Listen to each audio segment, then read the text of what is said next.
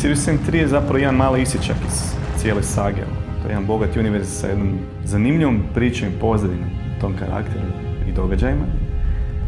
I da ne otkrivam previše, mogu samo reći da će biti fenomenalne stvari, tako da, ali to ću nekom drugom priliku.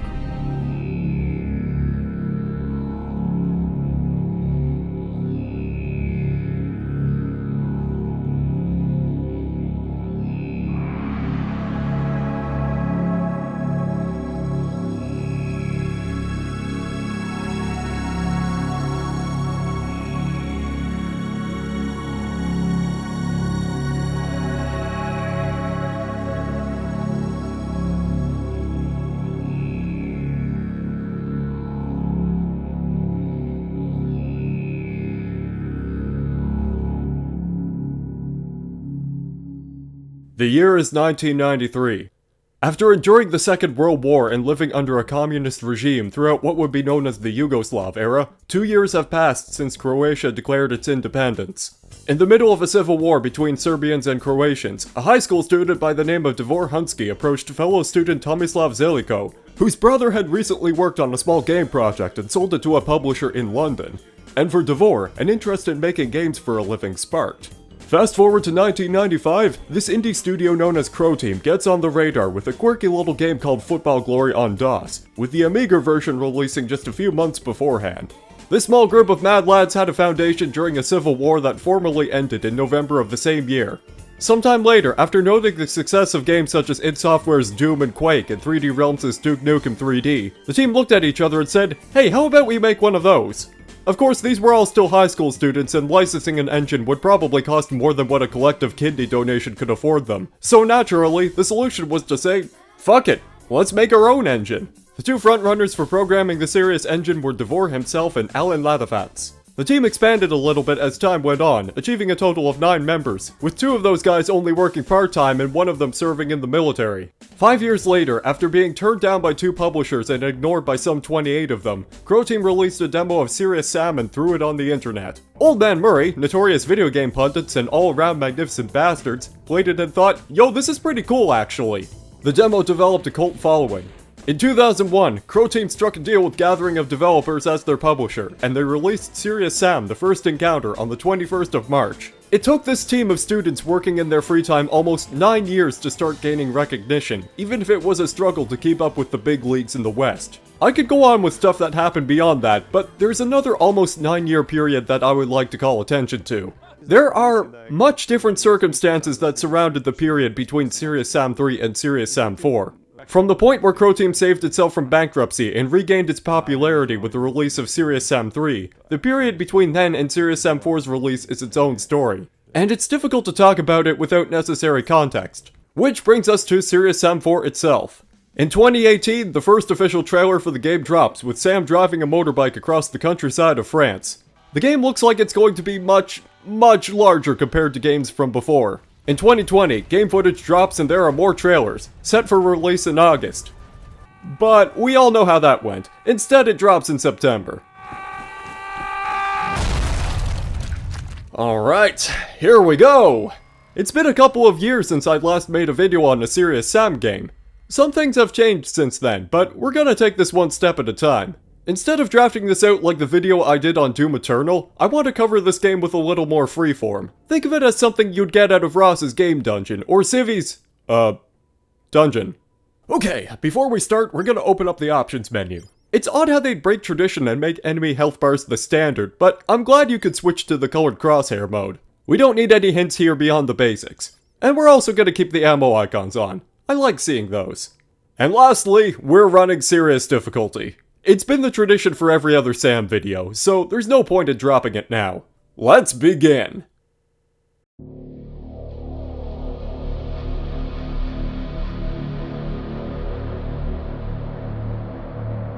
The game starts off with a cold shot in space. It looks like the Earth has had its major outer defenses wiped out, and you start to get a bunch of Incredibles-like superhero interviews flashing on the floating debris. The truth is, they don't care about who we used to be or what we wanted to do. Damn straight. To them, we're just slaves. You got it. If they thought this was gonna be easy, They came to the wrong fucking planet. Now that's the kind of spirit I want to hear.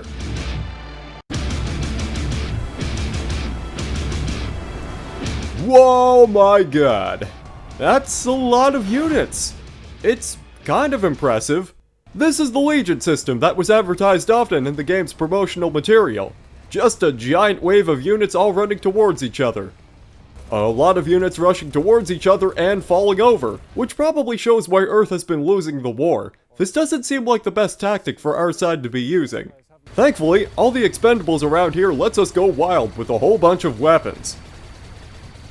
Hey Sakor, did you know you could beat the game in 5 minutes by shooting the staff the big monster is holding? All of this is pretty short-lived though. The game can only sell the illusion of a battle for so long. Bam! Down for the count.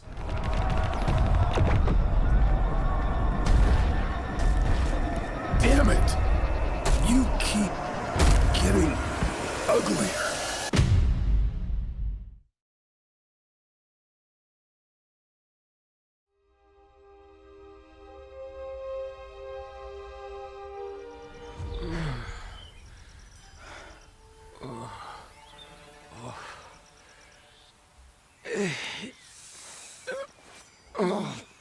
Gotta get... Whoa. Whoa. Hey. Not good. Okay. What the hell did they give me? So we wake up in a bamboo cage with no memory of what happened last night. Wait, this is the wrong footage. Hold on. We start off proper 92 hours earlier. I don't really count the intro level as a level in and of itself. The first actual level opens with a mission briefing en route to the Forum of Trajan. The Earth Defense Force is on a mission to rescue a priest trapped in Italy in order to track down a holy artifact suspected to be of alien origin. Sam is part of a special branch in the EDF called Alien Artifact Acquisition. Yeah, AAA, get it? Another mission, another vehicle crash. Although this time it's a bit different, as the rookie member of the team didn't get squashed. And the game begins, starting out with a pistol in hand this time. Hey Sakor, did you know if you don't shoot the first 3 enemies, the God of Thunder smites them for you? Cause I didn't miss it. Oh shit, you're still here. I'm not used to NPCs being around me for long in these games. Now, I should clarify before we continue, I don't know this game nearly as well as the other titles in the series, so while this is breaking tradition a bit, I'm only going after the secrets that really matter to me, or if they're in the path and I don't have to spend too much time getting to them. First things first, check behind this cabinet and pick up a secret rocket launcher. The beginning is pretty straightforward. You've got a pistol and a couple of foot soldiers. And headshots. It's going by pretty fast. I'll explain some of the differences between the mooks after I get this secret over here. The secrets in this game are made by a guy called Mario Kotlar. He's the guy responsible for the Easter eggs and the Talos Principle. He's also partially responsible for my rapidly declining sanity, as most of these secrets he added to this game involve some kind of platforming. Usually involving jumping from one tiny object to the next tiny object and praying that your FPS is high enough that you can make a sprinting jump to the secret health pill on top of a lamppost or something. Serious Engine is pretty janky when it comes to platforming on small spaces, so the only reason I'm going after this one is because it gives you extra rockets.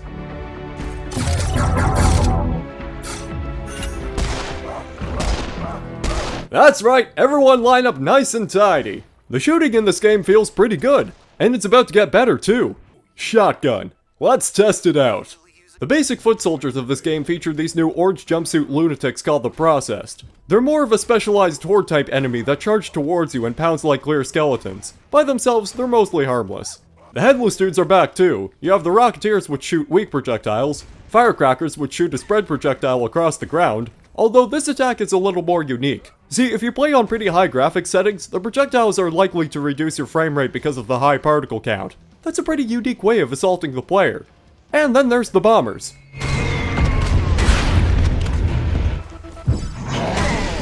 Oh boy, that's a big one. Nice. Belchers are like giant walking explosive barrels. They'll spit at you, which can coat the screen a little, but they become handy targets to kill other enemies with. Also, walk back here and pick up this syringe. Life gadgets give you a 50 health boost if you jab yourself, which can actually overheal you. There's other gadgets in this game too, which kind of act like collectible power-ups you'd find in build engine games. One of those gadget types we can get over this wall. The Holo Decoy. Picture the Holo Duke, only it moves around and acts really annoying. Fun to distract enemies with. Okay, the reason I've been holding off on discussing the shotgun here is because the main road up ahead contains the double-barreled shotgun. We're wasting no time with the weapon introductions. And let me tell you something, the shotguns in this game are probably my favorites across the entire series. These guns feel like they were pulled out of classic Doom and fine-tuned just a tiny bit. The single shotgun is simple and effective. Good spread, useful at short to medium range, hell it can even snipe books at longer ranges, only made more helpful by the headshot mechanic. Headshots will deal 3 times the amount of damage your weapons normally inflict, so for shotguns, that makes them a lot more versatile in later parts of the game.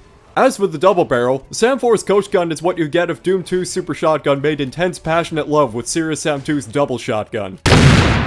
It's a reckless beast that cuts down droves of foot soldiers and blasts away big targets with grim efficiency. Reloads fast, sounds powerful, and it seems to have some magical damage calculation bullshit that determines how much health an enemy has if you fire into a group of them. So instead of each pellet just dealing a standard 10 points of damage based on the spread, it can waste several targets at once just as long as a single pellet hits. This thing doesn't even need 20 pellets like the Super Shotgun, it just gets the job done. Bullseye! So you're storming your way out of the forum, and the game just keeps bringing out new mooks. We've got Nars, Biomechs, Laser Soldiers, the Not Mancubus. This is a lot of variety for just the first level. Well, it doesn't say anything about cutting.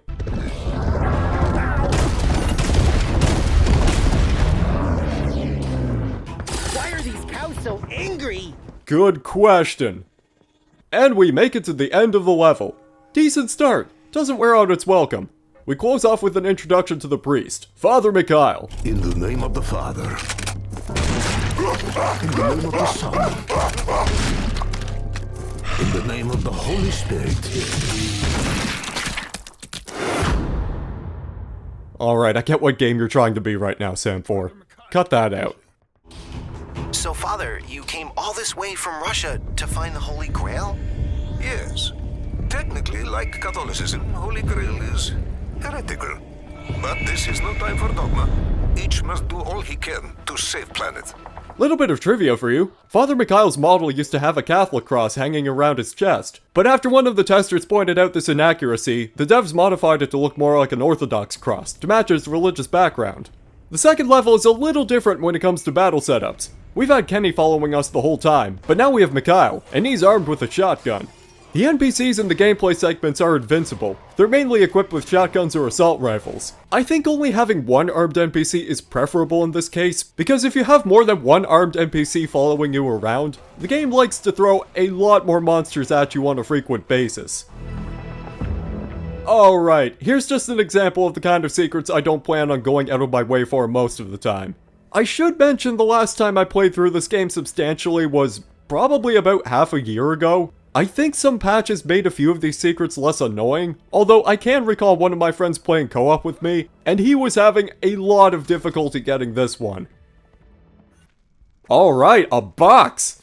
And it has an artifact inside of it, so you know the natural thing to do is crush it in your hand like Sam does. This is the game's introduction to the skill tree. The skills in this game range from being fairly useful to incredibly situational. I'll be sure to show all them off at different points throughout the campaign. Right now we have 2 to choose from, Looter Shooter and Melee Punch. The melee skill set is a bit weird. I'll have more to say about it once we get to the second half of the game. For now, I want to fill out the tree that unlocks weapon dual wielding, and Looter Shooter is a far more beneficial skill just for the ammo return drops.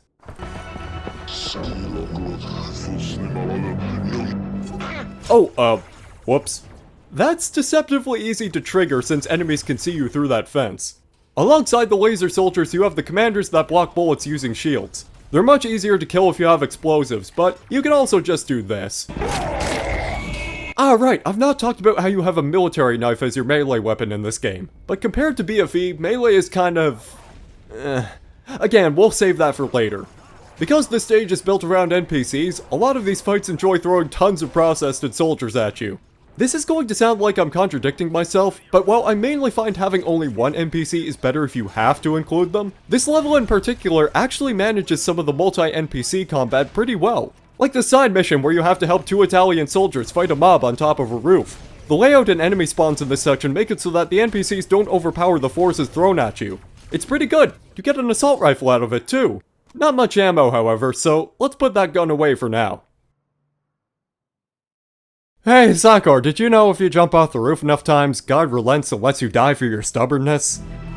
So be it. Let your will be done.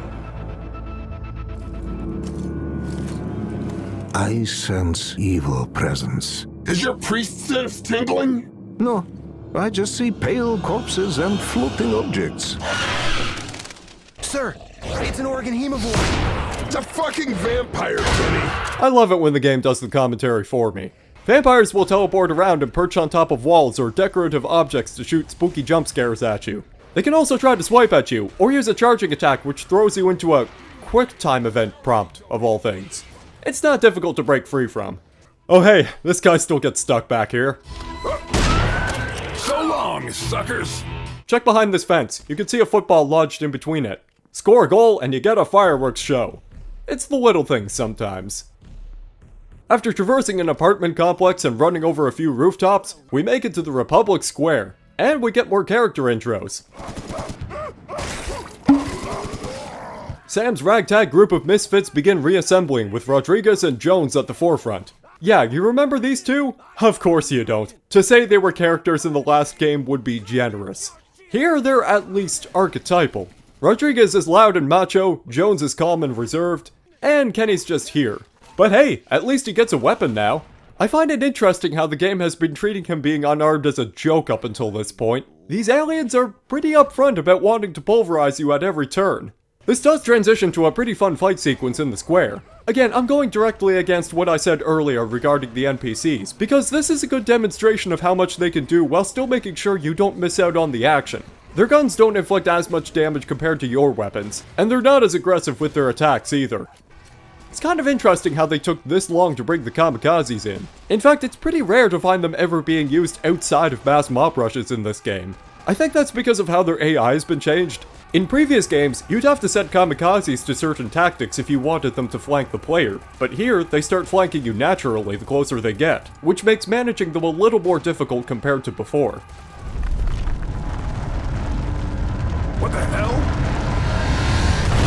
First boss of the game!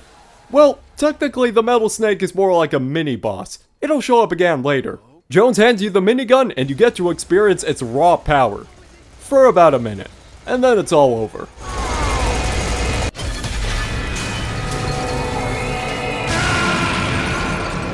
That, my friends, is an X-Snake. It's been a fun field trip into Florence, but now it's about time to split since we have Father Mikhail. EDF's top pilot Hellfire arrives in a hijacked bus along with Mr. Conspiracy Man. His entire personality is conspiracy theorist. Moving on. You know what's funny? Today's my birthday. Damn, I didn't get you a present. Oh, trust me, it could be worse. I have a question for any native Italians. Has tourism ever had an issue like people chasing after buses? Like, I know these are skeletons in this case, but I have to wonder if this is a regular occurrence outside of alien invasions. The leader of Sam's squad is General Brand, and we also get a formal introduction to Professor Kiesel and Quinn. The mission is to get the team into the Vatican, since by review of the earlier mission briefings, AAA is seeking out the Ark of the Covenant, said to contain the Holy Grail. That's 2 religious artifacts for the price of 1. Although because Mental's forces are putting the pressure on Italy, some force is needed to push the invaders away from the city grounds. Conspiracy Man has the idea to use the HARP to initiate a volcanic eruption from Vesuvius. The HARP is a high-frequency active auroral research program. It is not an earthquake machine. Actually, it is an earthquake machine. To get the satellite aligned for the earthquake, Quinn needs the team to place 8 beacons around the ruins of Pompeii. This sounds like another excuse for sightseeing.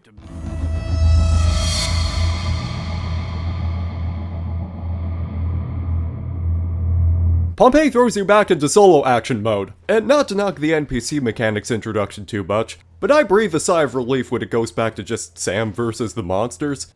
Not without reason, the core strength of Sam gameplay is all about the monster combinations being thrown at the player alone, and seeing how they'll deal with it. Well, that's more of a surface level description. This is a good point to transition to talking about the gameplay. In fact, Pompeii is regarded as one of the better levels in the campaign. Battle design in Sam is something that I think is easy to gloss over without really being familiar with the series. I believe part of that has to do with the advertising. A lot of promotional material makes it look more mindless than it actually is, you know, big gun, big shoot, God mode on as the developer recording it mows down monsters in places where they don't actually show up in-game. SAM4 definitely suffers from mindless shooting in a few places, though for now we have a simple foundation to start with. We've got a pistol and 2 shotguns. Also the assault rifle. I don't intend to use it in combat until we get the main pickup, but because we picked this up in a side mission, the game accounts for that by dropping some rare ammo pickups in the levels leading up to the main weapon location. That's a nice attention to detail. The gameplay in SAM4 at its bare basics is pretty good. For the standard shooting mechanics, looking past the skills, upgrades, and other add-ons, I think these might be the best in the series so far. Just about every weapon in this game is visually and audibly satisfying, and the combat movement is very smooth and fluid. As for the enemies, the battles in Pompeii mainly use headless troops, belchers, and gnars. I do get a little picky about several design choices. Like outside of the kamikazes, headless troops are a bit slow on the uptake, and gnars can just brutalize you if you get too close. Because we're rocking serious difficulty, gnars close the distance easily, and they've got new tricks up their asses too. If you backpedal in a straight line, they'll use this rushing melee attack that has absurdly huge range. So if a female gnar wallops you with a ground pound attack, you can kiss 50 points of your health goodbye. The trick is to backpedal and strafe at the same time to lure them into using a regular melee attack. This trick doesn't really work when there's a lot of them though. Right, kill this clear skeleton. They waited until now to introduce them, but you can expect them to become regular threats now. And it's side mission time. The path to the left earns you a set of keys to unlock juice that makes you explode.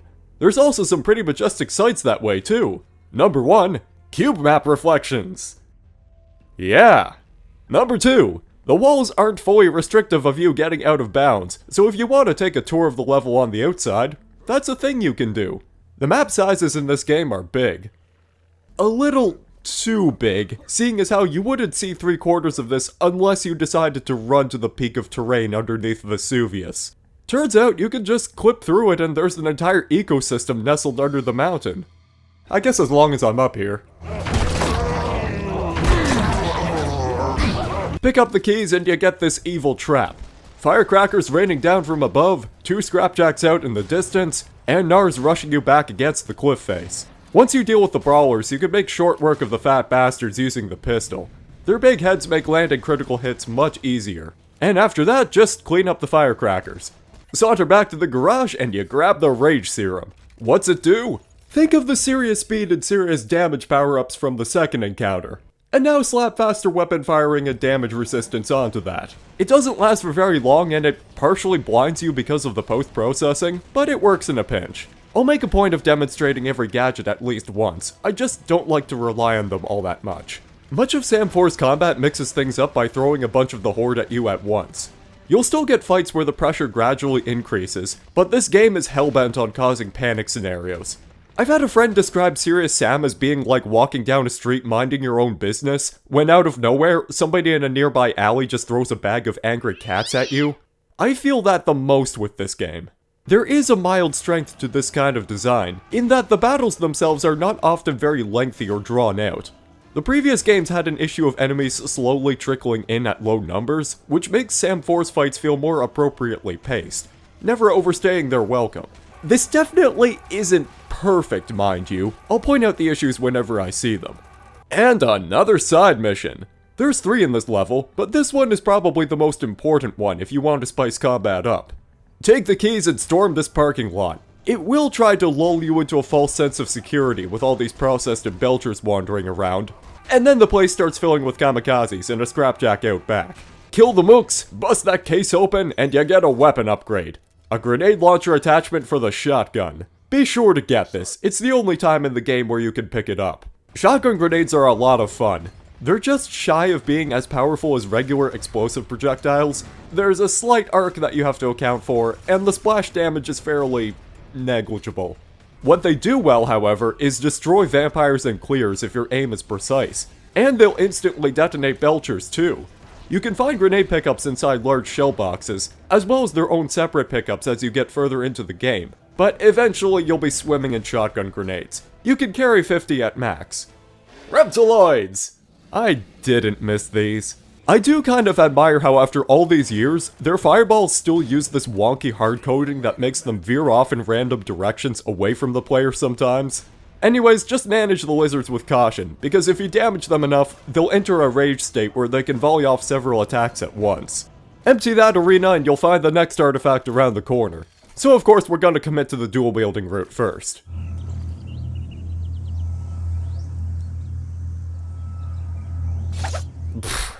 It always looks dumb. Keep making your way through the ruins and the game will also introduce another enemy type, the Zealots. Now, here's a question for you. New enemy type that has an establishing cutscene. What's one thing you might notice in here? Very audible stomping sounds. So what do you hear in game? Guys, looks like we got zealots. Jack shit, that's what. Seriously, you won't hear these guys coming. They're like ninjas with sledgehammers.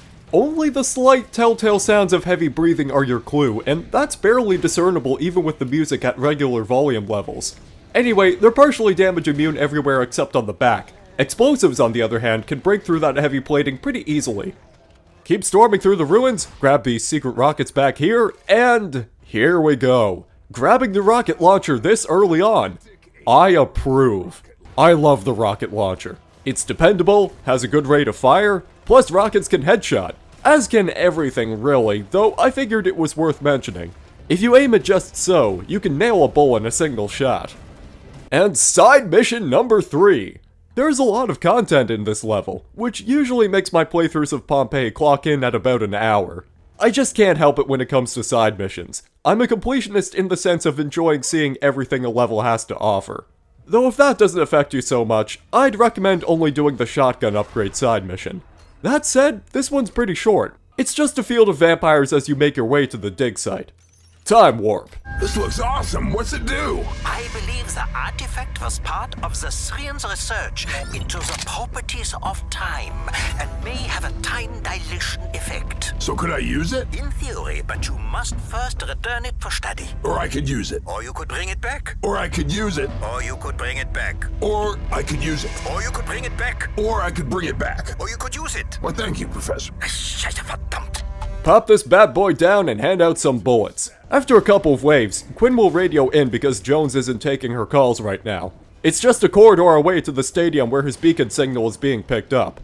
You'll get a lot of resistance at this spot. The reptiloids in the back cause a lot of problems as the clears take the front. It's a tricky fight to do without retreating to a safer area. But I tend to get a little lax in these fights, as you can see. Once that's over, take a sharp right here and you'll find the secret hall of testers. Shoot the statues! Oh god!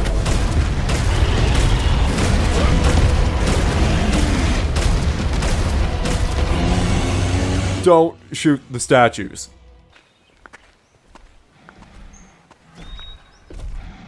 Oh fuck, that was just the warm-up. Jones!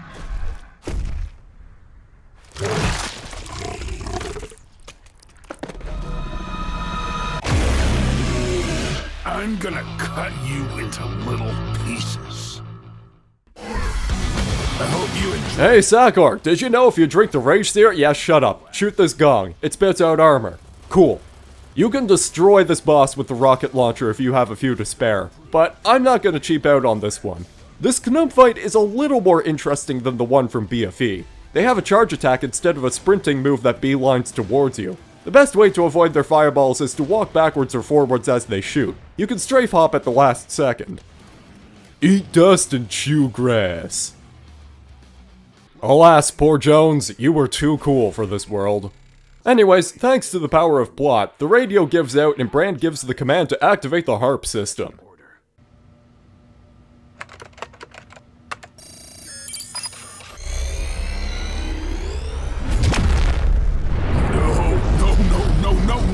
No! Kenny? Yes, sir? Run! Ooh, I dig the aesthetics. There's something amazing about how an environment change can alter your perception of a level. It's time to split. Pompeii's going up in smoke a second time. Oh.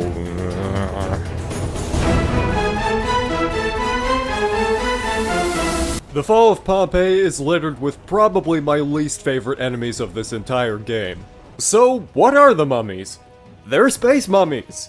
From space! Peak comedy. This ain't Sam's first rodeo with the mummies. They show up in the Wave Shooter VR title in the Egypt campaign, which is actually pretty fitting. It matches the motif. You fight a giant one at the end of that episode because turning a small mook into a skyscraper always makes it more intimidating, I guess.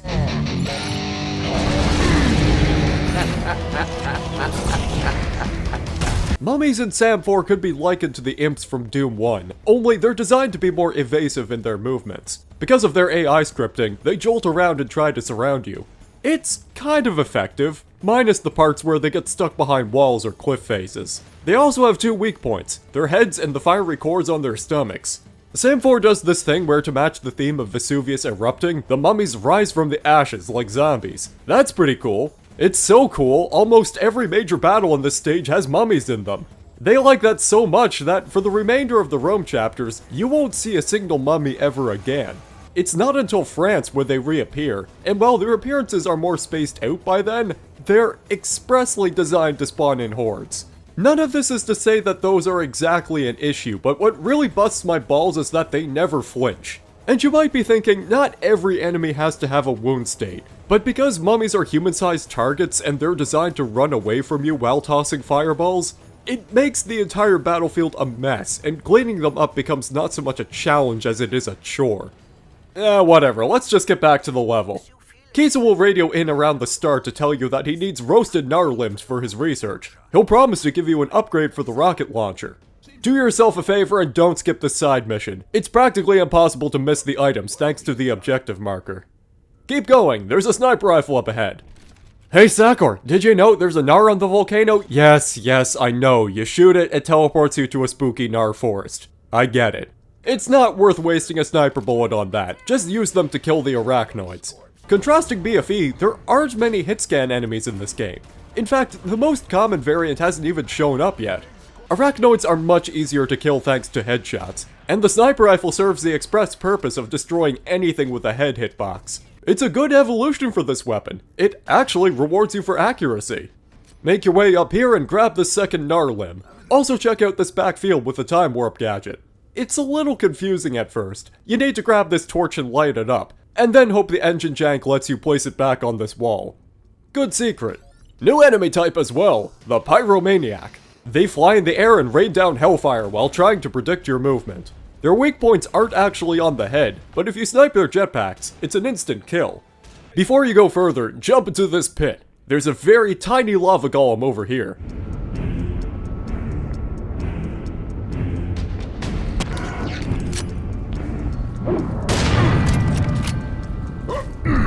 Oh cool, that attack still has ridiculous reach.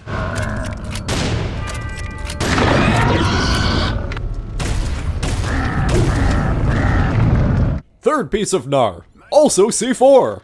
As the game instructs, you can attach it to barricades and blow them up to reveal collectibles. It's also the only time this gimmick ever appears, so don't think too much about it. C4 is practically an afterthought in this game, except for 2 instances later on. For now though, the game is content with giving you boxes of infinite explosives. So...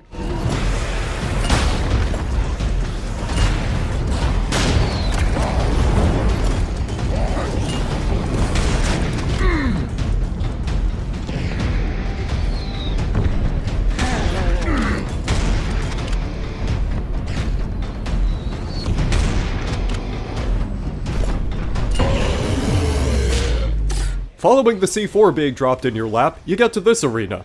It's mostly single enemy types with the occasional large mook thrown in, and there's another crate of C4 at the center of it, so it's pretty easy to break. Once you clear that, take a left out here and you grab this skill point. Shotgun dual wielding. Hell yes. I probably should have mentioned this earlier, you can quickly swap to dual wielding using the Alt key. This has always bugged me about the shotgun dual wielding. Even though it would make 0 sense at all, I wish Sam would flip each gun around like Dusk Dew does every time you fire. There's something about the lack of spectacle here that bugs me. Anyways, I die, so let's do this fight a little more intelligently.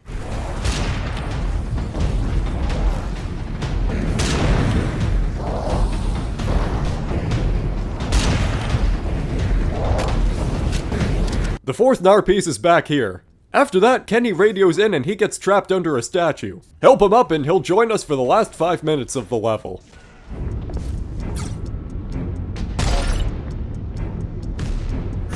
Oh,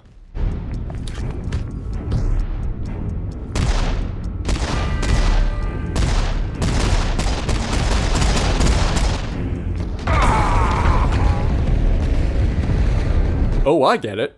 You know, it's weird. By this point, we're nearly at the end, but I kind of feel like I'm forgetting something. The side objective marker is still pointing somewhere behind me, though there should be a Nar limb somewhere around here. It's practically impossible to miss the items thanks to the objective marker. It's okay, I can salvage this. You just gotta jump up here and maneuver around like this. And then you gotta run all the way to these ruins where there was the arachnoids and the sniper rifle and... There, see? Got all the items. Jump down into this pit and head through the door that was unlocked earlier. No. No.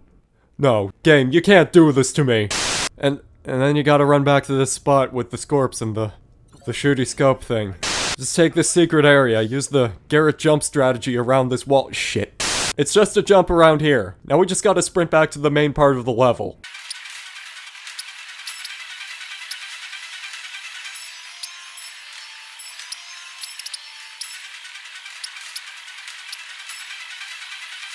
And there we go! Just leap from this wall and you're back in the level. Easy. I don't rate this level especially high when it comes to gameplay. Part of that has to do with the mummy spam I mentioned earlier, but it's also the issue of turning these battles into mindless C4 spam. I never liked the infinite ammo boxes from BFE, and them being here is just putting me in a sour mood. I could do this with other weapons, but by this point, I just want out. The last arena is kind of a repeat of an earlier one, though you can see from the architecture how this was the starting area from the previous level. While that's amusing, I don't find it lends itself well to final arena design. And here's a demonstration of how the sniper rifle could shut down a boss in less than 15 seconds. No! It's one of Lord Ackerman's infamous witch brides!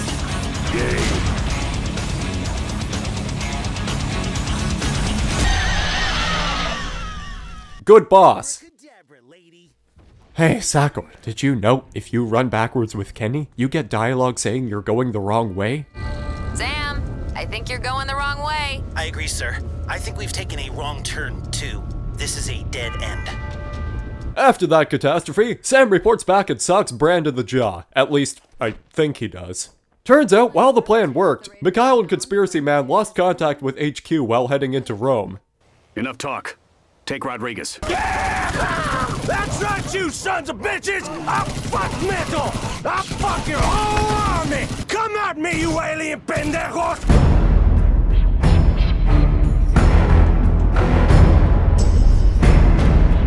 We need to address one of the things I've been glossing over throughout this video. There's an attempt being made to expand the scope of this series by trying to give Sam other characters to interact with, but even in the bits of each cutscene I've bothered showing you, it's not hard to get an idea of their entire personality in just 10 seconds. Rome's sealed tighter than a virgin's buttocks. Sorry, Padre. Wheels are out. Hellfire, what about wings? There are moments where I think the writers are trying to actually give them some depth, part of which requires me to talk more about the story and execution, and we're just not at that point yet. What makes Rodriguez different? Nothing. However, there's some set of neurons in my monkey brain that activate whenever he starts talking, and I think that's reflective of the man-child within me that finds loud and over-the-top savages amusing.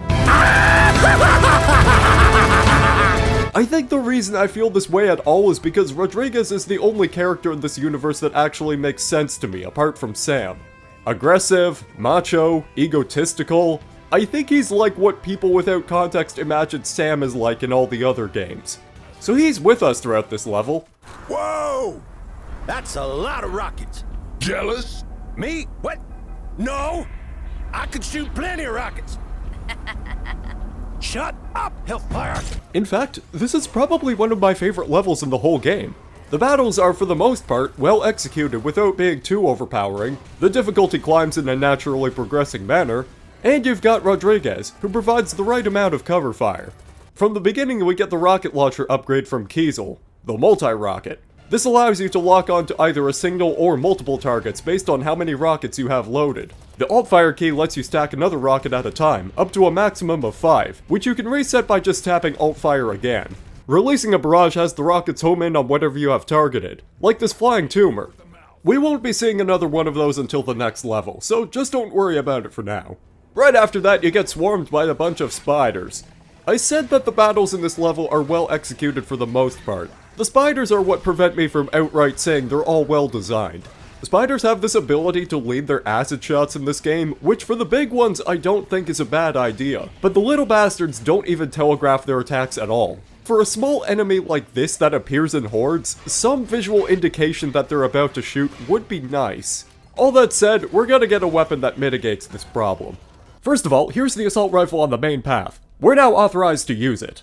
There's two ways you could shoot it. You can fire from the hip and hit maybe 50% of what you're aiming at, or you can aim down sights and actually kill the aliens. This area also introduces snipers, the last hit-scan enemy of the game. They take about 3 seconds to aim before firing a shot, so there's a generous window of time to take cover. Rodriguez is also handy because he can spot them faster than you and signal out where they're perched. Hey, check it out! There's the Void! There's also a grenade launcher, and a cubic fuck ton of enemies. Holding down the trigger shoots the grenade out further. It helps if you aim upwards to arc the shot. Grenades continue to be slightly more powerful than rockets too. Huh, that's interesting. Anyways, take a ride over here. There's a fun side mission before we get to the last arena. This giant-ass portal has been teleporting monsters into Rome, and we need to disassemble it by overloading the systems. Every button you press spawns a wave and some munitions. Easy to understand. Here's something about dual-wielding machine guns.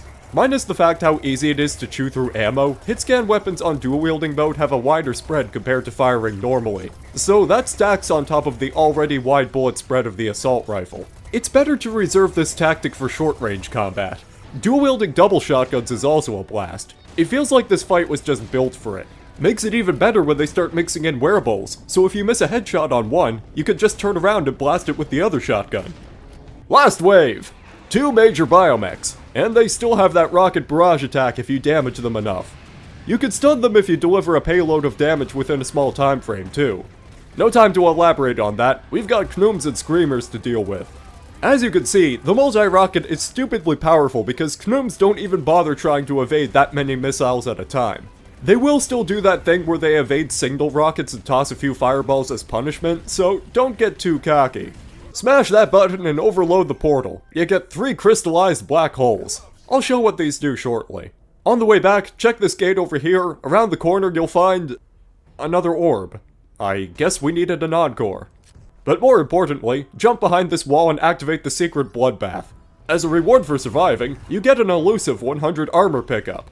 Okay, enough screwing around. This case contains an upgrade for the grenade launcher.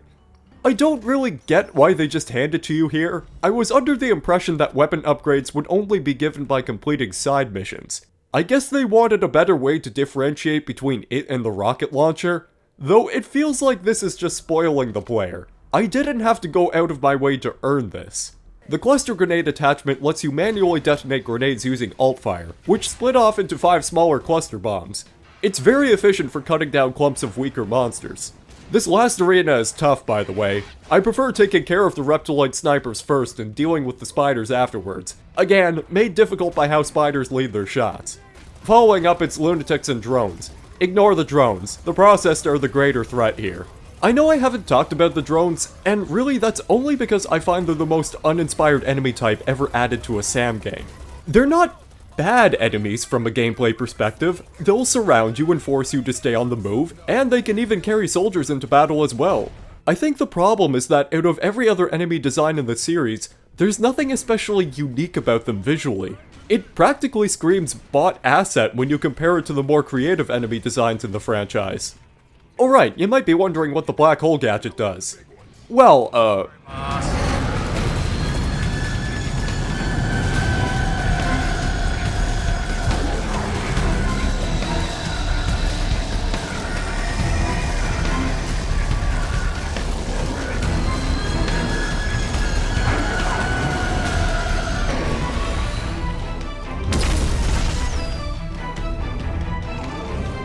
Alright, this last wave consists of large biomechs and NARs. If you aren't cheaping out with gadgets, you can just run around and deal with the Nars first. Rodriguez can draw fire from the biomechs. One last secret of note before we leave, because this requires you to defy common sense. Break a column to spawn a bull. Let yourself get damaged to reach the time warp up here.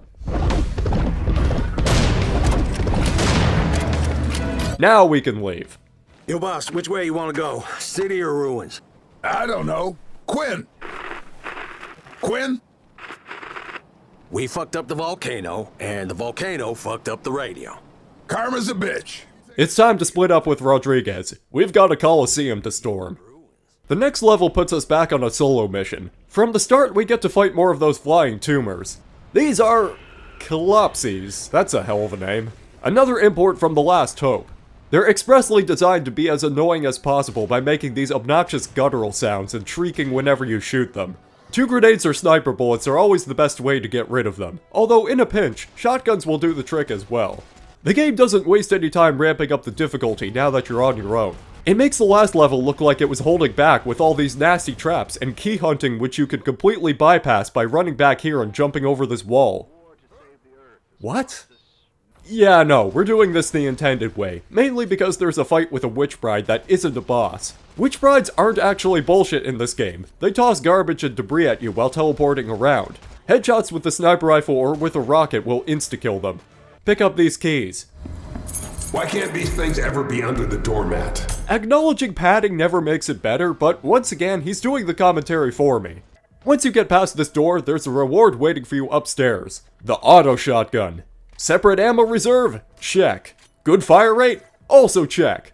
Capable of cutting down waves of monsters in a panic situation? We're ticking all the right boxes. This does come with the downside where I sometimes forget I'm even carrying it half the time, because I treat this gun as too precious to use under a lot of circumstances. Time to make it even more ridiculous with this skill point. Heavy weapon dual wielding. An opportunity to use this newfound power is just around the corner with this side mission. Let's give this soldier an autograph and pick up this mini nuke. You know, something you'd keep in a box. The nuke kind of serves the same purpose as the black hole, and to my knowledge, there's only 2 of them in the whole game. Considering how black holes are just easier to come by, I find this gadget is made entirely redundant.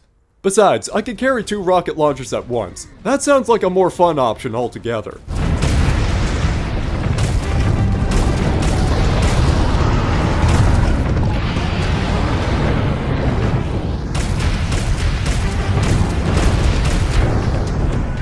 We're getting close to our destination, but there's still a few more battles to clear through first. This arena is designed to mess with you. The skeletons don't actually attack you until they've run a full circuit around this place, or if you damage them. Regardless of that, it helps to kill them quickly because a bunch of scrapjacks will soon be deployed alongside both walls. It climaxes with 2 major biomechs.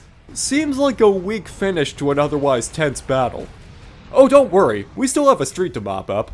The Colosseum is just ahead, and Mental's forces ain't letting you get there easily on this difficulty. Once you get closer, it starts raining down kamikazes, and reptiloids appear from behind the covering. Not too tricky, but they can push you back if you're not prepared. Into the Colosseum we go!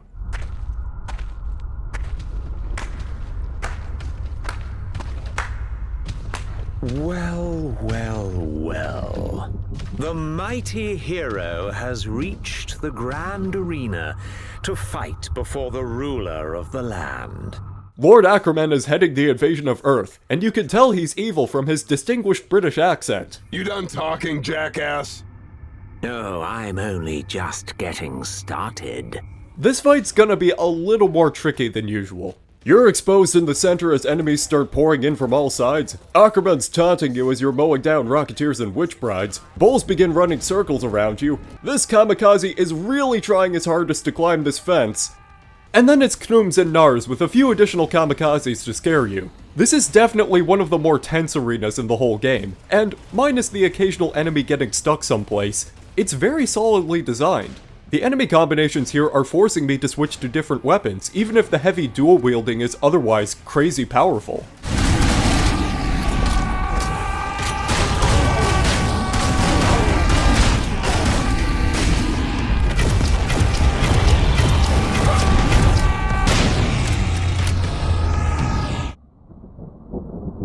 You're beginning to bore me. let me summarize your final lesson, Sam. There is a hierarchy to the universe. People like you will always be down there. People like me will always be up here. And the only escape you have is death. Goodbye, Sam. Nobody will remember you.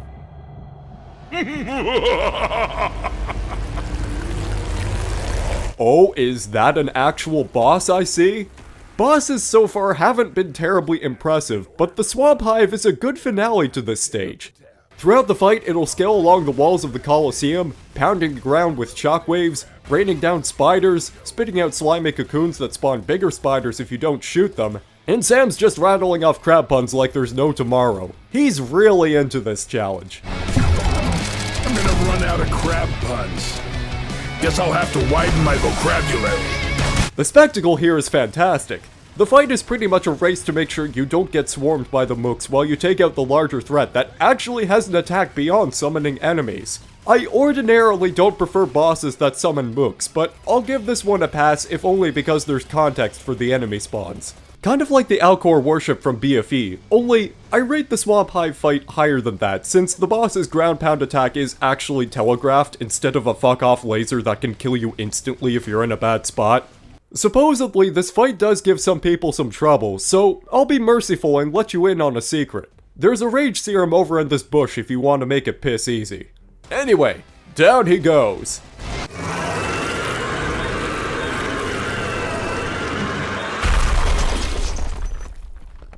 And that's why a crustacean is like a... Damn it, Rodriguez, you interrupted my one-liner. Sorry, boss. You want me to go back down and come back up again? No, the moment's passed. What are you doing down there anyhow? Been down here like half an hour. I think the others are that way. What happened to you? Right, so when are we getting a Rodriguez DLC campaign? It turns out Father Mikhail and Conspiracy Man aren't dead, so that makes this only half of a tragedy. The Father fills us in that we need to reach the statue of St. George for an artifact necessary to locate the Ark of the Covenant.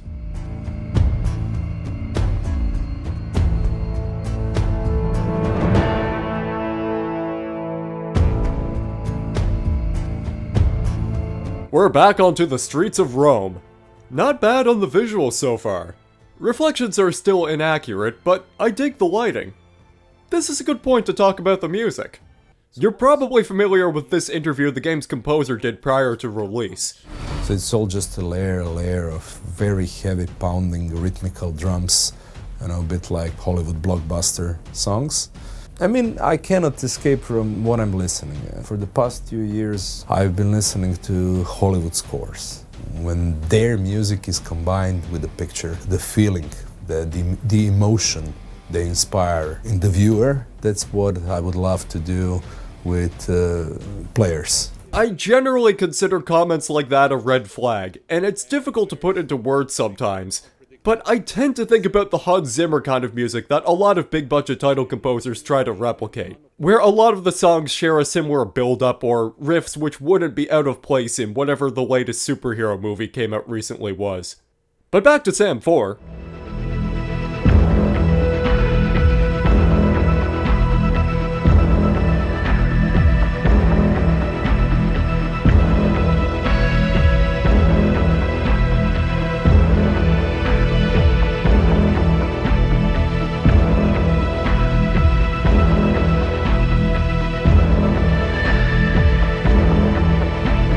The peace music in this game is pretty good. I think the term atmospheric summarizes how I feel about each track. There's a certain mood that's being captured, and I'm honestly hard-pressed to find anything that really screams generic. When it comes to the fight music,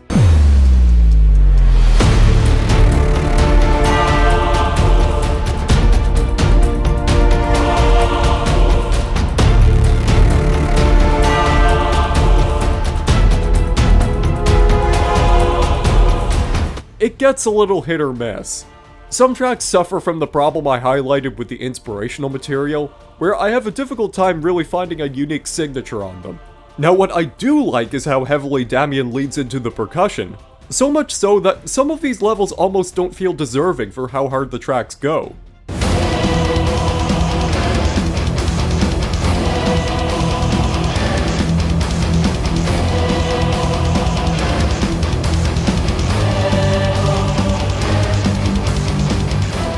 say it's a mixed bag for the first couple of levels. And then we get to the Vatican. I think it was at this point that I decided I like this game's soundtrack.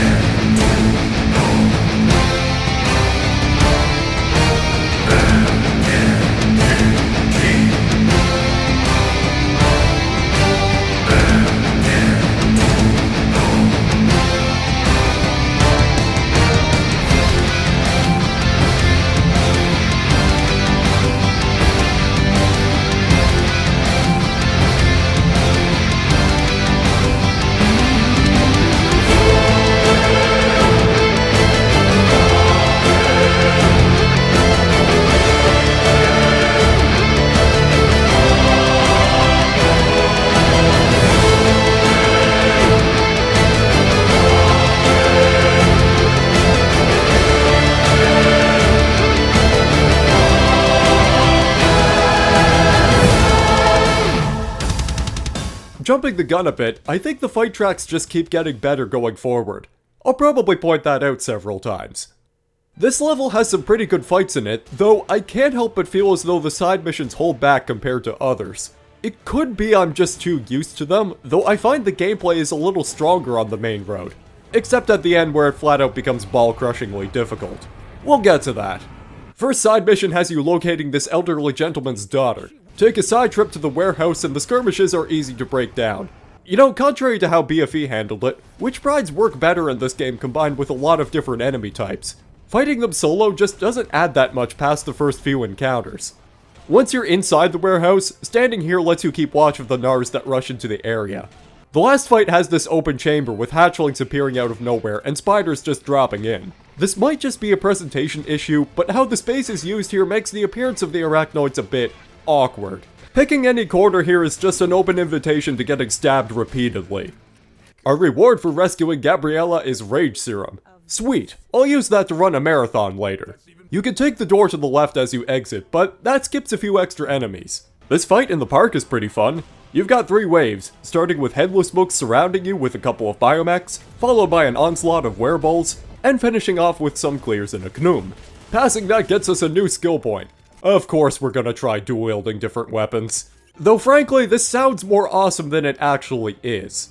Conceptually, it sounds amazing. Practically, I think this works better with VR controls, where your aim is not restricted to the center of the screen. My brain often gets overwhelmed trying to juggle different weapons. It also changes how you select dual-wielding somewhat. Instead of just switching to a different weapon, the game keeps you in dual-wielding mode and selects the other gun as your alternative. This is not to say it can't be useful, it just gets a bit situational compared to just dual-wielding the same weapon type. The fight on this bridge also reintroduces the Technopolyps, and they use homing rockets instead of bullets. The multi-rocket upgrade is a godsend in this regard. The second side mission involves raiding a pharmacy to get that thing, because this crazy scientist hates worms. If you die, you're oh hey, C4 bait. forgotten big gun man. Thanks.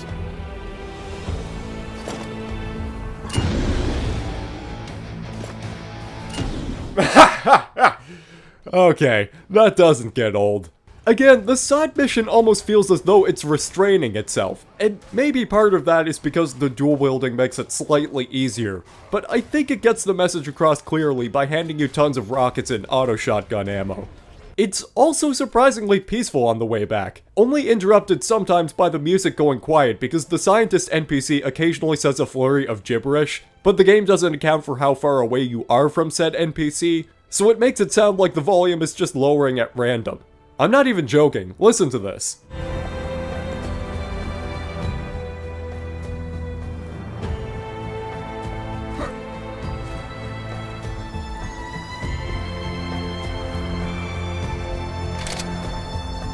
Hand off the drugs and your reward is a psychotropic grenade. It's infighting gas. Serious Sam has actually always had the capability to produce infighting scenarios. You can find it in a few mods for BFE, even in Classic as well. This isn't the most practical gadget, but it puts on a good show. Okay, we're at the end of the level. This place gets a bit tricky. It was designed expressly with snipers in mind, perched on high points and sometimes camouflaged by the surrounding trees. and reptiloids too, which don't stay on their perches. They will try to push you out of cover. And here's the last arena. Tell you what, I'm gonna disable dual wielding for this fight, just to show you that it is doable. You've got a squadron of reptiloids, and then it's followed by snipers, kamikazes, and a scrapjack if you move forward. I'd recommend you kill the scrapjack as soon as possible, because once you eliminate all the snipers, the game just drops a bunch of biomechs and wearables, seemingly wherever it feels like it.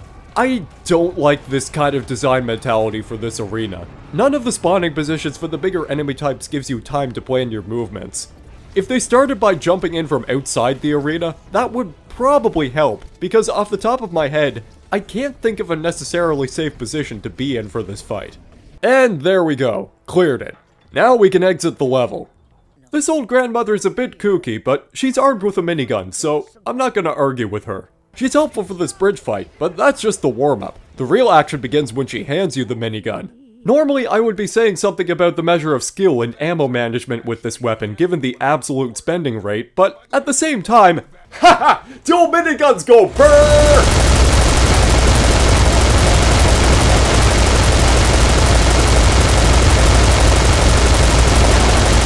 Alright, next skill point! I actually don't know what to use this on here. You know what, I think I'm gonna hold this in reserve for the next level. That seems like a good time to try a different skill set. Unfortunately, we're not gonna have the minigun for long. Serious Sam 4 has this annoying habit of giving you really powerful weapons, and then taking them away shortly after getting them. This park around the castle really screams making the most out of a fleeting experience. This fight goes on for about 3 minutes straight. I clocked it. It only lets up slightly towards the end, since you don't have any more ground troops bum rushing you. Oh yeah, there's a time warp gadget in that lamppost. I guess I might as well get it. Just jump on this truck to this newsstand, and damn it.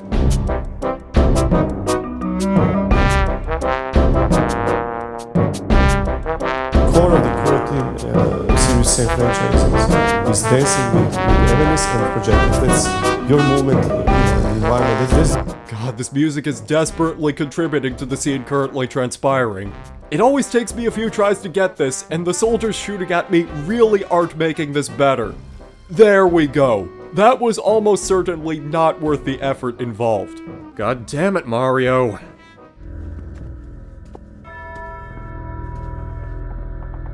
Ah, so I guess this is where the money in those collection baskets was going towards. Hey, I'm not complaining. This is the best long-term investment I could hope for. The mech has several attacks. Main fire uses miniguns, alt fire shoots rockets, and the jump key throws a cluster of grenades. Tapping shift lets you dash, which has a brief recharge period. There aren't any pickups to replenish the mech's health, so just rushing headlong into the enemies isn't always the brightest idea. Minus the fact that you could crush Knooms and anything on the ground once you run over them. It's not an entirely brainless section. You have to be cautious with your weapons, since they each have different means of reloading. On to the Vatican!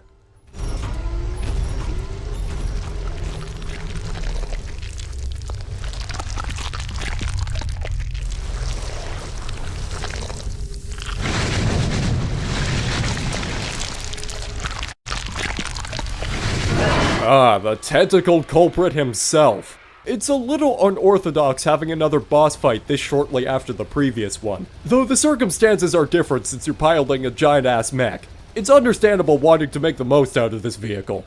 Whatever this thing is, we need to kill it fast. I'd say this boss battle is another highlight for me.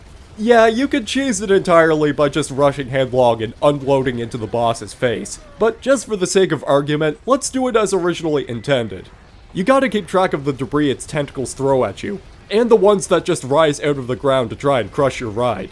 And trust me, you don't want that to happen. The health bar for the mech refills at the beginning, but if you run out of life, it's game over.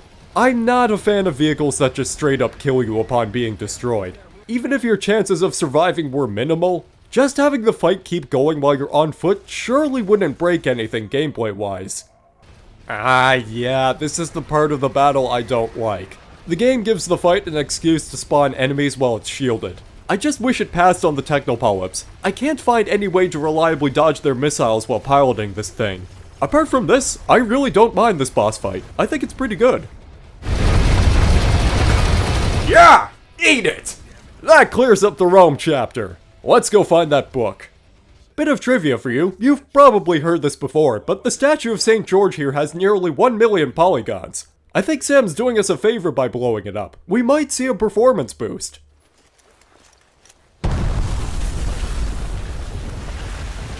The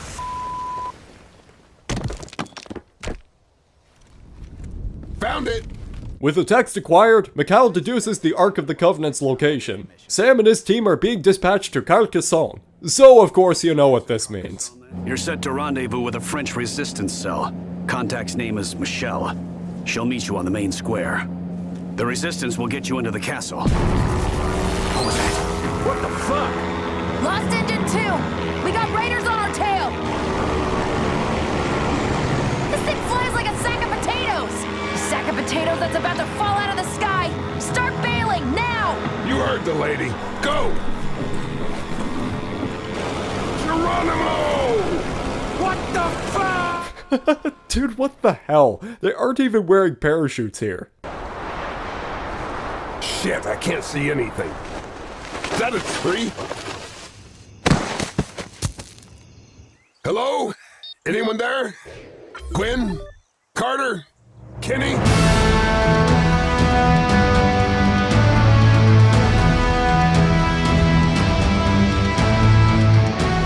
This is it. The big one. That massive sprawling level across the French countryside shown in trailers and the E3 demo. 128 by 128 kilometers in size. You're dropped into no man's land with nothing but your pistol and all the gadgets you haven't been using. It's also the level where the game finally introduces the most horrific creatures to ever roam the face of the earth. The French. Also harpies. They spit projectiles from afar and swoop in at closer range, but unlike BFE, they actually have a chance to hit you with this attack. They don't do so well in sloped areas though. For what reason, I'm not entirely sure why. Oh right, we have the knife as well. Alright, I dropped some points into the melee skill set. We might as well talk about it. There are two halves to the melee system in this game. Your actual melee weapon, and the melee attacks. BFE's melee attacks were mostly a novelty. You could do them if you felt like it, but there would be no benefiting from it in most situations. You wouldn't even get invincibility frames. In SAM 4, you could perform some melee attacks from the start, and they're bad. They look bad. They do slow down time for a second, so you're not exposing yourself to as much risk, but the reward is a janky animation where the enemy just kind of accepts its fate. It looks wrong. You can use skill points to gain health from melee attacks. You can launch into them from further away because, I don't know, Doom Eternal gives you that option, so clearly it also works here. Later parts of the tier let you melee medium and large enemies. There's a caveat here that the game doesn't explain. For big monsters, you have to stun them first before being able to use a melee finisher. But that's also not entirely clear from the start, because in order to stun an enemy, you have to deliver a high burst of damage within a small window of time.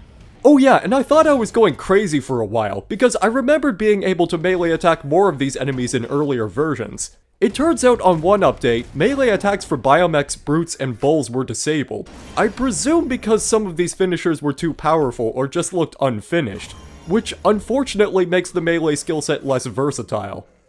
So, with arachnoids, you have to shoot 3 rockets in quick succession if you want a melee kill. Or for a not melee kill, like a minor biomech.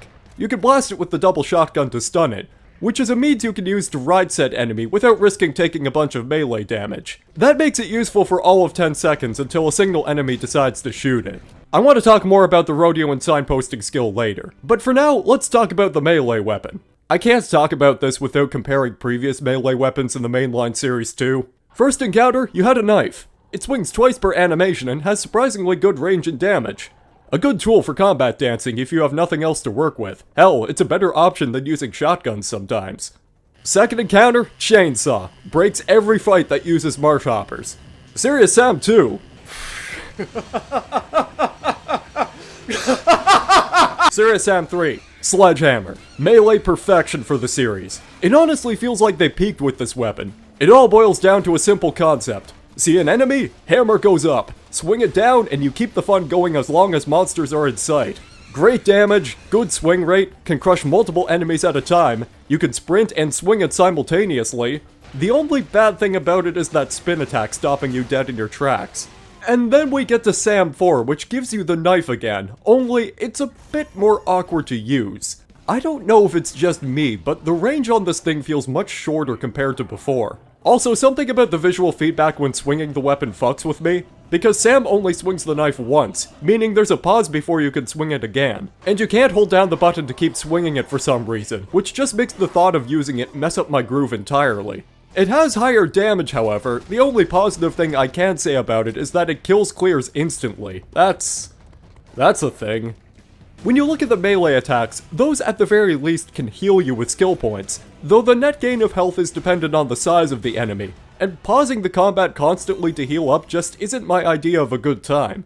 I think the whole reason this works in Doom is because the animations are fast and fluid, and the combat is built around replenishing resources. But hey, you know what also works? Making the animations fast and fluid like BFE did, I don't know, 9 years ago? So yeah, not a fan. If you really do like melee weapons, then the knife is a decent pass. Now, on to the level. Clean up the skirmish and hitch a ride on this motorcycle. Kind of like how the game has gadgets reminiscent of power-ups you'd find in Build Engine games, Sam 4's motorcycle stays true to Build Engine foundations by being absolutely terrible to drive. Specifically if you're trying to Terminator wield and drive at the same time, because you can freely look while riding a bike, but my coordination with this is always off the mark. Start by driving backwards, because there's a side mission in a hidden valley worth exploring. There's also an open road that leads further out into the countryside. You might be thinking, I wonder what's out there. Death. Death is out there. But if you drive out far enough, it'll lead you to this collapsed tunnel with a radio playing the old credits theme.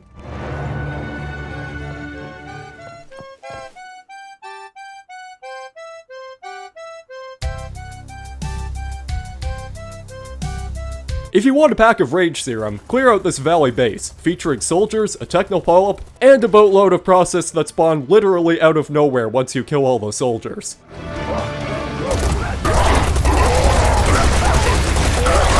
Pick up that Rage Serum and you get to fight more soldiers, plus some spiders. I want to especially give a shout out to the level designer who put this Reptiloid behind a clump of trees. This wasn't fun when the second encounter did this, and it definitely isn't fun here. Leaving this place ain't so bad. There's actually an army of kamikazes that appear behind you, but the game isn't making any effort to keep me locked in this place, so I'm just gonna drive away. I'd say the key points of interest in this level are the side missions. You can visit this farm to get the shotgun again, and you can keep going down on the main path, but there's a distress call emitting from the church out in the distance. Save these American tourists and you'll get a sniper rifle for your trouble. Once you get to this small village, you gotta ditch the bike. Technically, it's possible to just drive around the water if you use a specific path, but enemies can track you really well on vehicles, and I at least want a fighting chance. Trust me, that bike ain't saving you from taking a rocket to the face. From here, there's a lot of pushback fights as you follow the dirt road. Kamikazes and Nars will charge out of the forest, with pyros in the back causing a firestorm. Moving forward has a clump of biomechs and harpies, and pushing the hill further summons bulls, clears, more kamikazes, and 4 reptiloids in an open field. The game's pulling no stops here, and the strongest weapon we have is a sniper rifle. And that's just an optional weapon. I like the music too.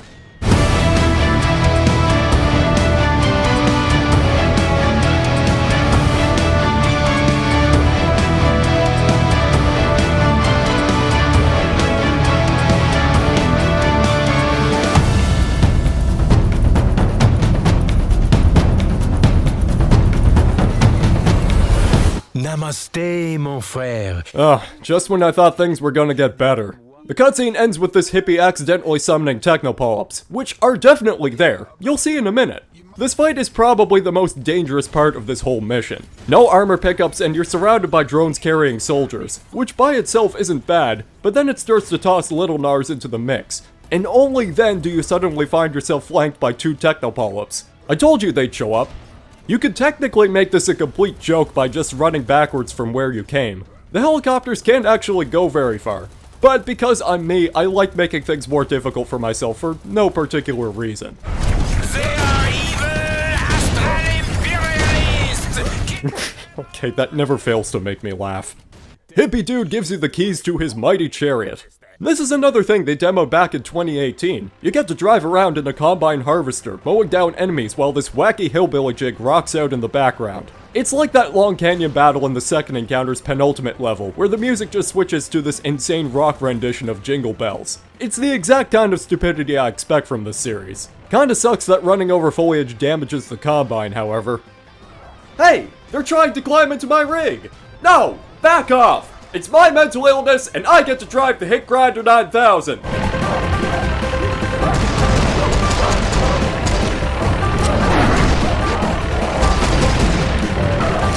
And it's the end of the level.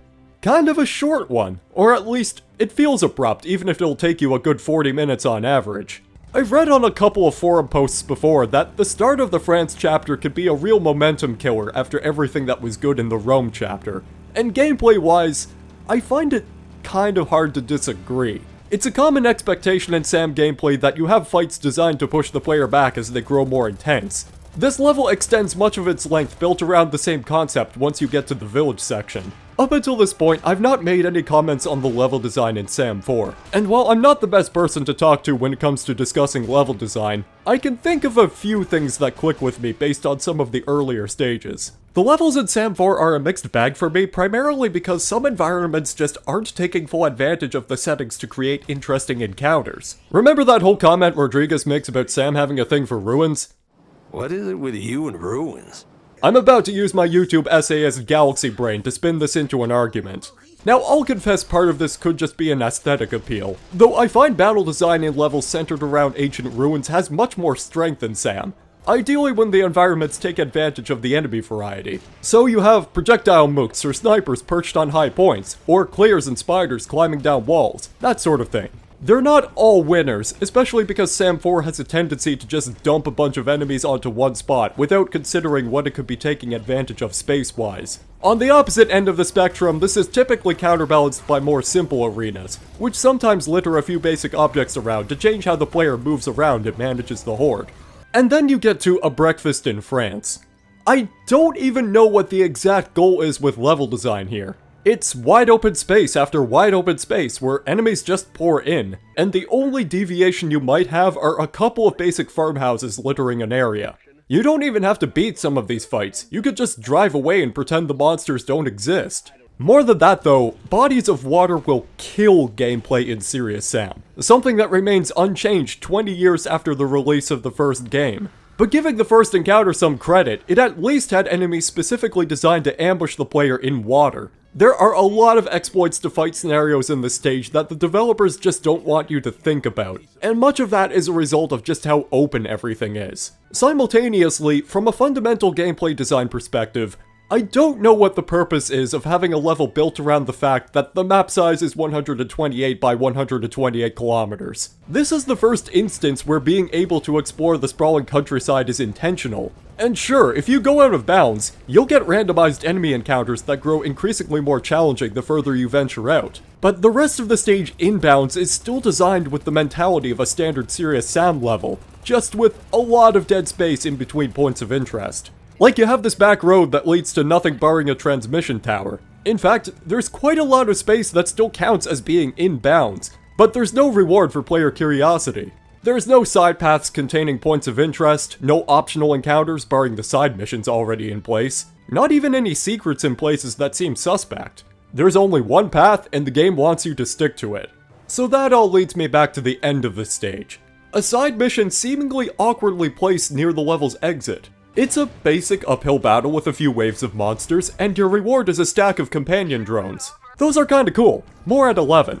By this point, this is probably already well known inside the community, but A Breakfast in France and the following stage used to be a single level. A Breakfast in France, on my first playthrough during the beta, took me nearly 3 hours in total, and I even missed a side mission. I assume the main selling point behind this was to show off how the fancy new tech allowed levels so vast, with forests and mountains that could seemingly go on forever, while simultaneously railroading the player in a set direction. And so it probably seems strange that the level marketed primarily for its absolute size was split in half. But now I'm not sure what the whole point in making a level this vast was, except for the aesthetic appeal, I suppose? Like, alright, it's significant that you have a terrain system that can build levels this enormous with complete physicality, but how does this affect the overall gameplay of something like Serious Sam? We need to take a step back and talk about the development behind the terrain system.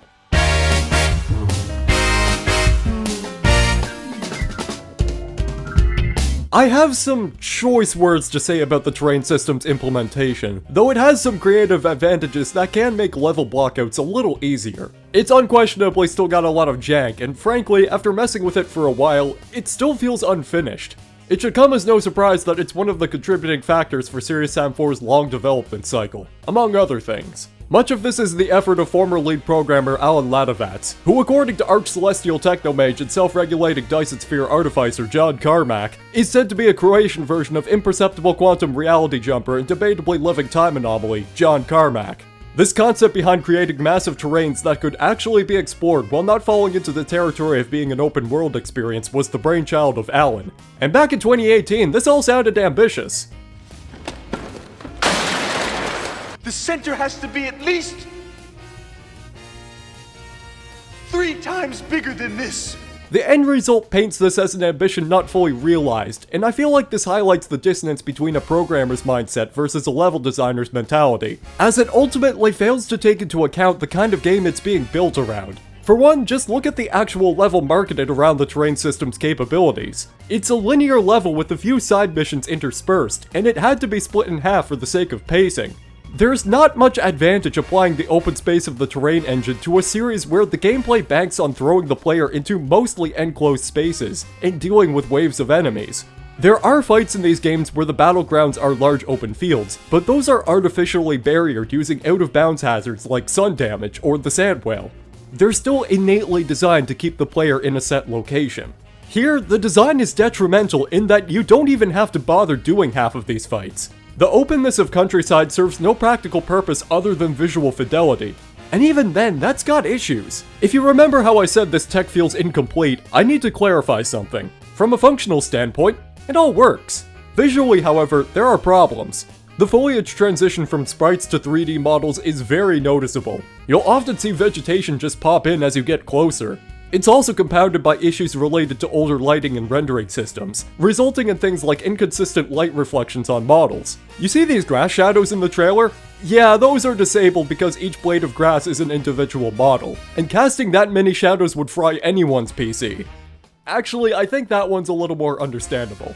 If you want to know why all the mirror reflections are cube maps instead of reflecting everything in real time, it's technically possible to reflect the terrain system using a console command only in the editor, but it breaks if you use more than one mirror entity, and unsurprisingly, nothing short of a NASA supercomputer is going to make this run smoothly. I find that this statement in particular is precisely the problem that Serious Sam 4 suffers from. It's absolutely built around the tech. You can see this ambition still taking hold of levels that otherwise confine the player in an enclosed space, like how Pompeii has an entire forest behind the volcano. Cool. Why is this needed? If the intention for most of these levels is to keep the player in an enclosed area, what purpose does generating up to 128 by 128 kilometers of sprawling terrain serve? Half of it you won't even see. And sometimes getting out of bounds will show you that the engine is still trying to save on resources by not rendering all the tiles of the terrain. By the way, this entity known as distant lights that helps objects cast dynamic shadows, those will still only go as far as they're practically needed. Go far enough and you won't see dynamic lighting at all. I think this level emphasizes the difference between giving the illusion of a much bigger world versus having the bigger world actually there. One lets you save on resources, and with smart planning, you can create a cohesive looking level with fantastic visuals. The other takes years of development and ends up ironically being underused gameplay-wise, with its features mainly serving as a visual aid that still has technical downgrades compared to what the older games in the series did. I want to say some positive things so I don't sound like a complete asshole. Even if this visual design is still being restricted due to current gen hardware limitations, if you look closely at how the terrain biomes are generated, the detailing can look impressive. Hell, even with the older lighting system, the game can still trick you into thinking it's photorealistic if you squint just right. I'd say the terrain engine has potential to be a very handy tool for creating massive game worlds, and it can pack a lot of good visual detail into what's essentially just generated landscape. The only problem I have here is that the size advantage to working with this tech doesn't seem to add much to the game built around it. Because when you open a world up and offer the player this much space to roam around, this changes expectations of what the game has to offer. I think they were fully aware of this in 2018, and I want to assume that there's an alternate reality where the original vision of this level, divided into smaller maps with all sorts of stuff to do, actually became a reality. But keeping in mind the pace they've been working at for this game, that probably would have taken another 2 or 3 years to get those kinds of results. None of this is even asking the question of whether or not an open-ended Serious Sam level would actually be fun and not tiresome. And this all would have likely been done without Alan's help too, since he left to work on Google Stadia in 2019. And all I have to say regarding that is, that's very unfortunate. Wonder what he's up to now. Oh my god. I don't want to spend the next half of Countryside bitching about the terrain system, so let's get back to the gameplay. Over here in this military compound, there's a couple of unique sightings. These soldiers refuse to attack me for some reason, and if you kick them, they disappear into the Shadow Realm.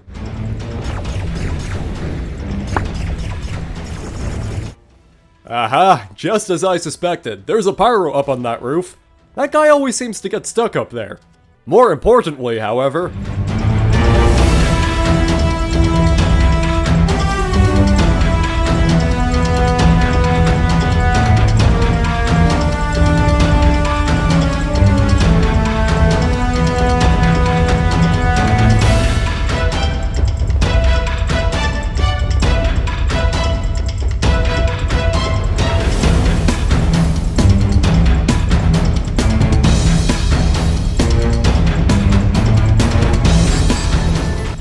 the fun's just not built to last.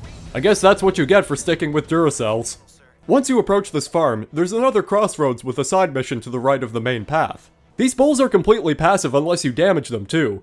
That's probably the game telling me to use the rodeo skill. Mounting the aliens at Sam is one of those things that kind of defies common sense from a gameplay perspective. Mostly because you don't always get opportunities like the one you see here. In some cases, the only way you could safely mount an alien is to stun them first. Which, well, does require inflicting a lot of damage. Though for most enemies, there's nothing really stopping you from just running up to the dude and mashing the use key on its back to hitch a ride. Ridden enemies usually come with 2 attacks, with the exception of the bulls and the brutes. Hell, the bull's melee attack doesn't actually inflict damage. That's interesting design. The attacks can range from being highly unwieldy to overpowered depending on the enemy type. Part of the reason for that is because it's possible to ride Knums if you stun them. It's actually quite insane. There's also a small countdown timer that tells you how long you can ride a Mook before it kicks you off. The amount of time is incredibly generous, however. It's far more likely that the ride will die before you see this happen. Here's another bit of trivia. When the game first dropped, people quickly discovered you could ride combat drones, which I suspect might have been a leftover feature for the fact that they can carry enemy soldiers on them. And during the game's beta, it was also possible to, ride harpies in earlier builds, though this was apparently unintentional and very quickly patched out. Outside of dual wielding, this is admittedly one of my favorite mechanics added to this game, even if it is wonky and only really works with a few enemy types. Anyways, the crazy weapon inventor's farm isn't too far away, but we're out of wearables to ride, so yeah, I'll show off some of the other skills. I find the dexterity and strength skills less interesting, though some of them are fairly practical. Being able to fire and reload while sprinting is a nice feature. Having full movement speed while using iron sights probably seems a tad counterintuitive to the idea of precision aiming, but it's actually fine once you adjust to it. I also grabbed faster reloading and splash damage resistance. Hey, a 100 health pickup! Those are pretty rare in this game. There's a bundle of kamikazes as the final wave of resistance before reaching the barn. Some of them will appear behind you as well, so just keep that in mind. Enter the barn!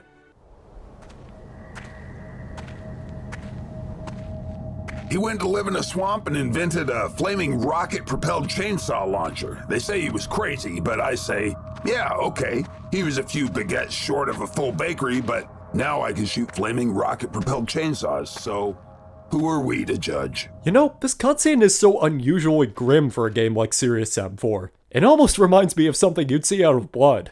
This is the chainsaw launcher. It has a targeting system. The chainsaw tears through an enemy and then flies toward the next nearest enemy until the projectile lifetime ends. Also doubles as a melee weapon. It's stupidly powerful, so I'm not gonna break it out often. By the way, your right back is this inventor's tractor. Don't make the mistake I did and run all the way back on foot like I did on my first playthrough. There is a turbo boost you can use by holding shift, though it still struggles going uphill. Honestly, I wouldn't have minded having another bike to return on, even if the steering is a bit awkward. Alright, a skill point. Let's get an early start. I'll grab faster firing after reloading. This is an upgrade that's very specialized for a few key weapons, obviously the assault rifle, then there's the auto shotgun, and on that subject, there's also the Devastator. And there's no DLC requirement for the scope in this game too. What follows is a pretty lengthy fight inside this quarry. It's tailored for the Devastator and works best with the looter shooter and faster reloading perks. I don't want to be too harsh on this fight structure because while I think surrounding the player with reptiloids and collapses is an overtly cruel way to start, it has its moments. Like biomechs marching down from the top of the hole, stopping to snipe at you every few seconds. There's also a bunch of skeletons taking that same path. Quite the copious amount of them. After a while running circles around this place, you'll kind of start to wonder when this is gonna end. And then, surprise! What, you thought this would be over? No, that was just the warm-up. Because once you get rid of the witch brides, boom, 3 sidewinders. Also an onslaught of kamikazes to help drain your ammo supply, which is probably dwindling by this point. You could definitely make this a complete joke by using the chainsaw launcher. Admittedly, I did cheat a little bit and used it to clear out these spiders. This is probably the most difficult weapon introduction fight in the whole series. I think my only complaint is that it long overstays its welcome, and technically that's also tied to difficulty, because you won't see these sidewinders on lower difficulty settings. I should reiterate that Countryside being split into 2 levels does help the overall pacing, though if you're running the 2 levels in separate sessions, one for the road's difficulty seems to just shoot through the roof once you reach this point, and it's not gonna let up from here. Take this quad. It's like the motorcycle, so driving and shooting is an awful idea. I neglected to mention this as well, but both the quad and the tractor can just kill everything if you run them over. Using guns is more of a suggestion than a requirement. Because game design.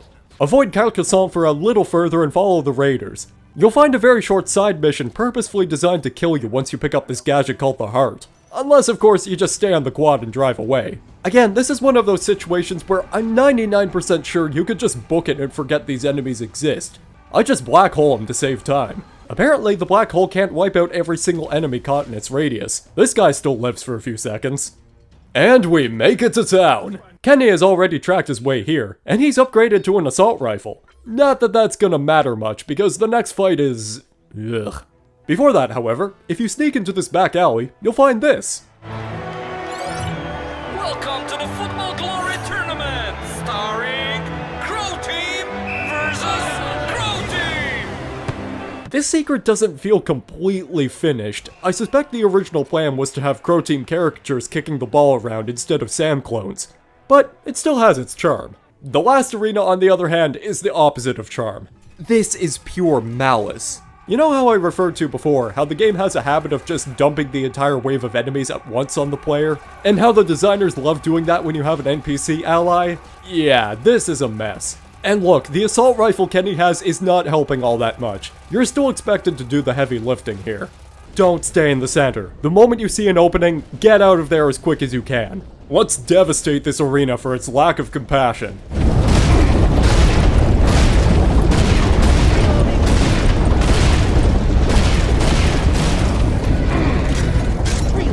So, naturally, after the game has finished grinding its boot on your face, it's had enough of the Sam and Kenny power hour, letting Aquaman gut him on the spot and leaving Sam to give him an awkward send-off. Yeah, thanks. These cutscenes are already struggling to put me in a good mood either way, but it's kind of ironic how the one that's intended to gut punch you leaves me feeling absolutely ambivalent to the whole situation. Sam is whisked away to a bar to give the French resistance a little pep talk before they embark on their mission to break a break for the castle. It's not fun.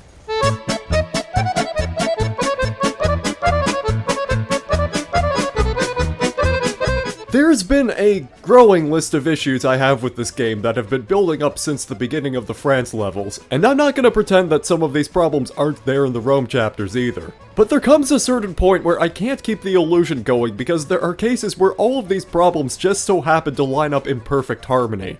Viva la Résistance is the culmination of everything about modern Sam that I despise. And it feels weird to say that given the last two levels deal with a fundamental misunderstanding of bigger map sizes making for better gameplay. You would think that going back to something more contained would be a fresh antidote to that problem. I have disappointing news for you. With the exception of one optional battle, you're towing several NPCs with you the entire time. I've talked about the NPC balance and how they don't inflict as much damage as you do, nor are they very efficient with their guns. That part of the design isn't the issue. What I do have a problem with is that when you have more than one armed NPC following you around, that seems to translate to the gameplay designers as follows. Let's dump every enemy we have into awkward confined spaces, and if that doesn't work, just surround the player with whatever we have in stock and call it a day. This goes on for pretty much the whole level.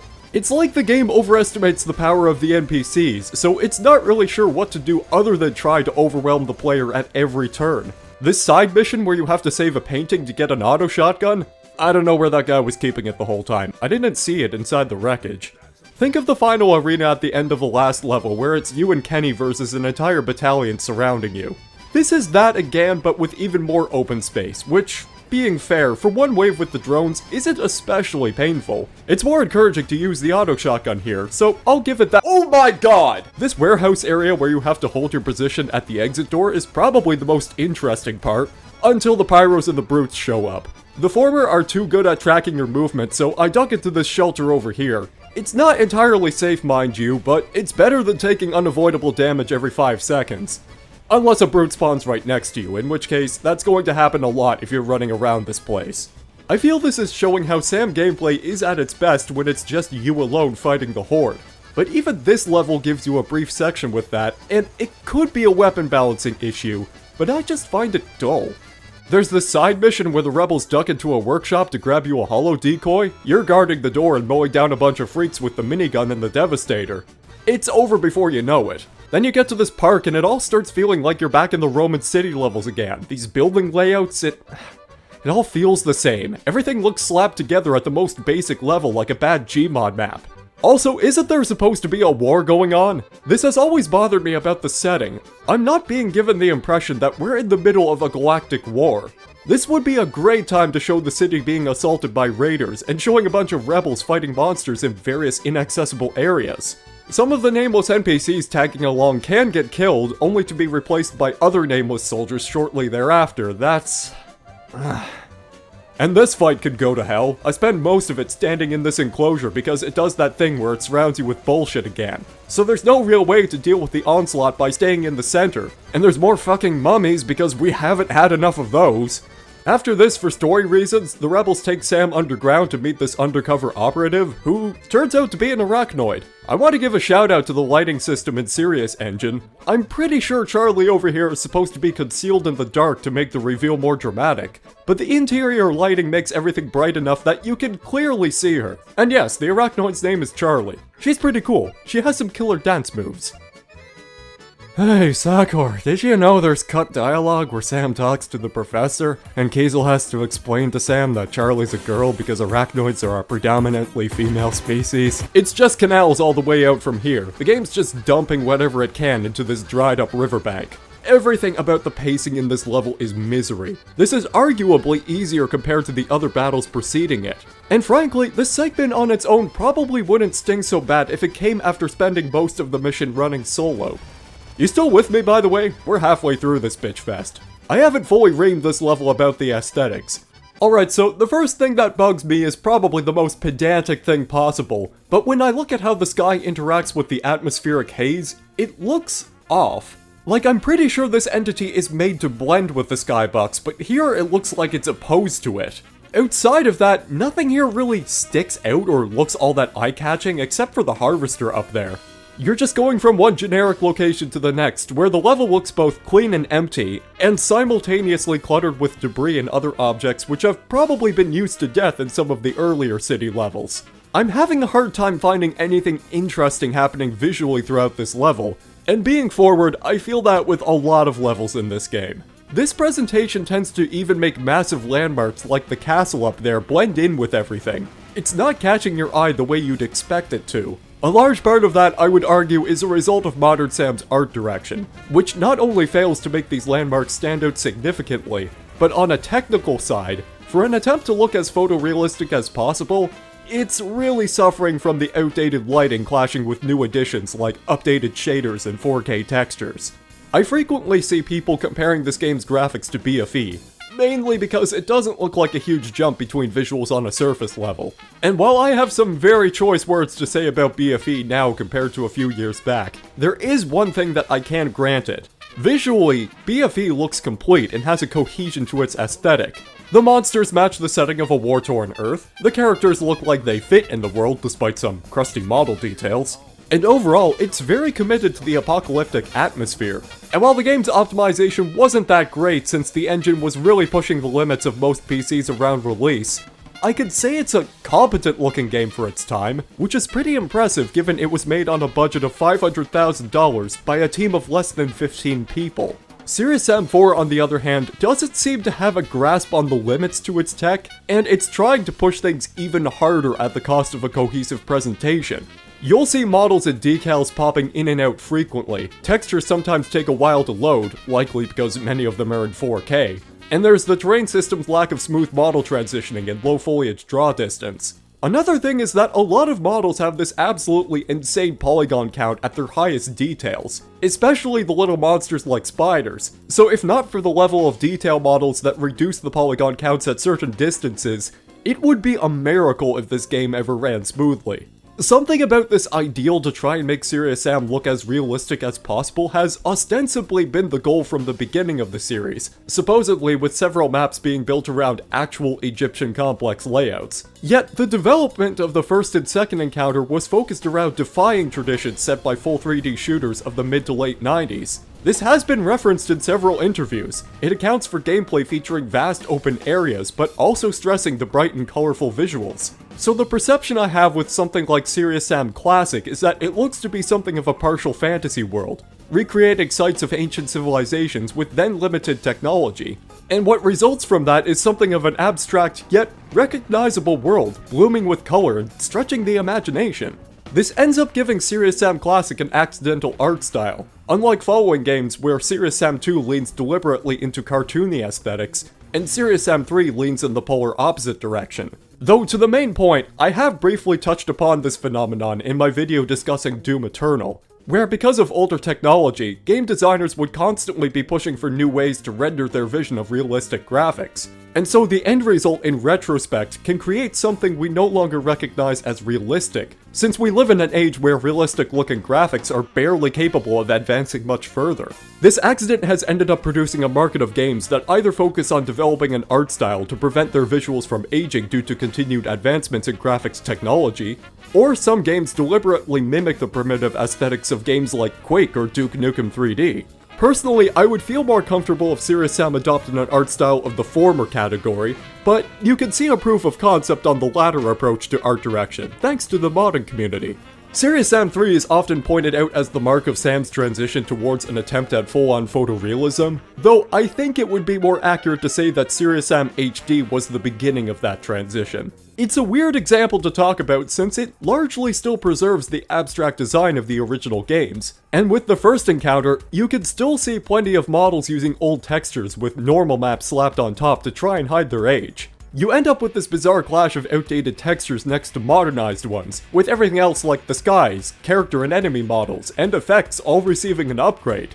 It feels like an incomplete product on a visual level, especially in cases where certain details from the original games just didn't make their way into HD, with some levels losing their unique look, or the maps missing elements as simple as background mountains to give the illusion of a much larger world. All of that said, Serious Sam HD is the closest thing that Modern Sam has to a potential art style, if only because there are people who have gone out of their way to repaint and upscale outdated textures. Thanks to much of the original foundation still being there, this looks like an art style that can only be evolved further, keeping the fantasy elements of classic Sam intact. I'm not as partial to the second Encounters remake. The South American and medieval levels look much less inspired compared to the original game. The Babylon stages look alright though. All of this is to say that I think modern Sam is taking the incorrect approach by attempting a photorealistic art style. When I look at the techniques of photogrammetry originally used for the Talos principle being applied to Serious Sam, I view this as an art style killer for the series. Notice that I specify Serious Sam in this case. As with the Talos principle, its use of this technology was for the purpose of creating abstract worlds using ruins of ancient civilizations inside an in-universe computer simulation. Talos' use of this art style is contextually appropriate. And listen, I don't want to sidetrack so much, but the Talos principle is such a tightly crafted and beautiful game. Even my dumbass who normally avoids puzzle games was hooked by it. I just can't recommend it enough. I suppose it's worth highlighting too how Talos influenced Sam 4's art direction due to strikingly similar environments. I'm not going to say that some of these assets are strictly identical, but if you close your eyes, does it almost feel like nothing changed at all? And if you close your eyes... See, the issue with modern Sam taking this artistic direction is that the worlds being created aren't daring to be unique or imaginative.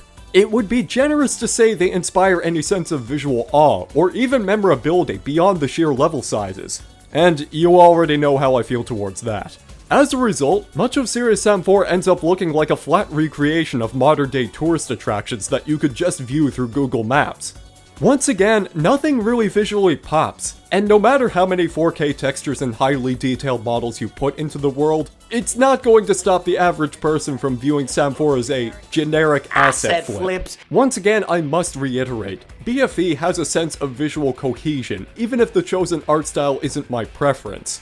Serious Sam 4 at the least could have been consistent with this, but it feels as though it's trying to incorporate several different art styles at once, which in turn makes it look very indecisive. The characters have this uncanny look to them as though they're awkwardly green screened into the world, with janky mocap techniques and very unsettling facial expressions.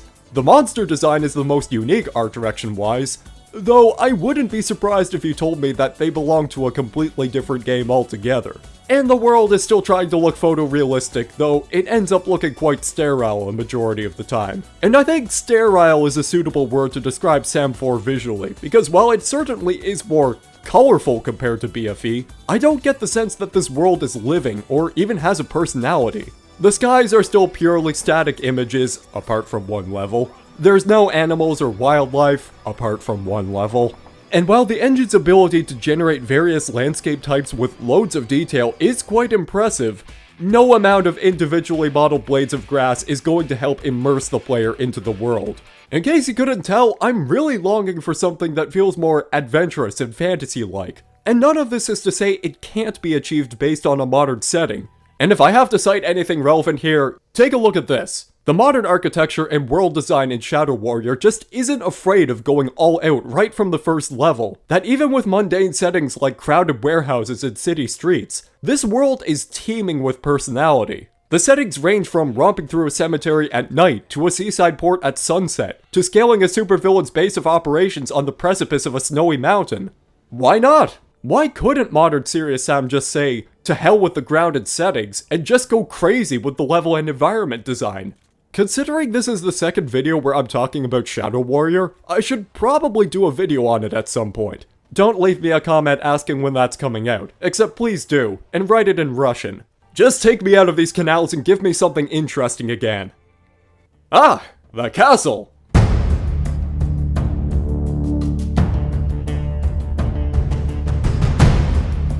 Alright, we're in Carcassonne. It's got some interesting elements to it. You know how I mentioned earlier how Sam gameplay seems to do better in ancient ruin settings compared to anywhere else? Carcassonne is fine.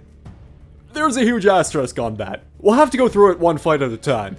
By the way, this level has 26 secrets. Spoiler warning, we're sure as hell not getting all of them. My capacity for caring about finding secrets has diminished significantly since the beginning of France, mostly because I don't find a lot of them interesting? I hate to sidetrack again already, but I've gotta bring this up. You've probably noticed that there haven't been any secret weapons barring the rocket launcher, supposedly for the sake of game balance, which seems to be why there are a bunch of secret gadgets all over the place. I'm not opposed to using gadgets as rewards for locating secrets, but I was under the impression that these were meant to be treated as rare items that you have to go out of your way to earn.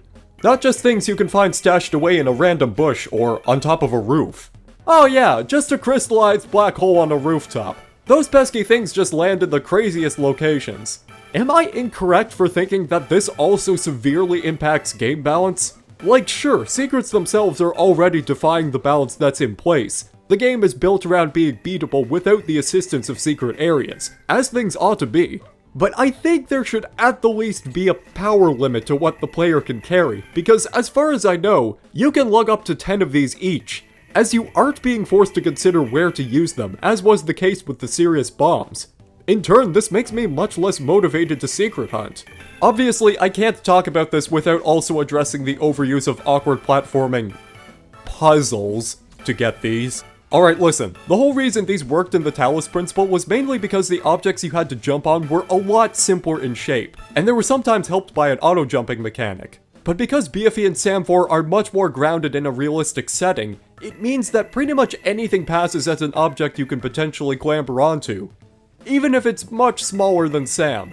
And when you go through over 20 of these in a massive level, combined with Sirius Engine's wacky collision physics making for frustrating platforming, it's just another reason that makes secret hunting tiresome. There are other rewards too, like ammo caches and sometimes big armor pickups. Or this same goddamned companion orb that I assumed was a one-off joke, but now I look at this and I just... He did the same joke about 3 times already. I don't think it's funny. Alright, okay, rant over. Let's get back to the level. Ascending the cliffside to get inside the castle area does have some fun skirmishes. This leads you to the first arena where you can reclaim the rocket launcher. Pop quiz. What's a good practice to have when giving the player a weapon that was previously taken away? Usually, a battle that's designed around, or at least encourages you to use said weapon upon reclaiming it. This fight does not do that. Using the rocket launcher here is practically suicide. When you're not getting mobbed by Nars and Clears, it's spawning scrapjacks literally right in your face. And the amount of close obstacles in here does not make for good use of explosives. I still haven't figured out a really good strategy for this fight. It's practically built more around the minigun despite the limited supply of bullets. Getting past this, it gets marginally better. It won't be long before you grab a sniper rifle, and you get a shooting gallery with kamikazes occasionally popping in. This one isn't so bad, but I think that's only because I roughly know where a good place to stand is. It's one of those issues where the aesthetics seem to take priority over the gameplay, so you end up with these kamikazes just spawning inside the arena in very awkward locations. Again, like the last arena in the penultimate Rome chapter, I think it could be improved if these enemies appeared from outside the arena, like climbing or being flung over the walls. That would at least give the player a sliver of a chance to move before taking a hit. Damn, check out that levolution! Check the secluded path to your left too. You can find this little garden with a bunch of spiders. Also a secret cannon. Wait, what the fuck? As I said, Carcassonne does contain some interesting parts, and while I find the fights are a little hit or miss, I think what's driving me to keep going is the music. Now listen, Damien didn't need to go this hard, but the fact that he did makes me appreciate it a whole lot more.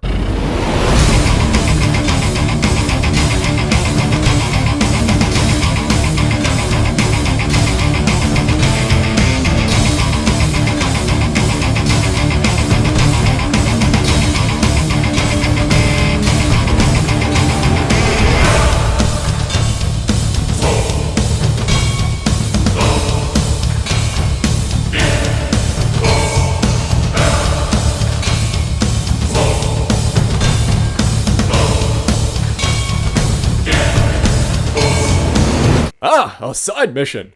There's a princess trapped at the top of the tower, and the reward you get is a key to unlock a few ammo sheds. I do like the interior to this place, even if it's just a touch too dark. I can only praise it so much given how difficult it is to properly set indoor lighting in Sirius Engine, so credit where it's due. This doesn't look half bad.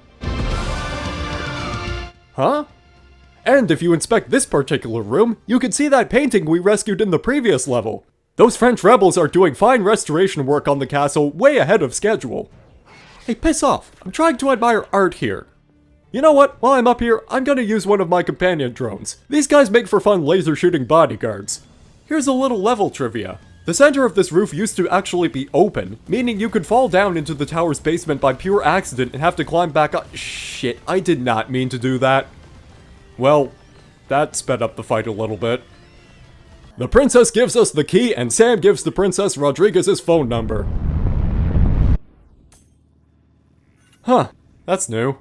Normally the drones are supposed to explode when the meter runs out, but I guess the cutscene caused an issue with despawning. Well, you've been a pal, companion drone. Oh, finally, the laser gun! I need to have a word with you on the laser gun, because we're not gonna get many chances to break this out. This weapon is insane. That heat gauge on the gun isn't just for show. The longer you fire, the more damage the projectiles inflict. So, of course, the game won't give us many opportunities to use it. At least it isn't an exclusively secret weapon, I guess. The remainder of this fight is just mummies all the way down. You can actually skip fighting them altogether and just leave, if at the cost of the battle music playing for a while. I don't know what it is with Sam 4 and having certain arenas that properly lock you in combat, while the other half of them just allow you to leave with no consequences. I guess this has technically been a problem since BFE, but this is a case of lessons not entirely being learned from that situation. Moving on ahead, Kiesel radios in and informs Sam that there's a second enemy portal in the castle's moat. Just down the cliff past this oblivious biomech here, sure enough, there's another portal. The sequel to the first mission, which is even more challenging because we don't have Rodriguez the meat shield to defend ourselves with. Interesting note, you can actually do this side mission from the start of the level if you just climb around some of these rocks and circle around the moat. At no point would I consider this a good idea, but hey, probably makes for a fun self-imposed challenge. Wave 1 is the worst wave of this mission, notably because we're playing on Sirius. I would like to talk to the gameplay designer here who decided to put snipers on faraway ledges while an onslaught of kamikazes roll in from the distance. Need I remind you that snipers are hit-scan enemies, and there is no adequate cover here you can take, which means if you don't have rapid reaction time or know where they are specifically, you're going to get overrun in no time and will likely take unavoidable damage. And I don't want any of you in the comments telling me you had no problem with this. This doesn't change how much of a cheap shot it is to lock the player in a large space against perfectly accurate hit scanners, while having to deal with dozens of screaming units overwhelming you. It's a bad encounter. A bullshit encounter, if you will. And it's banking purely on initial reaction time, instead of evolving the wave into something more interesting as the kamikazes close in. Granted, spawning snipers in the middle of this encounter would be even worse only because they are hit scan, and I think this idea would work better if they were projectile based. Also, if you don't have enough minigun bullets or laser gun cells when entering this fight, don't even bother trying to do this legitimately. Just run towards one of the side entrances of the moat and funnel them through there. I'm not gonna waste my time trying to perfect this. It's about time we slow down, time. Fucking end my miserable existence. First wave cleared. That should be all of them. I don't usually have enemies getting stuck during this fight. That's odd. Ah, there he is. Wave 2! Reptiloids and clears. The Devastator is probably your safest bet here. If your aim is good, you can one-shot Reptiloids with this gun. The added scope just makes it more ridiculous. I think the reason behind the scope's inclusion as part of the weapon instead of just being an upgrade was because it was getting confusing having both this and the new auto shotgun. They do have similar shape, but I thought the color difference was enough. Wave 3! You know, these enemies are taking some pretty interesting routes to reach me. Wow, she does not care about taking a bullet to the brain.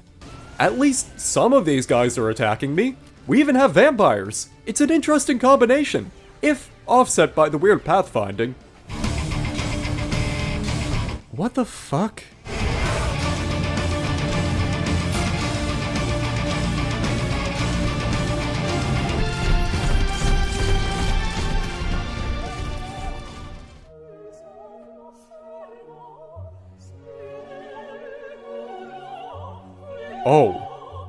Oh my god.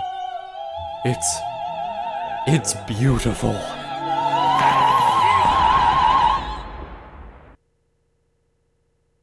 The last wave is brutal, but just manageable. Softens you up with a couple of witch brides before sending in a giant legion of spiders. And finishes off with a couple of knooms. You know what? Let's use the cannon on this guy. I think we've earned it. It can take 4 cannonballs to kill a Knoom, but if you aim for headshots, you can nail him with just half that amount. And that's the end of the side mission. Pretty good, minus the first wave. And the drone distraction. Look, I swear to God, that one's not my fault. No way back? Awesome. Bet the next 5 minutes will be really peaceful. That's not actually an exaggeration. This'll take us about 5 minutes. The game's also growing fond of putting reptiloids on towers again. Now we're back in that familiar punishment territory that I so love. I'll say one thing about the enemies in this game. When they sense a target in range, they are fully committed to reaching it no matter the cost. Ah, I retract that statement immediately. Oh, for the love of... whatever. Behold the power of lasers!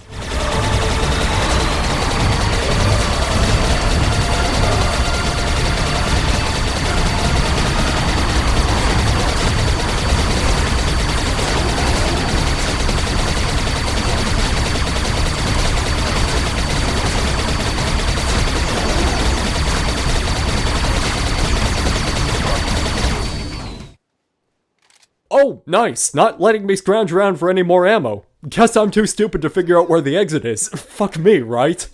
Alright, we're deeper into the castle, now at the residential area. This level has a lot of secrets that are just tucked behind walls that you can easily climb over. I'll grab a few of them just to show what I mean. We're back with Father Mikhail and Conspiracy Man following us, and not 2 minutes into the level. Ah, there's my guy. You know what that means. It's signposting time.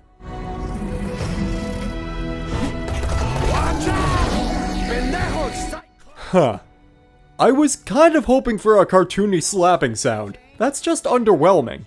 Ah well, I tried it at least. Much of what you're doing in this level is fighting battles with loads of monsters, since the game has registered you have NPCs with you. And of course, they're going to be ridiculous despite the fact that the spaces here are pretty enclosed. During the downtime, you're going to be running into every street corner just looking for ammo pickups dumped wherever the designers felt like it. Side mission? Time anomaly. Cannon on the main path? Absolutely. The music for this level? French Dunes.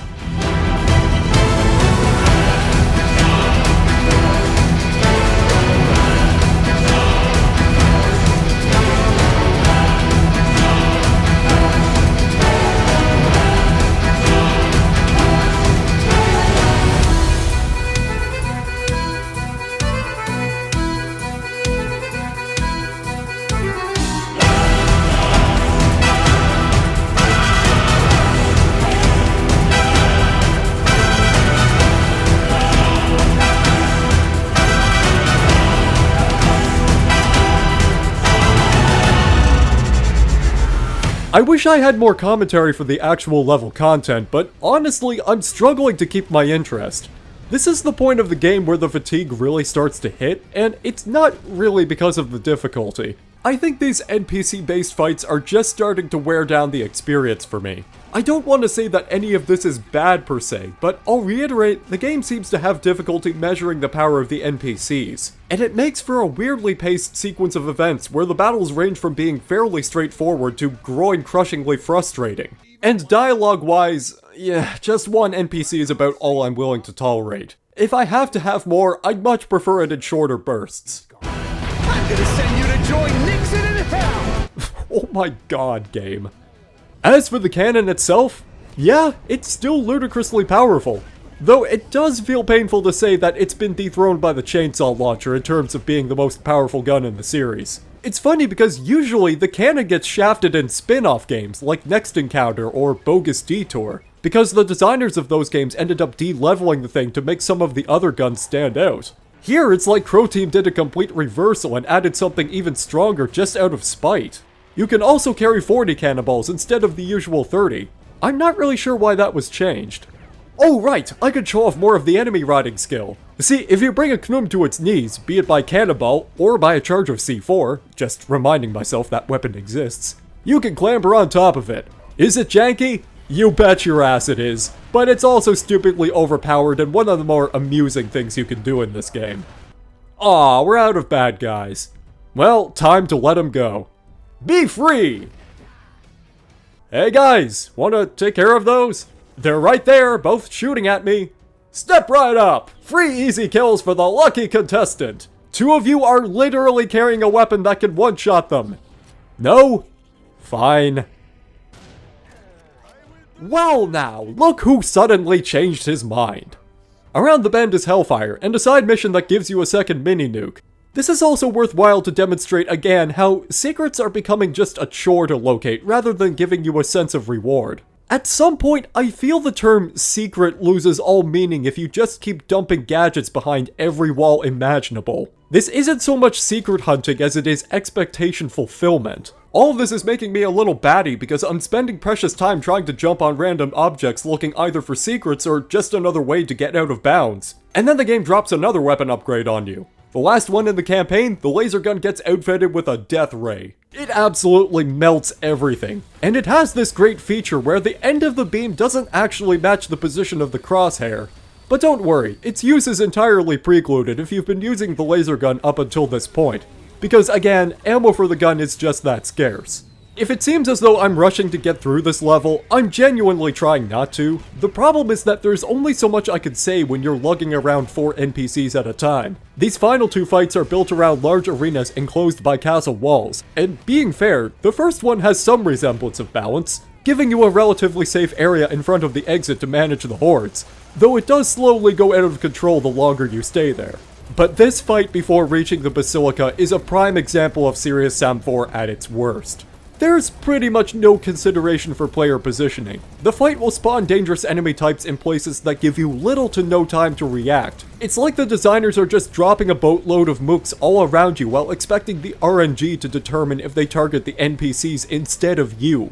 And the only time this doesn't occur is for a wave of clears in between, where they climb down from a specific point of entry. That one's not difficult, but it at least signals to the player where the enemies are coming from, and grants you time to react. And then Wave 3 happens, and it's just a clusterfuck. A lot of my success here is banking on the chance that really dangerous enemies like the Knums don't attack me as soon as they spawn in. Miraculously, I make it through without too many deaths. Now it's time to face Lord Ackerman. Just the murderous asshole I was looking for. How lovely to see you again, Sam. And how nice of you to bring your friends, so I can take care of all of you in one go. But you should know that I feel a kind of gratitude. You taught me something about this planet, Sam. It's loud and garish and annoying and surprisingly hard to kill. And that's precisely why it needs to die. It's a disease. And after I've killed you, Sam, I'm going to do my very best to wipe out every single... What's with the legs? Oh yeah, I've been thinking that the whole time. Why are they so tiny? They're freaking me out. I told you they were super weird. Never ask questions when you're not ready for the answers. How very ominous. Yeah, it's never good when that happens. He'll probably come out as a 4-armed giant or something.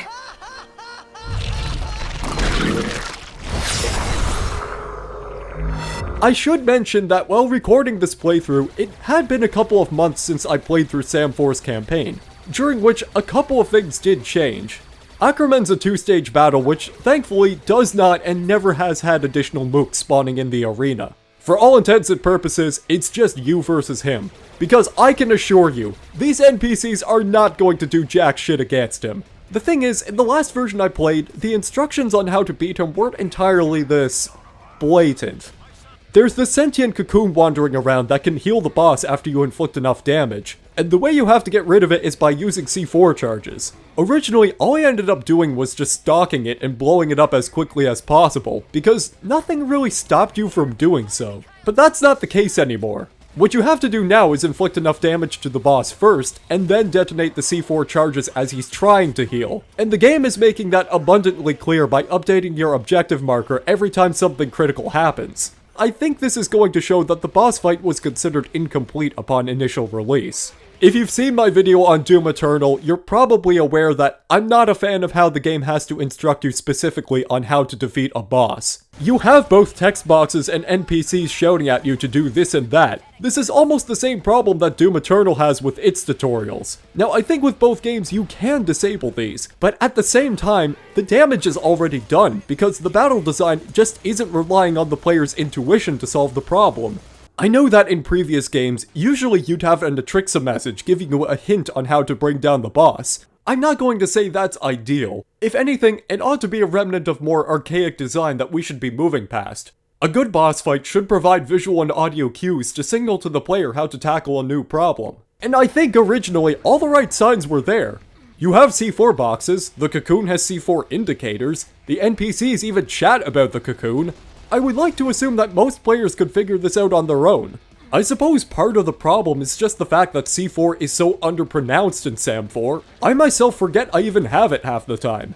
Now, to discuss the boss fight itself, this is one of those cases where I honest to God don't know if I'm part of the problem, or if there is a severe balancing issue. See, Aquaman behaves similar to Wish Brides, teleporting around the arena and occasionally summoning debris from the Shadow Realm to hurl towards you. But you also have to keep track of when he splits into copies, and his clones, while physically weak, can still cast magic projectiles that you have to avoid or shoot down. But then there's this lightning attack, which from day one, I still haven't figured out how to avoid. It's either extreme luck or having the right spot to take cover that often saves my ass. If anyone has any tips on how to avoid this when outside of cover, I'd love to hear them. Besides that, this fight is a bit of a struggle because Aquaman is an absolute tank. He has quite a lot of health, which I assume was because of the NPCs, but I already stressed that they're about as effective as annoyingly poking him with a stick every couple of seconds. I think if you wait long enough, they'll eventually kill him, but I don't have years to spend waiting for those results. This boss fight just isn't respecting my time, so I'm not going to respect this boss fight. I'm sorry guys, I'm breaking out the chainsaw launcher. I'll make it up to you for the next boss fight, I promise.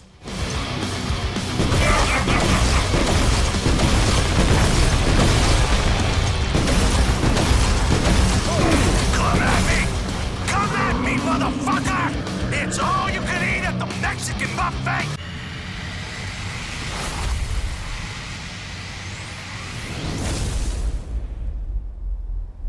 Aquaman is the lucky recipient to a legendarily confusing one-liner, since he's entirely without context as to what Kenny was known for in his brief stint with the EDF. What will it be, Sam? With what hollow words will you immortalize this momentary triumph? I lost my shoe. What? That's hardly... The team enters the Basilica, and there's a joke with Conspiracy Man here that's actually kind of funny.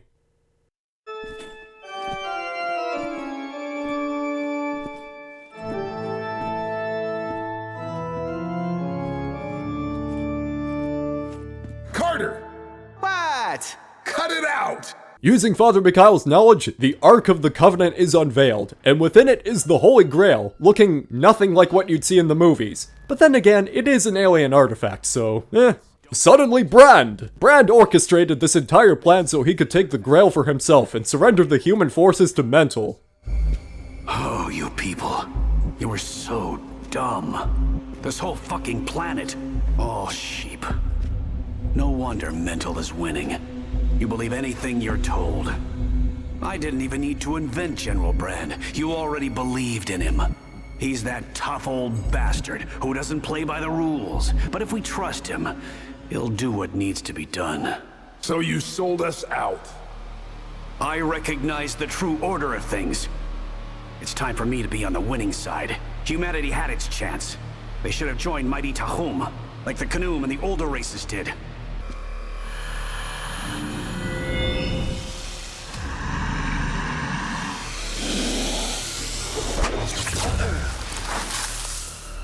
With this, he's transformed into the giant brute that slugged Sam at the beginning of the game. Wait, what happened to his eyes?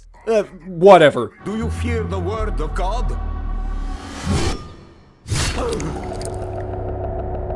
What does your God say now, Father?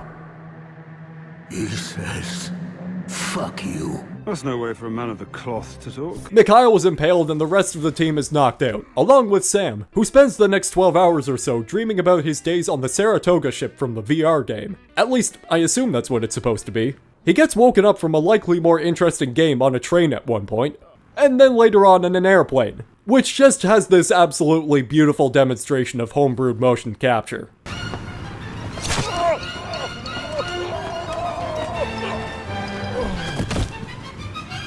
Yeah, that motion capture studio was a daring investment, I'm sure. But I'm honestly wondering how much better it would have been to have pre-rendered cutscenes made in the Unreal Engine, like from the game's cinematic trailer. That probably would have also helped with the facial expression range. Look, I don't need to explain how awkward and stiff the characters animate in this game. A majority of them have very similar posture and movements too. This isn't one of those cases where something is designed to look intentionally bad. This is the result of trying to make the most out of in-house resources.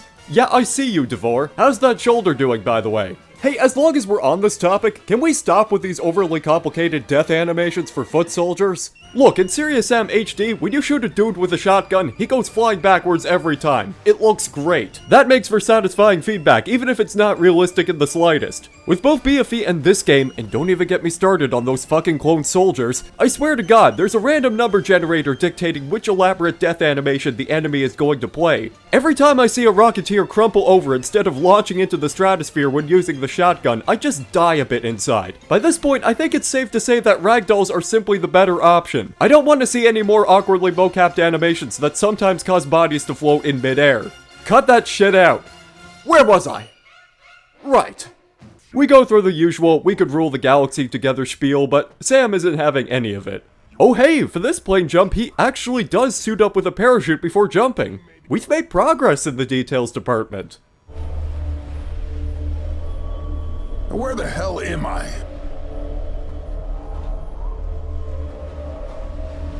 A boat! Finally, I get lucky. Now I just need to get into the water. Maybe it's still okay? Or not.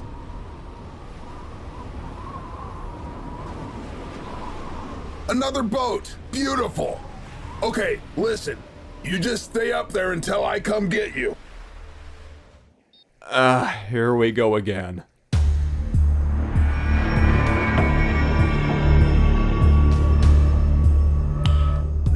This is starting to feel like a retread of BFE. Just when you think things are picking up, Crow Team blue balls you at the last second and dumps you into a wasteland with not but your bare hands and a pistol.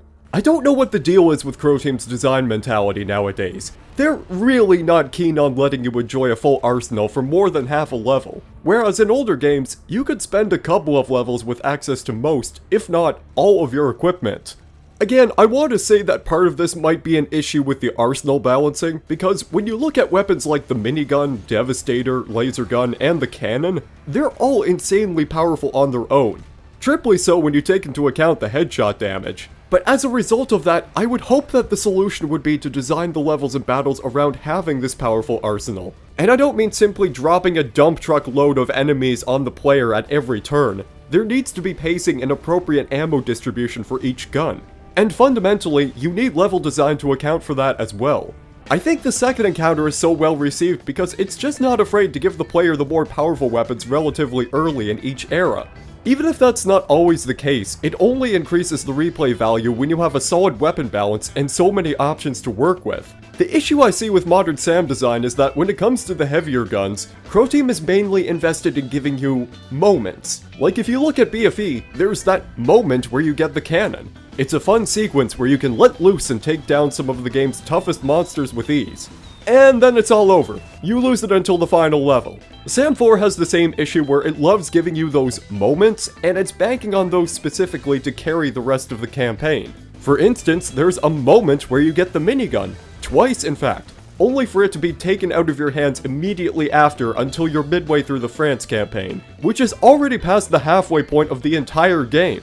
In this case, you do get to keep it once you're here, so it's at least giving you the option to use it on more occasions afterward. But then there's the laser gun and the cannon, where you have moments to use them. In other words, when the game drops a bunch of ammo for them in certain spots, when it otherwise makes said ammo very scarce. It's for the same reason that they hand you the laser gun's death ray one level after you get it. The game wants you to have that moment of melting everything in your path for a few seconds. And oop, it's over. Back to the basics. The point I would like to stress is that you can't just rely on moments, when the standard of the original game was to give the player multiple levels to use the more powerful weapons. You're past the moment. Now the challenge comes from figuring out which tool is correct for the job. And I see you typing in the comments section, yes, the death ray upgrade is simply overpowered, which seems to be part of an issue with how weapon upgrades are handled in SAM 4. And taking into consideration just how obscenely powerful the upgrades are, I think it would make more sense to design these rather as side-grade alternatives. Like at first I thought that the death ray could only be used after building the laser gun's little heat gauge, whereupon using the ray would reset the damage of the gun with a cooldown, so you can't just blast through everything recklessly.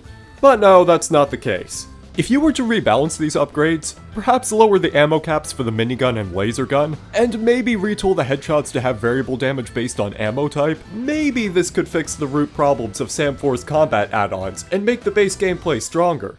Well, alright, let's actually play the level. First thing we're doing, I'm swapping out skills one final time. We're gonna rock status and shooting buffs. I'll actually remove all skill points for the final level, just because I want to make that a decent challenge. Most comments I hear about the package tend to criticize it for having really weird level design and being generally weak gameplay-wise, barring the final fight towards the end. These criticisms aren't invalid, but there are many more to unravel inside this incredibly short stage. I suppose that's one saving grace, it's probably one of the easier ones to speedrun. The other thing that I often hear is that it has the best music in the whole game. People who have this opinion are usually Russian or have Russian sympathies. I just don't know what the deal with that is. Maybe I just have difficulty recognizing art. I find it's just alright.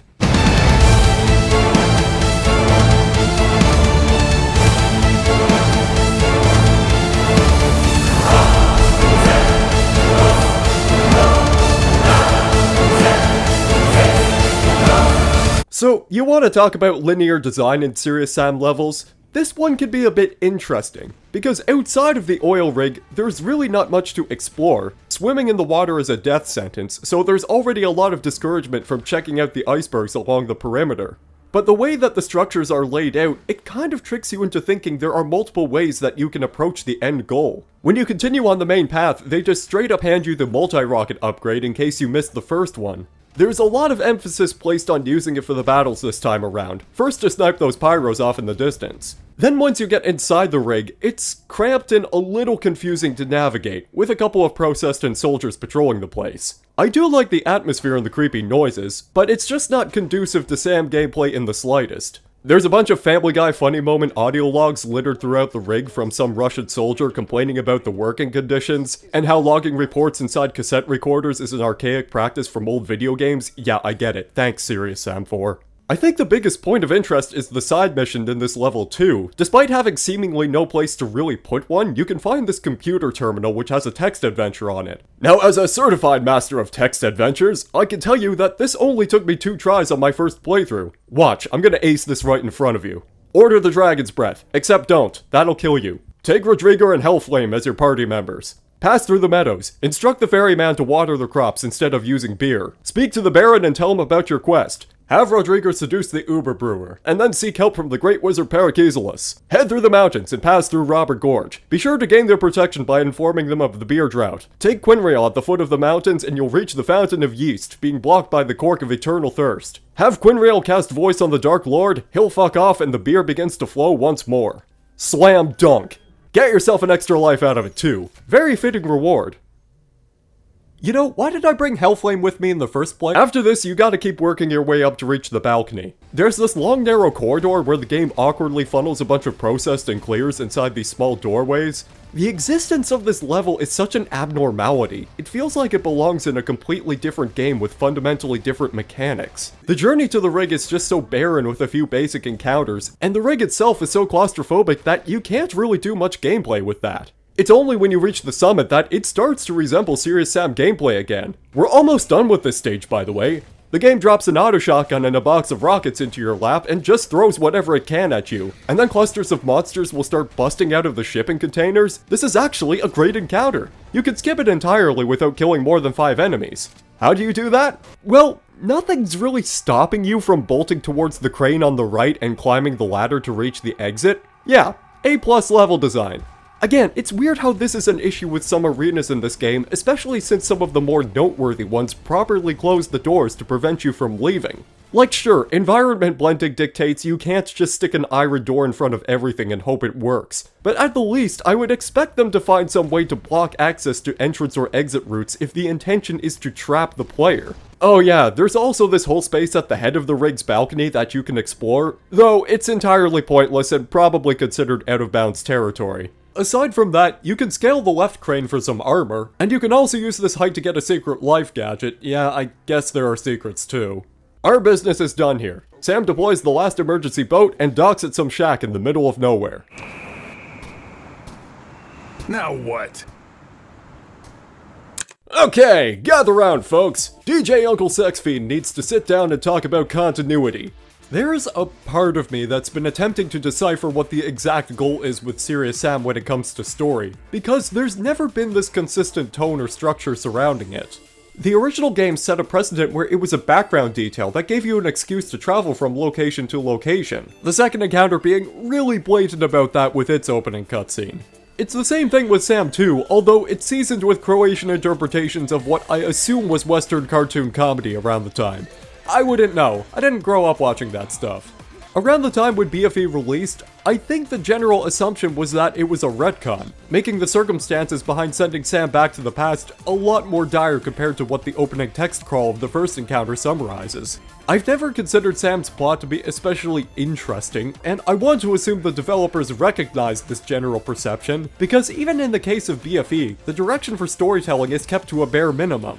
The most amount of elbow room I'd be willing to give for the Sam games on a storytelling basis would be to either have it be more character-driven, as it seems like there were remnants of ideas built around that concept, despite BFE's aptitude for killing off NPCs shortly after they're introduced. Either that or just fashion it to be like Doom 2016 and add lore collectibles instead. I think that would be much more suitable.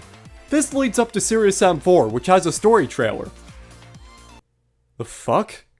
Right, it was advertised as being a prequel to BFE, and when you look at things from a basic writing perspective, it only seems to be connected to BFE by a few loose threads. I'm phrasing it like this for a reason. We need to put a pin in this continuity discussion for now and return to it later. Sound good? Excrement. There's an order to the discussion surrounding the concepts Sam 4 is trying to explore, and I'll likely be grasping at straws on the peripherals of some of these themes, just trying to make sense of where they're going.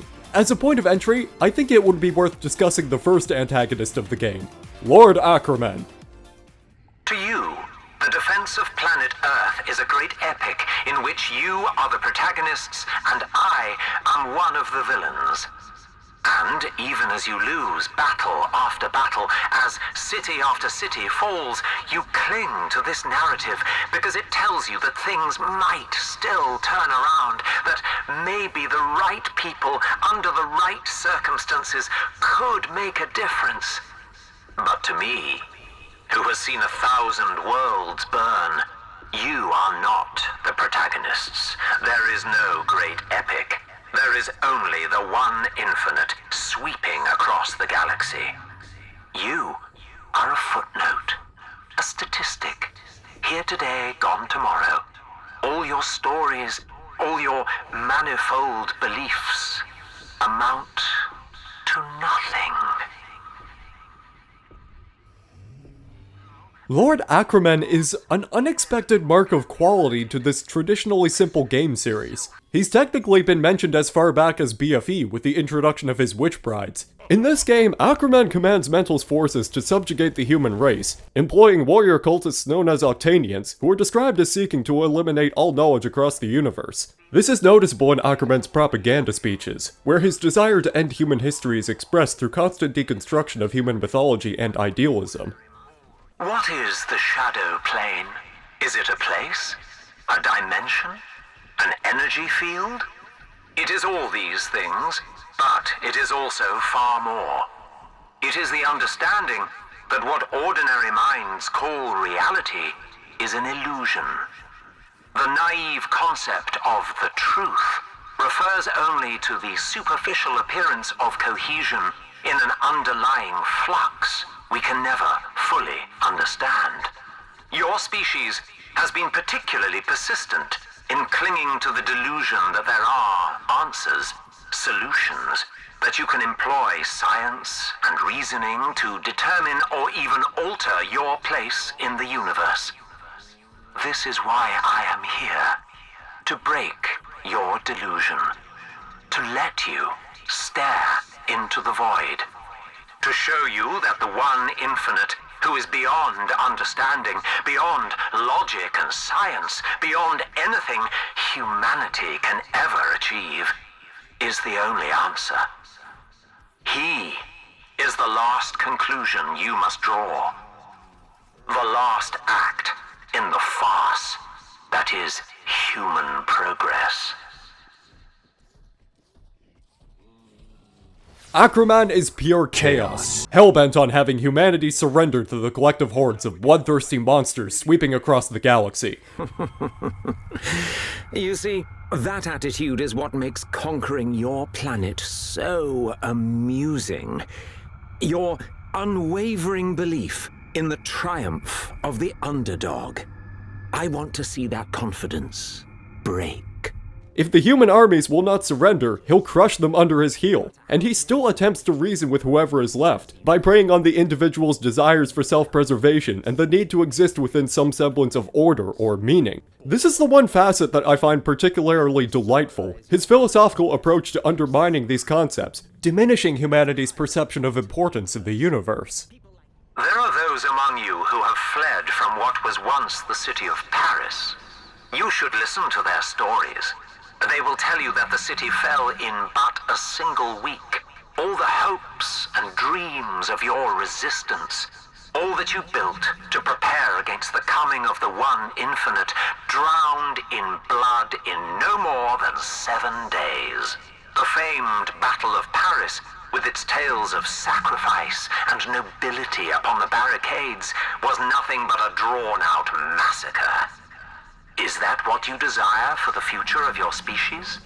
Is such violence what you wish upon your friends and family? Are the illusions peddled by your leaders worth the deaths of those you love? What does it mean to say, I fought for Paris, when Paris is gone? It means nothing. Do not trade what little you have for the illusion of meaning.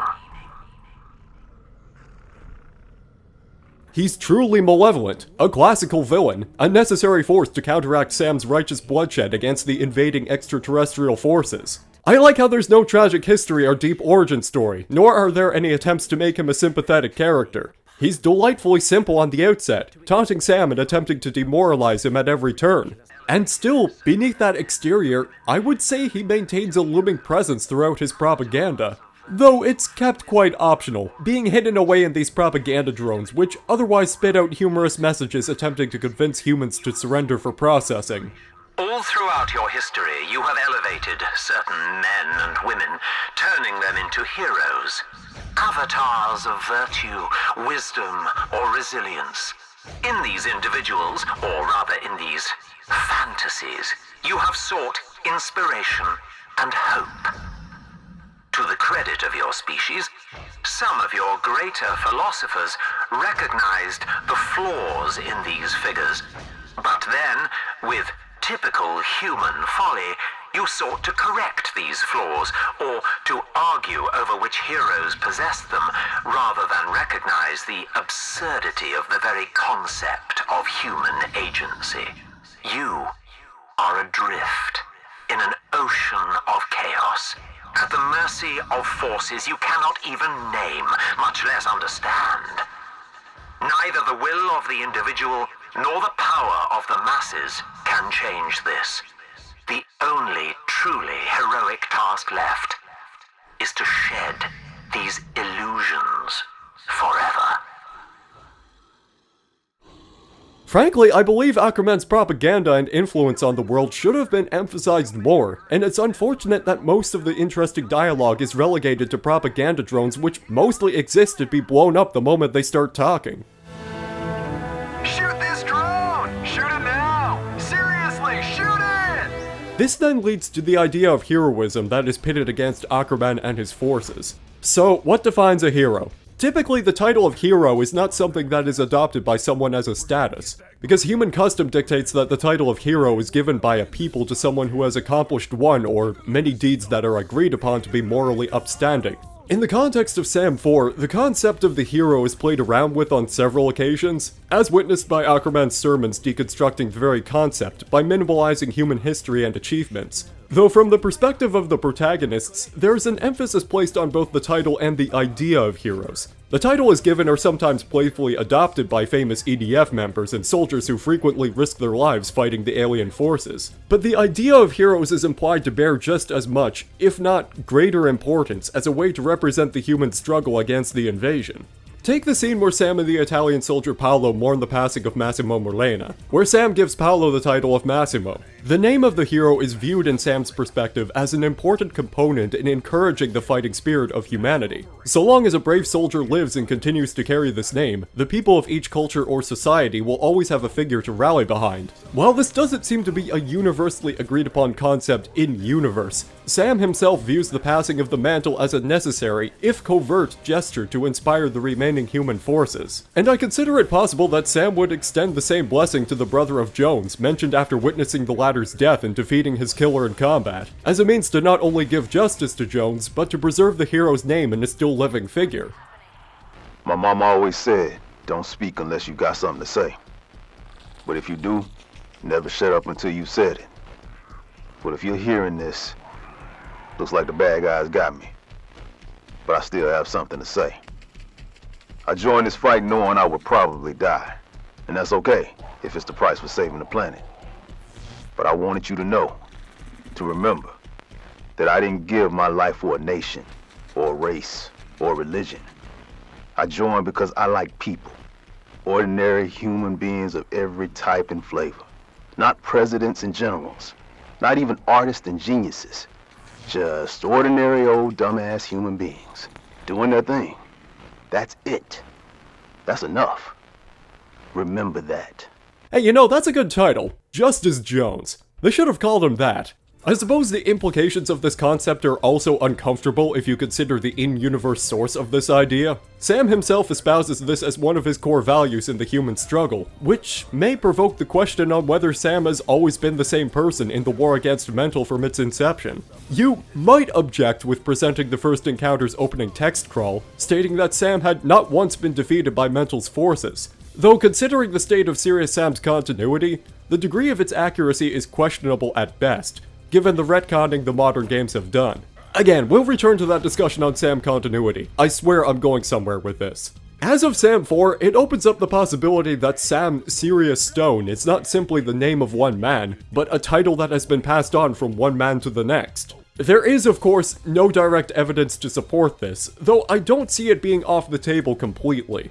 As to the other figures who are known heroes in this universe, you have the overtly macho Rodriguez, the calm and collected Jones, the tomboy pilot Hellfire, the nervous but spirited Kenny, and the hard-ass though experienced General Brand. Being a leader means having to make tough calls, even if people hate you for it. I've accepted that burden, but I also demand the respect that comes with it. You want respect? You don't leave people out to fry. Maybe one day you'll find yourself in my shoes, and then you'll understand that pragmatism beats idealism any day of the week. Brand, of course, is the betrayer of this assembly, and he stands in opposition to the idealistic views of Sam. For Howard Brand, his status as an experienced military general allowed him to invent a heroic figure in order to subvert the human cause. I'm not insane. I'm just a pragmatist. There's a hierarchy to the universe, and I'm about to get a promotion. While his end goal is as simple as earning the favor of Mental by surrendering humanity and gifting Sam as tribute, he gives himself the title of the Last Human. because he views the human struggle as pointless and believes that there is honor in submitting to mental so that humanity may continue to exist, albeit in a desecrated, horrifying form. His hubris is obviously a factor within this decision-making, though I can't find much else to work with when looking at his character beyond his purpose as a betrayer. And unfortunately, it just doesn't make him a strong villain because of it. If you jump, you die. And even if you don't, your team's processed. You're alone. War's over. Give up. My team may be harder to process than you think. I doubt it. Seriously though, Sam, it's a good deal. You'll have a much better life as Mental's pet than if you stay on this planet. This is a problem I have with the presentation of Brand and the heroes on Sam's team, and that's further compounded by scant evidence indicating a raw expression of humanity beneath the surface elements that make them archetypal. I can't believe Jones is gone, man. I hear ya. I always figured I'd go first. Of a heart attack while doing blow or in some dumb way like a helicopter crash or falling off a horse. Not battle, obviously. I'm fucking Rodriguez, but Jones, man. I thought he might make it. Go back to being a cook. Open up a taqueria or something. Not this.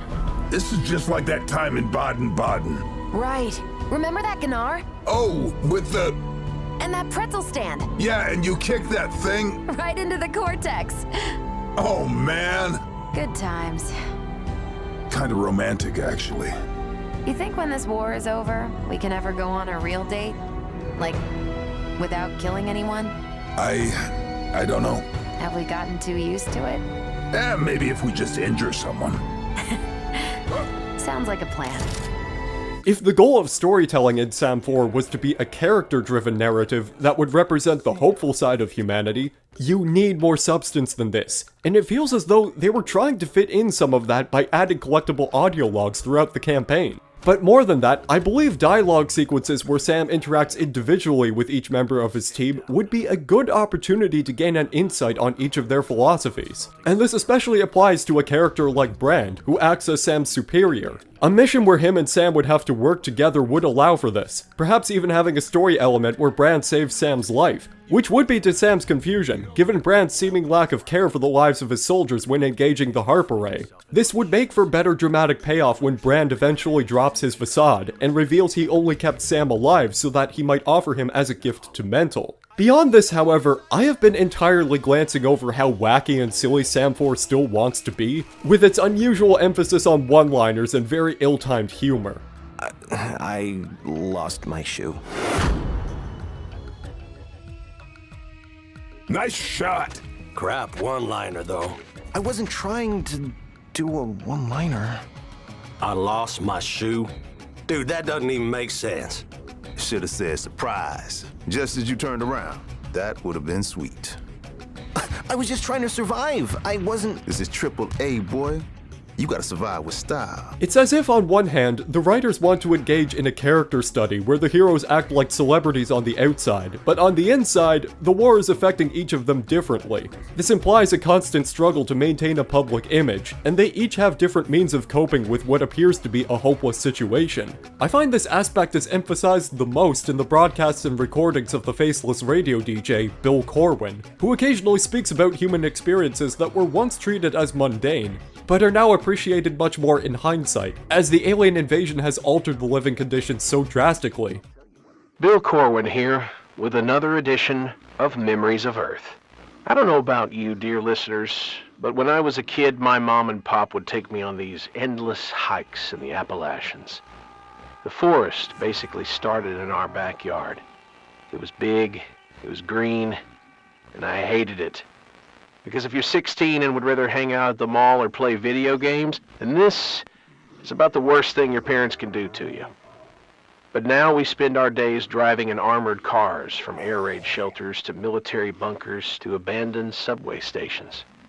We break down our setup and relocate about 2 or 3 times a week for security reasons. And I really don't get to see much of the outside world, let alone a forest. And the Appalachians are a big smoking crater at any rate. So I guess I miss the outdoors. and hiking through the stupid, monotonous forests full of songbirds and Thumper and Bambi and whatnot. Because some things you only miss once they're gone. This was Bill Corwin on Radio Free Earth, wishing for a little bit of blue on the horizon. And then on the other hand, you have scenes where the whole premise is treated as a joke and the characters are engaging in competitions to come up with the worst puns possible. So, Kenny, you should have gone for an odd joke. Always good with Nard. I see you. I bet you didn't see that coming. But the game wants to be stupid and campy while also attempting to portray the hopeful side of humanity. And I believe this is most evident when you look at the basic story beats, and how the characters seem to switch off entirely after tragic events occur. For instance, the scene where the rookie Kenny is murdered by Aquaman is shown to affect Sam deeply, and he plainly demonstrates how uncomfortable he feels trying to mourn. No, no, no, no! There goes another hero. Come back here! Come back here, you son of a bitch! Fuck! Damn it, Kenny. Sorry, I wish... you know, I'm not good at this crap. Would you look at that? At least you got both your shoes. That's something, isn't it? Rest easy, kid. Sam's penchant for spouting one-liners is portrayed as a coping mechanism to avoid focusing so much on tragedy. Though it is incredibly dissonant when you go from a scene like this to Sam behaving as normal in every other sequence moving forward. That's a masterpiece. The only times where he sounds distinctly angry or vengeful after this is when Aquaman is brought up or he appears right in front of him. But that's also overlooking the fact that from a basic writing perspective, killing Kenny off this early just seems to be a poor decision, as there has been little time to develop his dynamic with Sam and the other heroes. His development into a slightly braver figure seems to get railroaded off screen up until Sam meets him in Carcassonne. Why did Kenny have to die this early? Could it not have waited until a point where Sam and his companions had infiltrated the castle, which would radically alter Sam's joking spirit and set him on a vengeful course to kill Aquaman? This would give Aquaman's defeat greater impact. It would increase the catharsis from Aquaman's brief confusion at Sam's line after attempting to deride the hero for his tendency towards witty remarks one last time. Oh, the hero has defeated the villain. And now what? A one-liner? The perfect manifestation of empty human wit? Maybe a pun? An attempt to ignore the howling abyss with a ridiculous construct of macho verbiage? What will it be, Sam? With what hollow words will you immortalize this momentary triumph? I lost my shoe. What? That's hardly... Deconstruct that. And combined with the idea of expanding upon earlier character dynamics in mind, this would also make Brand's following betrayal a greater punch to the gut. As it stands on its own, there has not once been a particular moment of the story that emotionally affected me, though I strongly believe that the narrative impact even for such a simple premise could be tremendously greater. At least they didn't try to slip in an outdated South Park joke in relation to Kenny being killed by some alien bastard. Wouldn't that be embarrassing? All of this just signals to me that Serious Sam 4 can't settle on what it really wants to be about. So you end up with this weird mixture of interesting themes clashing with kooky characters, as if the game wants to be a blend of Half-Life 2 and Borderlands 2. All of this is tied together with a bunch of references to culture and material from the late 20th to early 21st century. I don't know. This is some Da Vinci Code shit, man.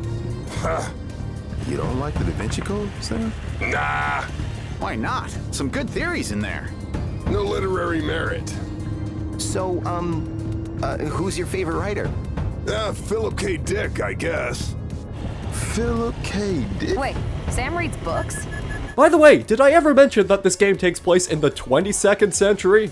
Like, I get it's not unusual for there to be reference to near-contemporary literature in media, But the world and the surrounding technology in modern Serious Sam barely seems to indicate any sort of progress or even technological innovation. There's hardly much invented history or change to the structure of human societies on Earth. It all looks like what you'd see if you'd glance through Google Maps for 5 minutes. That's not counting ancient historical landmarks either, because I can imagine we'd be keen on preserving the authenticity of those. But outside of that, I don't know, it seems weird to me that modern cities are still littered with objects and details you'd regularly see just walking down the street. This kind of ties into the problems I have when looking at Modern Sam's art direction, and makes me wonder what the point of trying to pretend we're really far into the future is, when all of mankind's society seems so stuck in place. I don't expect anything as astronomical as, say, building a second city above Detroit, like what you'd see in the newer Deus Ex games. But at the very least, I want to pretend that mankind was really flourishing when it came to technological advancement.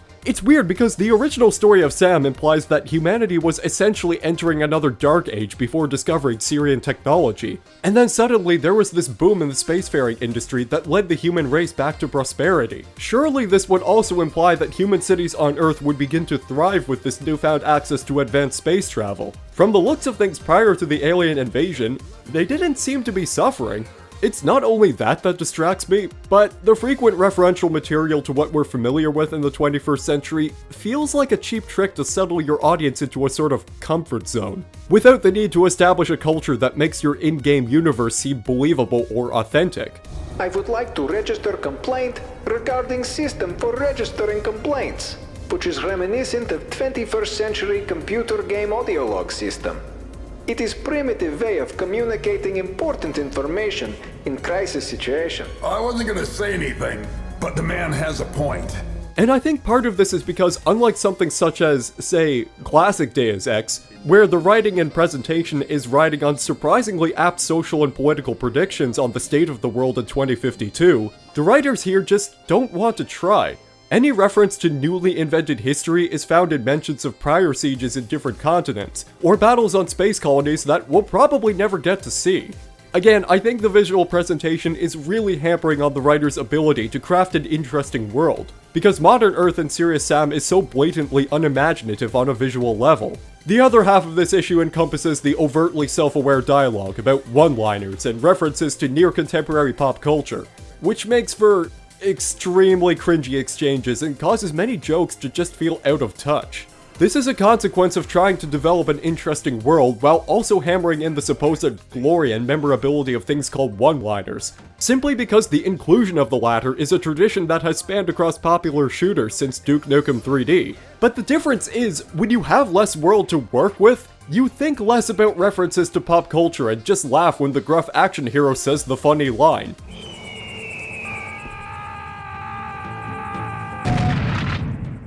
Oh, yourself. With Serious Sam 4, the jokes feel incredibly forced and overwritten. They hardly make sense in the time period the game is supposed to be set in. Aren't you seeing that guy? I mean, everything about him just screams Big Farmer. I thought it was Big Pharma. I'm just gonna ask now. Hey, Hellfire, who taught you how to fly? Stevie Wonder. Huh. Who's that? Same guy who taught you how to shoot. Yeah, make fun of me for questioning things. I mean, next you'll be telling me that global warming wasn't an inside job. I hope we find that damn Grail soon. Maybe the real Grail was the friends we made along the way. Sir, these Octanian Harvester Leviathans are a lot bigger than I imagined. It ain't the size that matters, it's how you use it. You can't just have your cake and fuck it too. The point of a one-liner is to give the player a cathartic release after something happens in-game. How is it that professional writers can't seem to figure this out? It's not about how clever you can make the one-liner. It's all about timing, delivery, and pacing. I can tell you that Sam rattling off a bunch of puns while fighting a giant crab just doesn't hit the same way as shouting a single memorable line or two like this. What are you screaming for? The pain hasn't even started. And I can't address the humor without bringing up the issues of characters seeming like barely anything more than archetypes, which leads to their personalities being primarily dependent on what you could consider to be jokes. Despite my love of the magnificent bastard known as Rodriguez, he's just as much a victim as any other character, barring a few lines where he's not putting up the usual macho act. I think the game needed to put less stress on the self-aware humor, and try to convince the audience that the world and its characters are three-dimensional, not simple vehicles that frequently spit out bad jokes. Conspiracy Man is by far the worst offender, as his entire personality can be summed up as conspiracy theorist, which leads to the same joke packaged slightly differently every time he unhinges his jaw. Yes, that's it! We'll use Vesuvius, just like in 2010, when they used HARP to trigger that volcano in Iceland and brought down all air traffic in Europe to stop the Illuminati from getting out of Belgium! Now I am confused. McCartney was dead all along? Oh yeah, you got it, Father. Mental replaced him with a highly modified Eludrin Reptiloid just before Sgt. Pepper. And Elvis? Alive and kicking. I see. And what has that got to do with our Lord and Savior, Jesus of Nazareth? Now, if you analyze the Book of Revelations using the Rohan's Codex cipher with the reference to the Voynich manuscript, you get the lyrics to Hound Dog, and of course they call him the King. Coincidence? I think not. So, you see, Father, the black helicopters were causing the chemtrails all along, just like Nostradamus predicted. But who was piloting black helicopters? Oh, well, you see, after the Illuminati sent Lizard Stanley Kubrick into space to fake the second moon landing, the Knights Templar came up with a plan. One of the only jokes involving him that actually made me laugh was when he wasn't talking and was instead playing an organ in the Basilica. I'd say the rare moments where I wasn't bothered by the archetypal character interactions involved the banter between Sam and Professor Kiesel. It's a classic routine of gruff dumb muscle versus eccentric scientist man. I suppose this is a sign that my minuscule heart still appreciates some form of dialogue between stereotypes when my favorite pieces fall into place. Sam? Are you there? I'm here, Professor. Yes, excellent. That is very good. Professor? Sam, where is here? I'm in Carcassonne, Professor. Ah, the one on Earth? Yes, not space Carcassonne. Then this is indeed excellent, Sam. There is an alien teleportation apparatus in the orbicular furrow that surrounds the castle. You mean the moat? There's a portal in the moat. Yes, that is what I said. Please destroy it. We're just about at the tail end of the game now, and I've had ample time to express my frustrations over how the story and the writing are structured. There are some ideas here that I like individually, but they just do not work in harmony the way they are presented in this game. So, continuity. There is a reason I brought this up at the beginning of this topic. Right once Sam steps off the dock and has no clue which way to go or what to do, this happens. Huh? Strange things are afoot in the Arctic Circle. Hey, Sam! Who are you? I'm you from the future. It's complicated, just roll with it. It's not the weirdest thing that's happened this week. Listen up, your team's safe. Hellfire took care of that, but that Weasel Brand has the Grail and is headed for the portal now. In this version of the timeline, you landed too far to the east. But don't worry, I got you covered.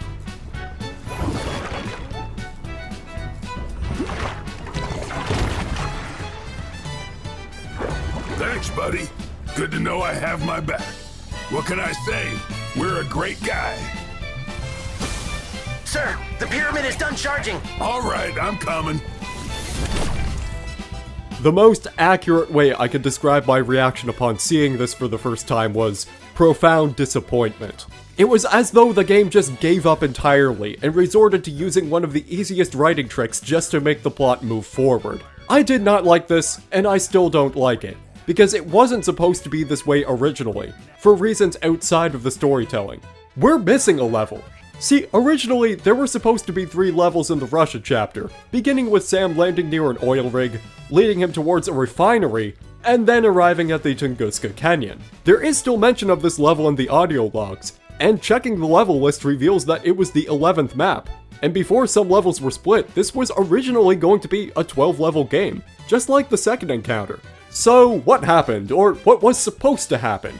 Honestly, there's not too much to say. The level was simply cut because it was incomplete at the time, and deemed too much of a hassle to add in at the last minute, when all the other levels were still being worked on. And that's even with the game's release being pushed from August to September. As for the level itself, it would have had Sam locate the snowmobile in the refinery. It's absolutely mundane, of course, but it would also not completely alter the meaning of continuity in Serious Sam. This is the end of such a notion for the series, though I find it fascinating how this apparently does not confirm Sam 4 as an alternate timeline game. You see, the lead writer insists that this continuity is all connected and Sam is merely changing events within a single timeline. I'm really struggling to determine just how a premise like this works. What I can interpret is that if you assumed a going forward basis, Sam 4 shifts from Ackerman and his Octanians leading a conquest against Earth, to BFE where Mental immediately sends warships to level the entire planet and wipe out humanity as efficiently as possible. To the first encounter then, where the decision to send Sam back in time was made by remaining world leaders, and not a desperate plan undertaken by Sam as the last human alive. And then to any game that follows afterwards, which naturally grows sillier and more nonsensical. However, this appears to not quite be the intention of this seemingly cobbled together storyline, as it outright states that the other Sam is indeed from the future, which would then indicate an extreme paradox whereupon Sam from the future is the Sam who traveled back in time to assassinate Mental in the past, only to discover a means to travel to the future where he is attempting to reverse Mental's galactic takeover by discreetly influencing events within the Sam 4 timeline. And this somehow does not break anything, nor does it result in any split of a timeline, despite future Sam directly acknowledging that current Sam could not reach the Tunguska front line in this time. This more or less feels like an admission that the continuity of Serious Sam is that there is no continuity, with every game being a result of Crow Team's inability to settle on a single theme and write a consistent story. Thus, the writers have simply embraced this as the standard going forward, meaning that whatever progress might have been made in developing any of the world or the characters, what little there actually are, this will all be a moot point by the next game in the series. But there is one more thing to address with this missing refinery level. Yeah, I know, we're gonna get to that. Just hold on to that thought for now. See, because of this original alteration, the game's pacing is negatively affected by this decision. Every other game up until this point has had a penultimate level typically designed to challenge the player with what you could consider a brutal warm-up before the long haul of the last level. In the first encounter, you have Luxor, the second encounter has Land of the Damned, Serious Sam 2 has Downtown Siriusopolis, and BFE has the Ramesseum. Each of these levels, while they vary in quality, they leave a distinguishable mark that mentally prepare the player for the final stage. And with Serious Sam 4 you have the Oil Rig. An unremarkable walk up a large structure with one noteworthy fight that you could just skip entirely without even using exploits. This was never meant to be a penultimate level. This is what the refinery stage was supposed to be. And without this piece, the final chapter of Sam 4 comes across as abrupt and unsatisfactory. Even if the final level itself could be argued as having quality, the build-up to that is just as important. That if you neglect it, the whole ending experience just leaves a bad taste in the mouth. I feel bad for the Russian fans of this game because on release, the country's inclusion is only for the purpose of one industrial site in the middle of a wasteland, a second scrapped industrial site in the middle of a wasteland, and a generic canyon leading up to the middle of a wasteland. So, how's the actual final level?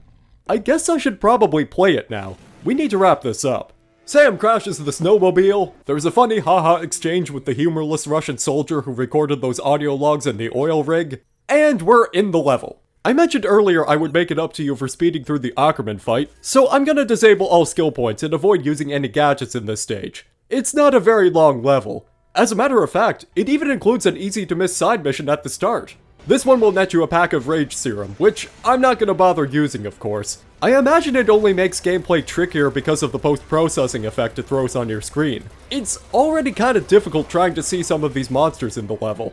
The return fight from the mission is kinda cool, if a bit drawn out, and it does basically tell you to use infinite rockets. Yeah, Tunguska does have a few Guardian of Time-isms, though it's not as badly paced on the whole. The first main fight takes place in this canyon, with many rocky structures littered across it. It looks as though the design intends to have enemies approaching and flanking you from all around, though it's almost non-committal. Like it depends more on where the player is rather than having the enemies try to flank you. It's a weird start. I like the addition of the Biomax walking down the cliff path to reach you. Ah, the Devastator and the auto shotgun. There are many fights in this level tuned for Devastator action. This is a good way to reintroduce the weapon. Sure, it's a fairly standard corridor fight, but the trick is to conserve ammo by aligning your shots just right so they pierce multiple targets. Oh, don't worry, the auto shotgun's gonna get some love too. crowds of spiders and gnars through this little forest path, and... Alright, I'm breaking the gadget rule just this once. I don't have the heart to do the deed myself.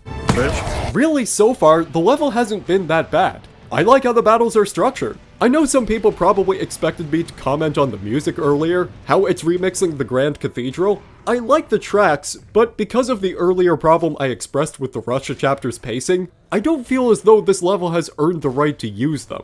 I know that's a weird thing to say, but I think another factor at play is how the level, visually, is only settling for a bare minimum spectacle. See, final levels in Serious Sam usually have some sort of draw or flavor that makes them memorable. Like the Great Pyramid is a massive spectacle as you battle your way to get inside while the final boss is slowly chasing you. The Grand Cathedral has you crushing through hordes inside deadly corridors as you make your way closer to the cathedral itself. Also, fucking meteors, I hate meteors. Mental Institution is changing the arena structure at every turn. The fact that the pyramid you spent the whole level trying to reach is the final boss does make for a fun spectacle. Even if the Guardian of Time is monotonous gameplay-wise, it's overwhelming you with these oppressive-looking canyons in an apocalyptic atmosphere. And the music too, it just keeps building up and getting more intense the closer you get to the time lock.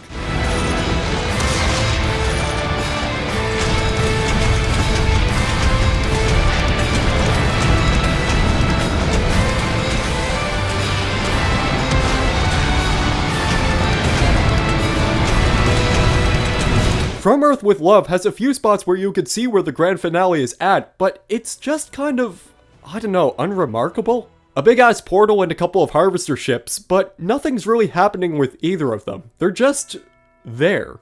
Like, you have a brief snowfall at the beginning, which is pretty cool.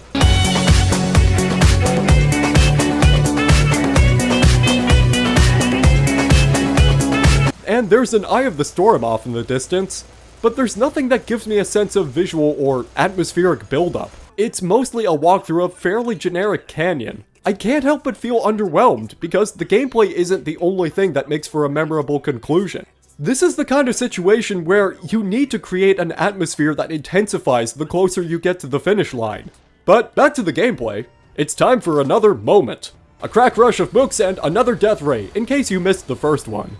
Now's a good time to point out, if you don't want to deal with this, you can just hightail it off the cliff to the left of you. All that does is take you to an earlier part of the level. I'm gonna have to dock points for this one. This also affects the battle that comes afterward, but the fight structure itself is otherwise pretty sound. Aerial enemies approaching with a few backup clears, and then eventually, the witches get in on the fun and they'll try to throw you off.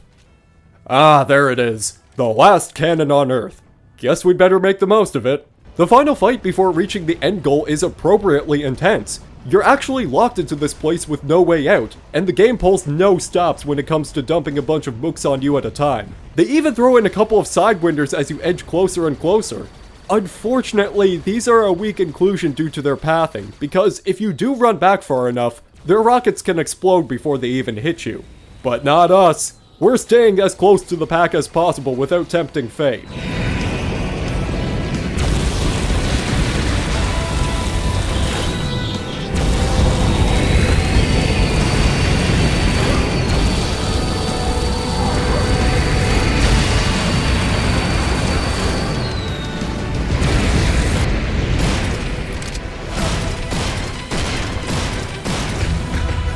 I'm constantly swapping between guns as the horde monsters are changing. There's plentiful ammo for the more powerful weapons. It's actually really good. I'm liking this. Ah. It's time to talk about that, I guess. The Legion system! The one thing that single-handedly destroyed players' expectations and immersion. We saw it at the start of the game during the brief prologue stage. It's 100,000 enemies! Except, not really.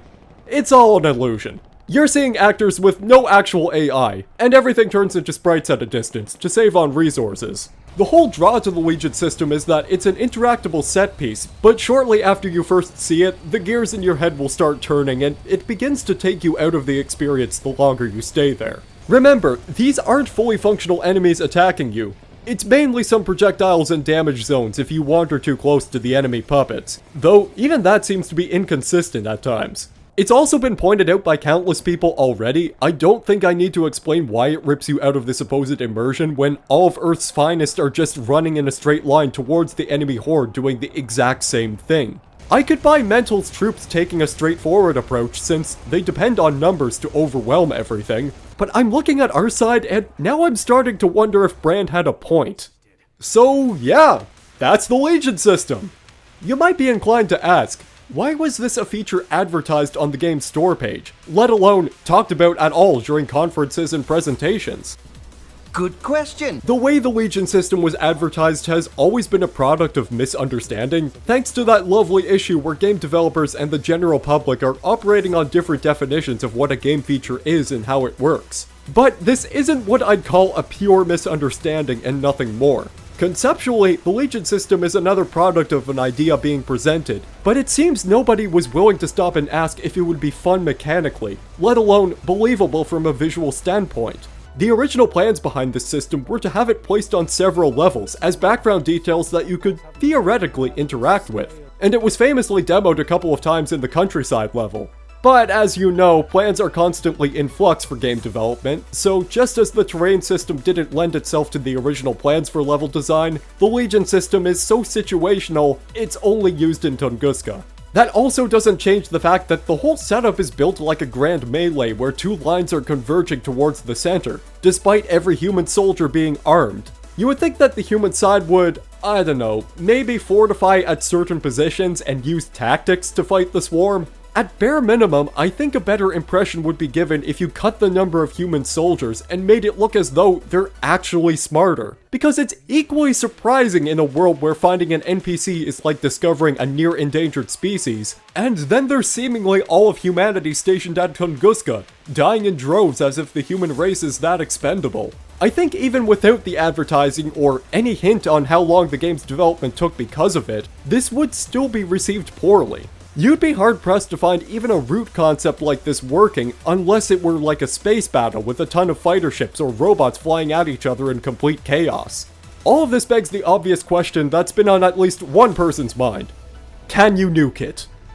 Avast ye landwells, it be me, Captain Torles again. I dug out of me watery grave at the smell of a handheld nuke launcher, and fuck me sideways, this tech would have been handy to level anyone's nation who dared to insult my beautiful Togo. Ye land of Tunguska is a fair isle of crisp white sheets, and any violation by extraterrestrial boots is a crime that no brig can contain. Yo ho ho in the dice we throw, 1 million aliens shall be our foe. Salvation will strike at the heart of the flow, and end this invasion in one swift blow.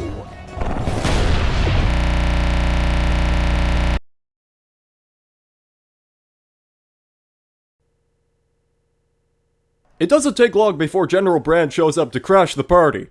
So this must be it, right? If we can't kill Brand while he's this powerful, then who are we gonna fight to assert dominance over planet Earth? I, Howard Brand, the last human, the beast of the apocalypse, have summoned thee, Ugh-san, O great warlock, O mightiest servant of Tahum, to present thee with the gift of the one infinite. Together, we shall bring about the end of history. Why do they keep doing this? Once again, the final boss is a walking skyscraper of the Ugzen variety that appears right the fuck out of nowhere. Because it worked so well the last two times, it's obviously not getting old for them here. I have a load of contempt for this design decision purely because it's another product of the game's story being sidelined in favor of easy writing escapes and memes. Now it's no longer about trying to justify a narrative that only partially works. Another Ugzan out of nowhere has zero impact. It's a device that's used to treat General Brand as a complete joke and literally toss him aside. I have to ask, why don't we get to fight against Brand? A final boss where you have to fight against an ogre-sized humanoid that's buffed up with Holy Grail powers already sounds amazing. You could have an entire fight built on butting heads with Brand one-on-one. And then, if you absolutely had to, after defeating him, have Ugzan step through the portal. It would be to say, what, you thought this was over? And only then would I perhaps be more lenient to this boss's existence. None of this has covered how the actual fight itself is, and I need to give context again for those who got into Serious Sam 4 after it had been patched a couple of times. Let me tell you something, the final boss was originally a complete joke. There are 2 phases to the fight, one where you have to drop some C4 charges on 9 conductors powering his armor. The second part of the fight has you railing on him with a mech.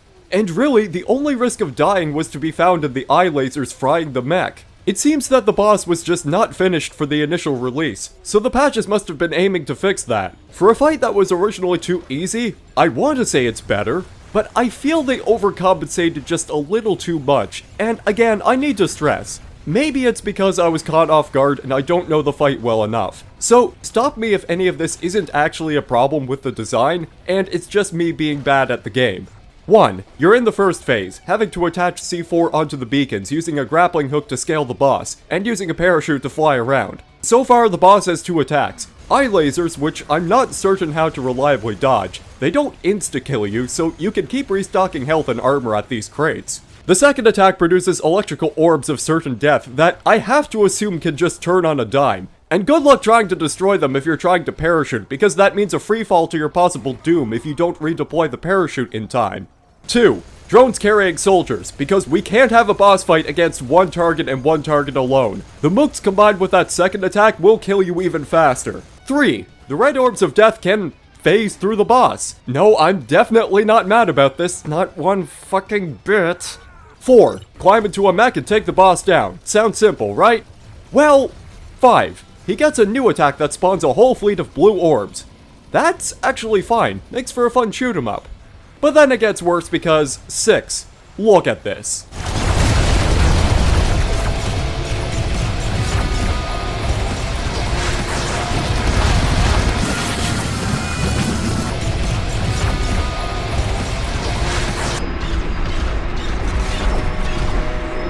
Holy shit! It was at this point where I started to seriously question if it was just me or if the boss is actually bullshit. Because keep in mind, you ain't getting out of this mech alive. There's no way to exit or get health, so if it goes down, you're going down with it. I died numerous times during this fight, and for a majority of my deaths in the mech, I wasn't getting the impression that I could have avoided it at all. If not for all the drones swarming you like moths to a flame, I was beginning to wonder if I'd have an easier time using guns to kill him instead of the mech. And it looks possible. Hell, it almost looks easier since the eye lasers can't track you as efficiently on foot. Hey, Sakor, did you also know you can kill the final boss with 2 rocket-propelled chainsaws? This is clearly not overpowered in the slightest. Core of the Hurricane franchise. I was reaching the end point of my sanity, and I'm gonna be honest, I was in the process of breaking my promise. I was gonna use the heart gadget to revive myself. And then, I won! I did not edit this! Just as I was activating the gadget, the ending cutscene started playing. What I think happened is that the final barrage of rockets I shot while piloting the mech finished him off as I was caught on the game over screen. And you know what? I'm taking that as a victory. If the game says I won, I'm not gonna argue with it. There's only one thing left to do. The professor radios in and informs the team that Ugsy won't die unless nothing short of his brain matter is destroyed. And luckily, Sam has the solution. Just punch the Grail and turn it into a time bomb. You know where this is going.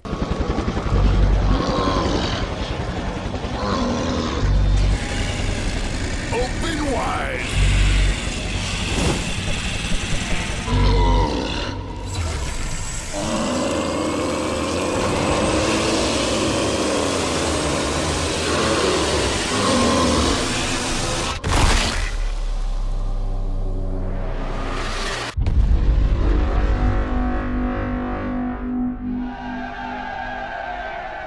That went straight to his head. I would have said, don't lose your head. I already did that one today. That was one hell of a migraine. This is getting very cerebral. Things came to a head. Brain drain is a serious issue. Talk about a head rush. I guess he couldn't get it out of his head.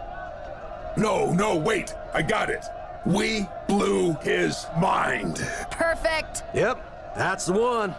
I hate it when I come up with the right one-liner 5 minutes after I kill the monster. Yeah, it's the worst. The life so short, the craft so long to learn. I had pun block for a week once. It's never happened to me. Oh right, what happened to Brand? Don't worry, he's still kicking. It's the end? You think you've won? You have no idea what Tahum is capable of. He will destroy this planet. And nothing... It's interesting how the magical Grail powers dictate that mutants can only exist so long as the Grail survives. Time to send Mental a heartwarming message from our worst brand in existence. Oh, and by the way, tell Mental, Earth says hi.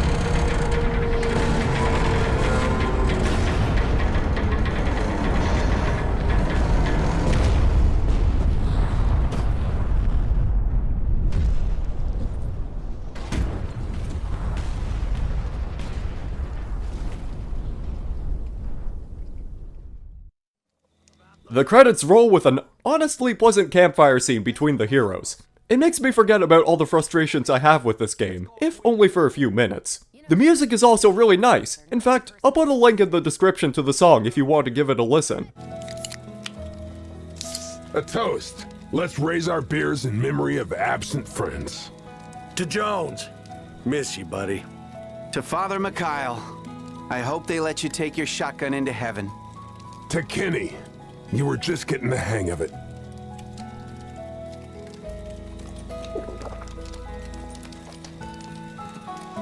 So, where do you think they'll send us next? Someplace warm would be nice. But not too humid. How about Egypt? Shut up, Sam. That's it, right? We end on a bad joke and just wrap up here, yeah? No! For one thing, we have this post-credits cutscene that I really wanted to ignore, but can't. How many people own this painting that we rescued earlier? Americano. Nana, I have a mission for you. Silly boy. Let's do this.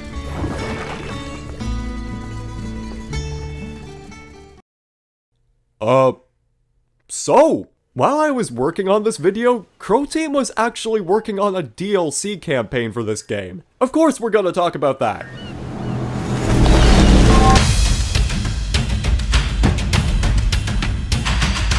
Alright, so I say DLC, but I think even that might not be a suitable term here. Let me tell you a little story about how first-person shooters worked back in the late 90s and early 2000s. See, there was this practice where developers of a hot new game would outsource third-party teams to work on expansion packs for their new titles.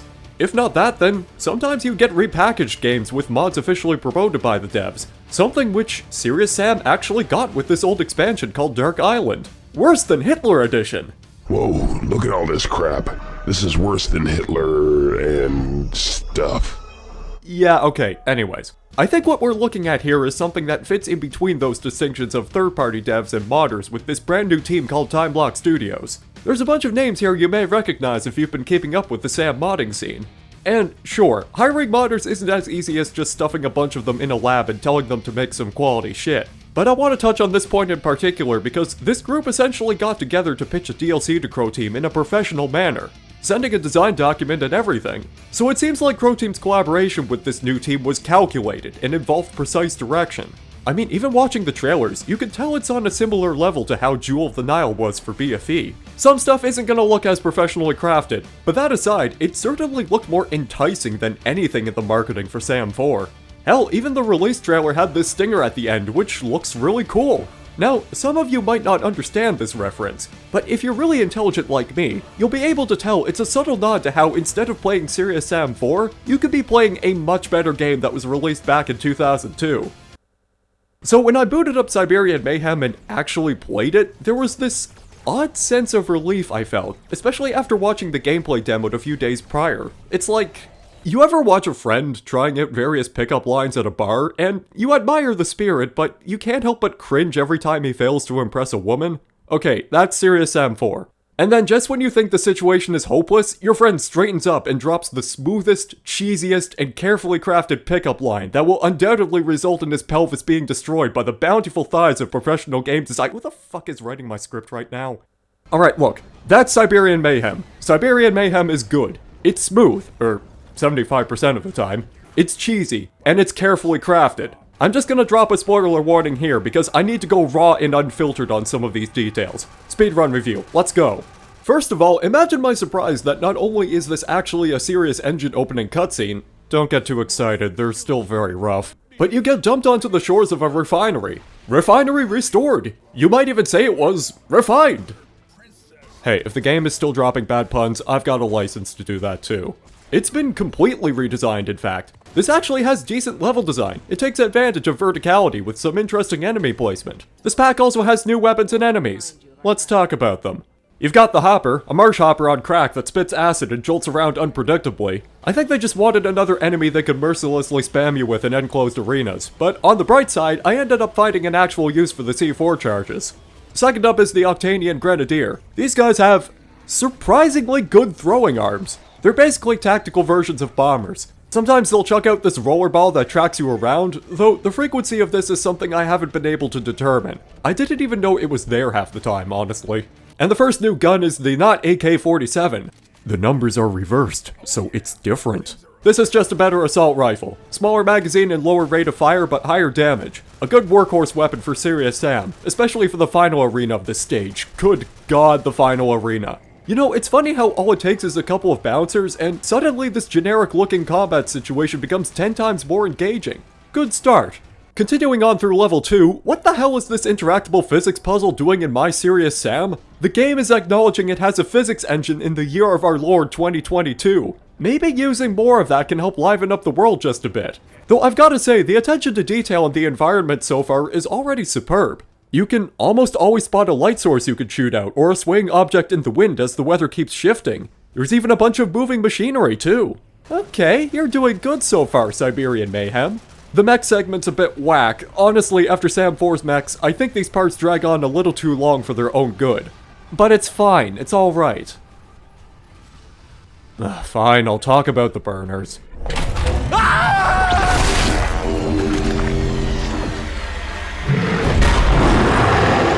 I have lived to see horrors beyond my comprehension. Burners are not my least favorite enemies in Sam 4, that spot is still reserved for the mummy, but these assholes are still high up there. Elite Pyros are promoted to burner class variants that fire scorching death rays. I'm all for an elite mook, but these bastards have this one weird horizontal sweeping attack that I still can't figure out how to dodge. Maybe you're supposed to jump, or crouch, or pray to God to strike lightning on the enemy so you don't have to deal with it anymore. Or if you really want something akin to that, you can summon an airstrike.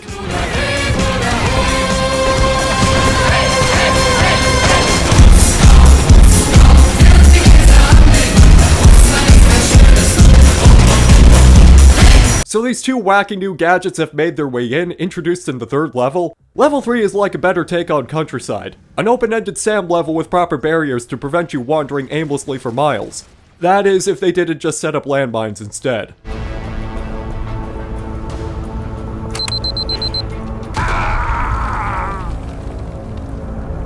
I'm not mad, I'm actually fine with this. Even if open-ended SAM levels tend to be weak in the gameplay department, the locations you can visit are more interesting here. Mental's technology is actually stationed at various zones. Imagine that. This almost feels like an alien invasion now, with weird alien tech like these.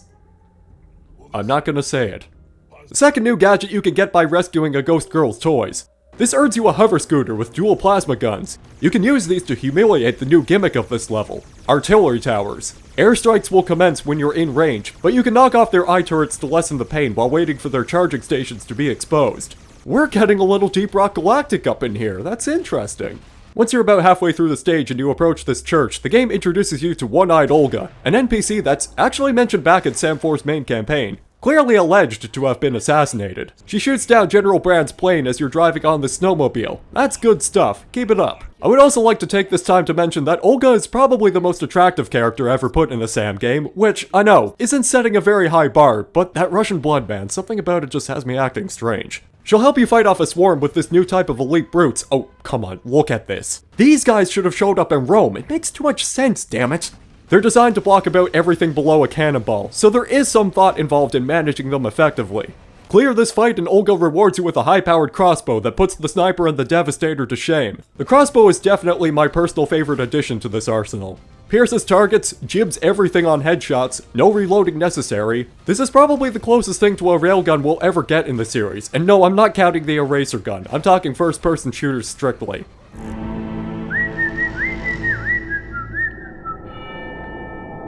Couldn't help myself. I'm in love. Rest of the mission is a trek through the fields of Siberia, shutting down these artillery towers. I'd say this is a decent challenge, but the presence of numerous vehicles does tend to make it a bit of a joke. Level 4 sets you back into green pastures for a short while. Starts off with this hill battle, which serves as appropriate foreshadowing for how the game wants to treat you moving forward. After this, you can hop into a tank and, like the mech segment, it's alright. I'm conflicted. Maybe it just feels too soon to hop into another vehicle, even if it's separated by one level. Like how Countryside's mech section is almost right after the Vatican mech section. I've also discovered that my greatest enemy while driving a tank is undoubtedly a singular small tree because I'm not paying attention to where I'm driving, but I'll give the designers some credit. This vehicle, you can actually exit on command so you don't have to go down with the ship when it seems all hope is lost. Much better. So you know that part I mentioned earlier? The first fight on that hill? This game's done playing nice. The main road has NPCs, and I want to at least have some fun first, so let's do the side mission. Enter this dig site, and shout out to the designers for the most evil elevator sequence I've ever played. Like, holy shit, this was a ball clencher. And then you get to the end of the dig site, Tomb 3, what? Am I even playing a serious Sam game anymore? What is this sudden creativity doing in this game?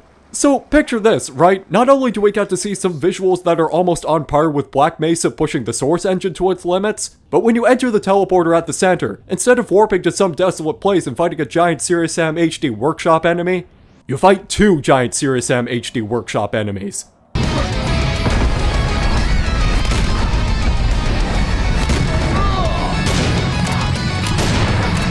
This is like a professionally crafted shitpost. I can't believe this is in the game.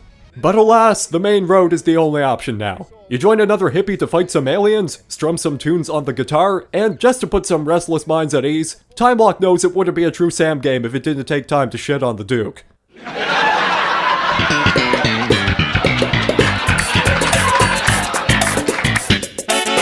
This is the turning point for the gameplay because now you've got a really powerful weapon.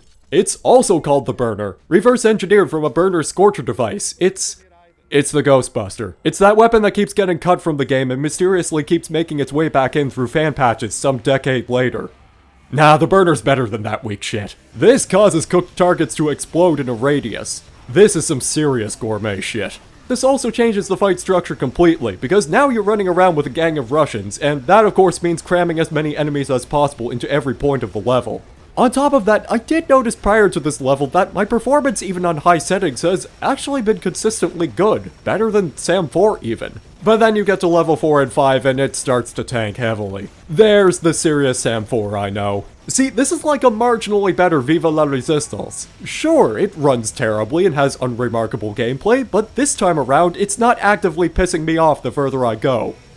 Hey, Future Sakor here. So, while I was editing this video, a patch actually came out not too long ago, which appears to be addressing a bunch of performance problems people have been having with the initial release. And this also includes some fixes for micro-stuttering, some of which you might have noticed in this footage. Needless to say, by the time this video is released, the game probably runs a bit smoother now. The final level is more of the same. I think the level design has also taken a nosedive by this point, given that it's mostly flat yards, parking lots, open squares, once again just dumping whatever wherever it can. Like this giant fight sequence in an open field is slightly engaging, but I'm just I'm just tired of all this. Like, it's not bad, but I think the pacing's already been dragged out back and shot in the head since the last level. I'm not processing the action anymore, I'm just going through the motions. But then, it takes a turn. You fight Brand. As a boss.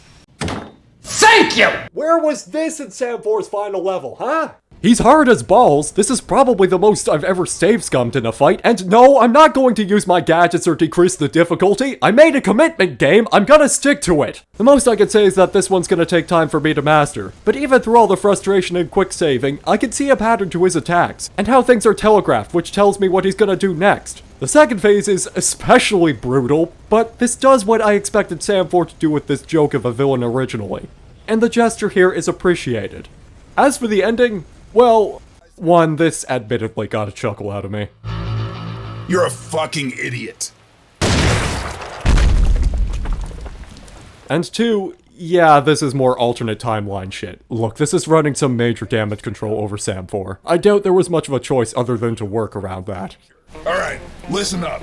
I know it's really cool that you killed Brand, but this timeline does not end well. Believe me, I've seen every variation. I shot Napoleon like you said, but the future is still the same. Yeah, I figured as much. Honestly, I just wanted someone to shoot that little twerp. Anyway, Sam, Olga, I've got a mission for you. Now, back in 1352 BC, the pharaoh Akhenaten has just discovered a buried Sirian ship.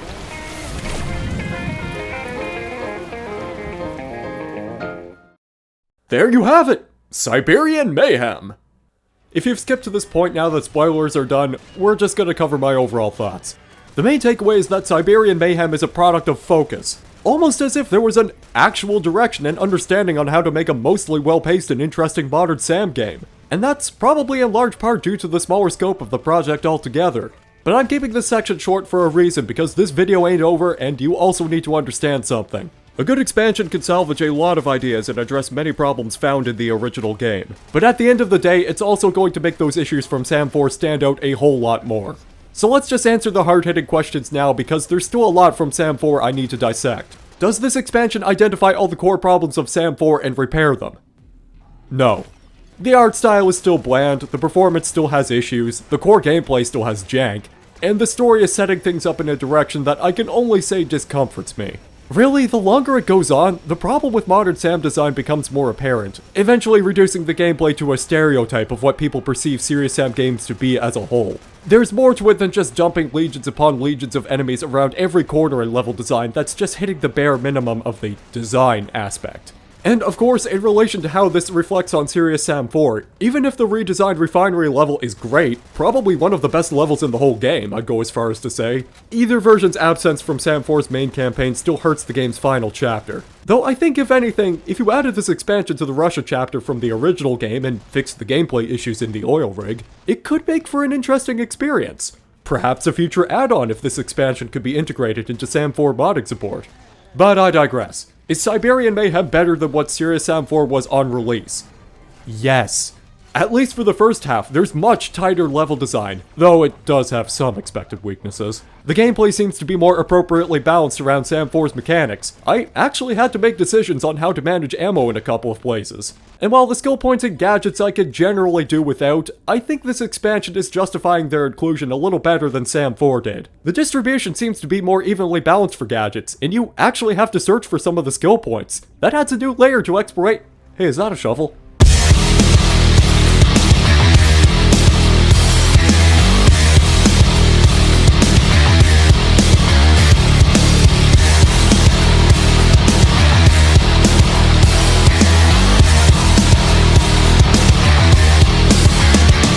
Nah, this upgrade still sucks, but I can say I've used it more here than anywhere else in Sam 4. And despite the art style's blandness, I could say the settings are also nicely detailed. Little inclusions like weather effects, moving clouds, breakable objects, sound effects for machinery and environmental areas. It all helps to mask the underlying issues, and especially with the inclusion of mental tech, it creates a nice contrast to the more grounded setting. And sound design wise, even the enemies have a bunch of new sounds that were previously missing. Like all the Octanians have different firing sounds, and arachnoids curse at you.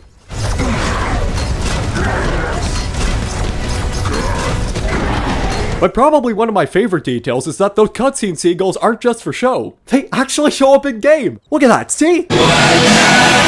The secrets are also better on the whole. I didn't find too many of them on my first run, but for the fact I was actually searching for them for a while, that's already a step up from the numerous parkour secrets in 4. Allegedly, there's only 2 of those in this whole campaign. Mario, is that your doing? Either way, I find it best not to spoil too many of the ones I found here, since this game is still a fresh release. I guess the final point regards the soundtrack, and I hate to say it, I wasn't finding myself getting drawn in by the music this time. Maybe it just needs more time to grow on me. I could say it does the job. I think this is just my lack of taste interfering with all the Russian levels when it comes to the soundtrack. I'm not Russian, so I can't tell if it's a masterpiece. Though, is anyone else getting Revengeance vibes from Siberia's fight music? I can't be the only one hearing this.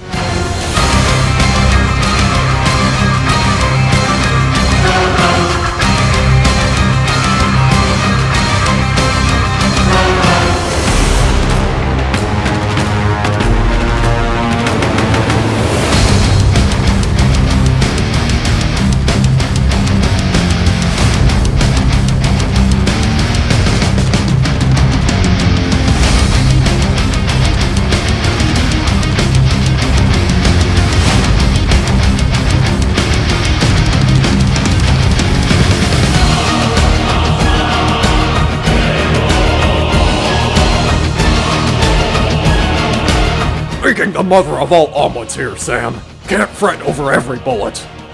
There's a lot more I'd like to compliment this expansion on in greater detail, and honestly, it might be worth its own video at some point. So I'm confident in saying that Siberian Mayhem is just better than Serious Sam 4. Though as much as I could praise it like the content-starved walking aneurysm that I am, the few working cogs in my brain are sending a faint signal of frustration over how this is an improvement over the source material. Again, foundationally, it's still Serious Sam 4, with painful design elements that you have to work around. And you just can't undo the damage done by the base game's release, no matter how good the expansion is. Though at the very least, it shows what could have been. This is doing what I expected Serious Sam 4 to do. And while I think that speaks loudly to how Sam 4 should have shot for this bare minimum in the first place, seeing this world come to life in this expansion is refreshing. Hell, my problems with the second half of the campaign aside, I could say it was a more fulfilling experience, and I'll gladly take a good DLC as a send-off over Sam 4's disappointing finale. This is starting to sound familiar. Where have I heard this one before?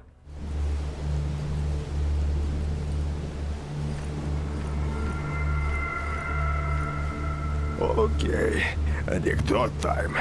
So, crap, I forgot. Oh, right. The final question. Should you play it? Look, I'm not your absent father figure, but I'll keep it simple. If you enjoyed the base gameplay of Sam 4 and wanted some extra content, go for it.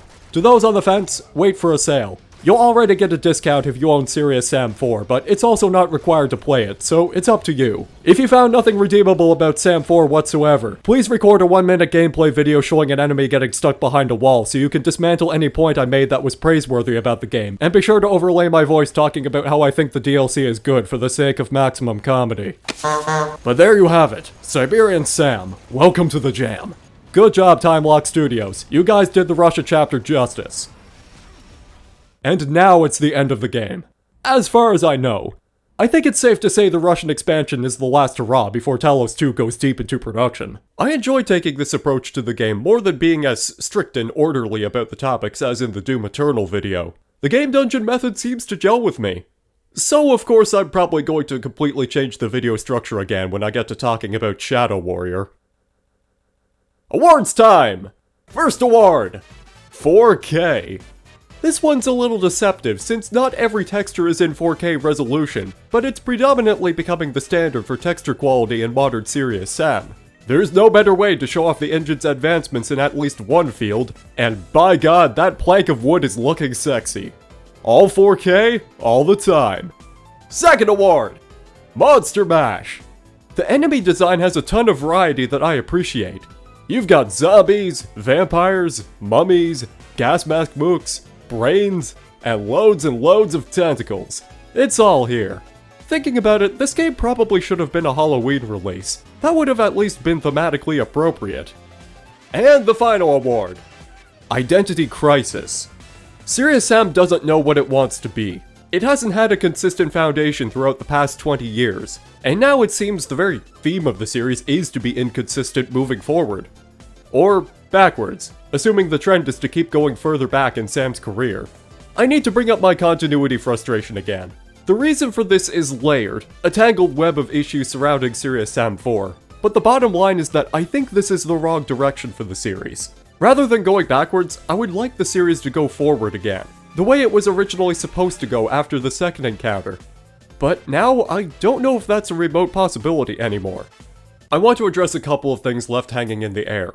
So, this video wasn't supposed to go on for as long as it has, and keep in mind, I've been glossing over a ton of things I'm certain people were expecting me to talk about, such as the numerous bugs and oversights still being discovered and pointed out to this day.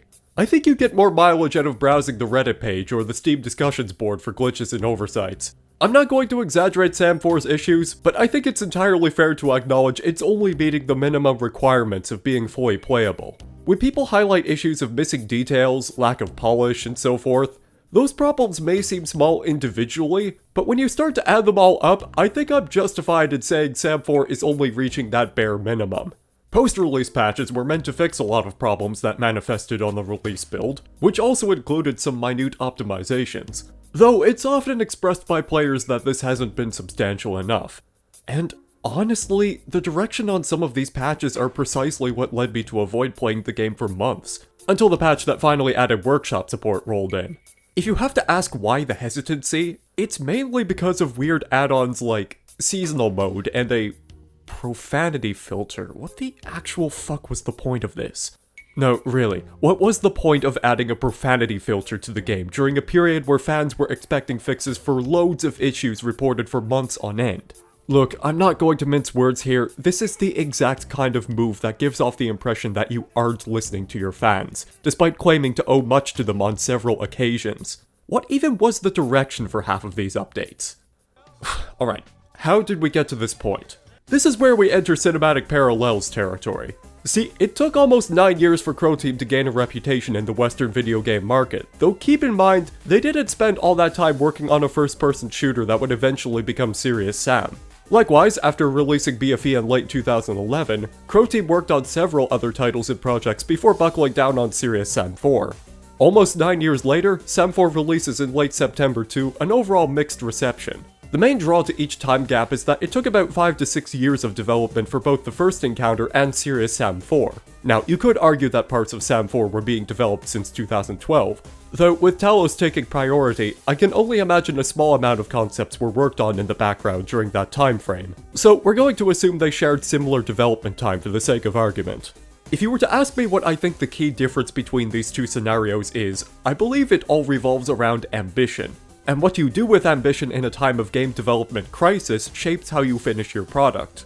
Let's look at the first encounter. Serious Sam started development sometime in 1995 as a radically different game titled In the Flesh, looking more like an imitation of id Software's Quake, with all sorts of advanced features for a game taking place in gothic dungeons and castles. But this eventually changed to a bright and colorful romp across different planets, with the Egyptian Earth setting receiving the most polish. As a side note, it's interesting how even in the alpha build of Sam, you can still see some DNA from Quake 1 and 2 etched into the design.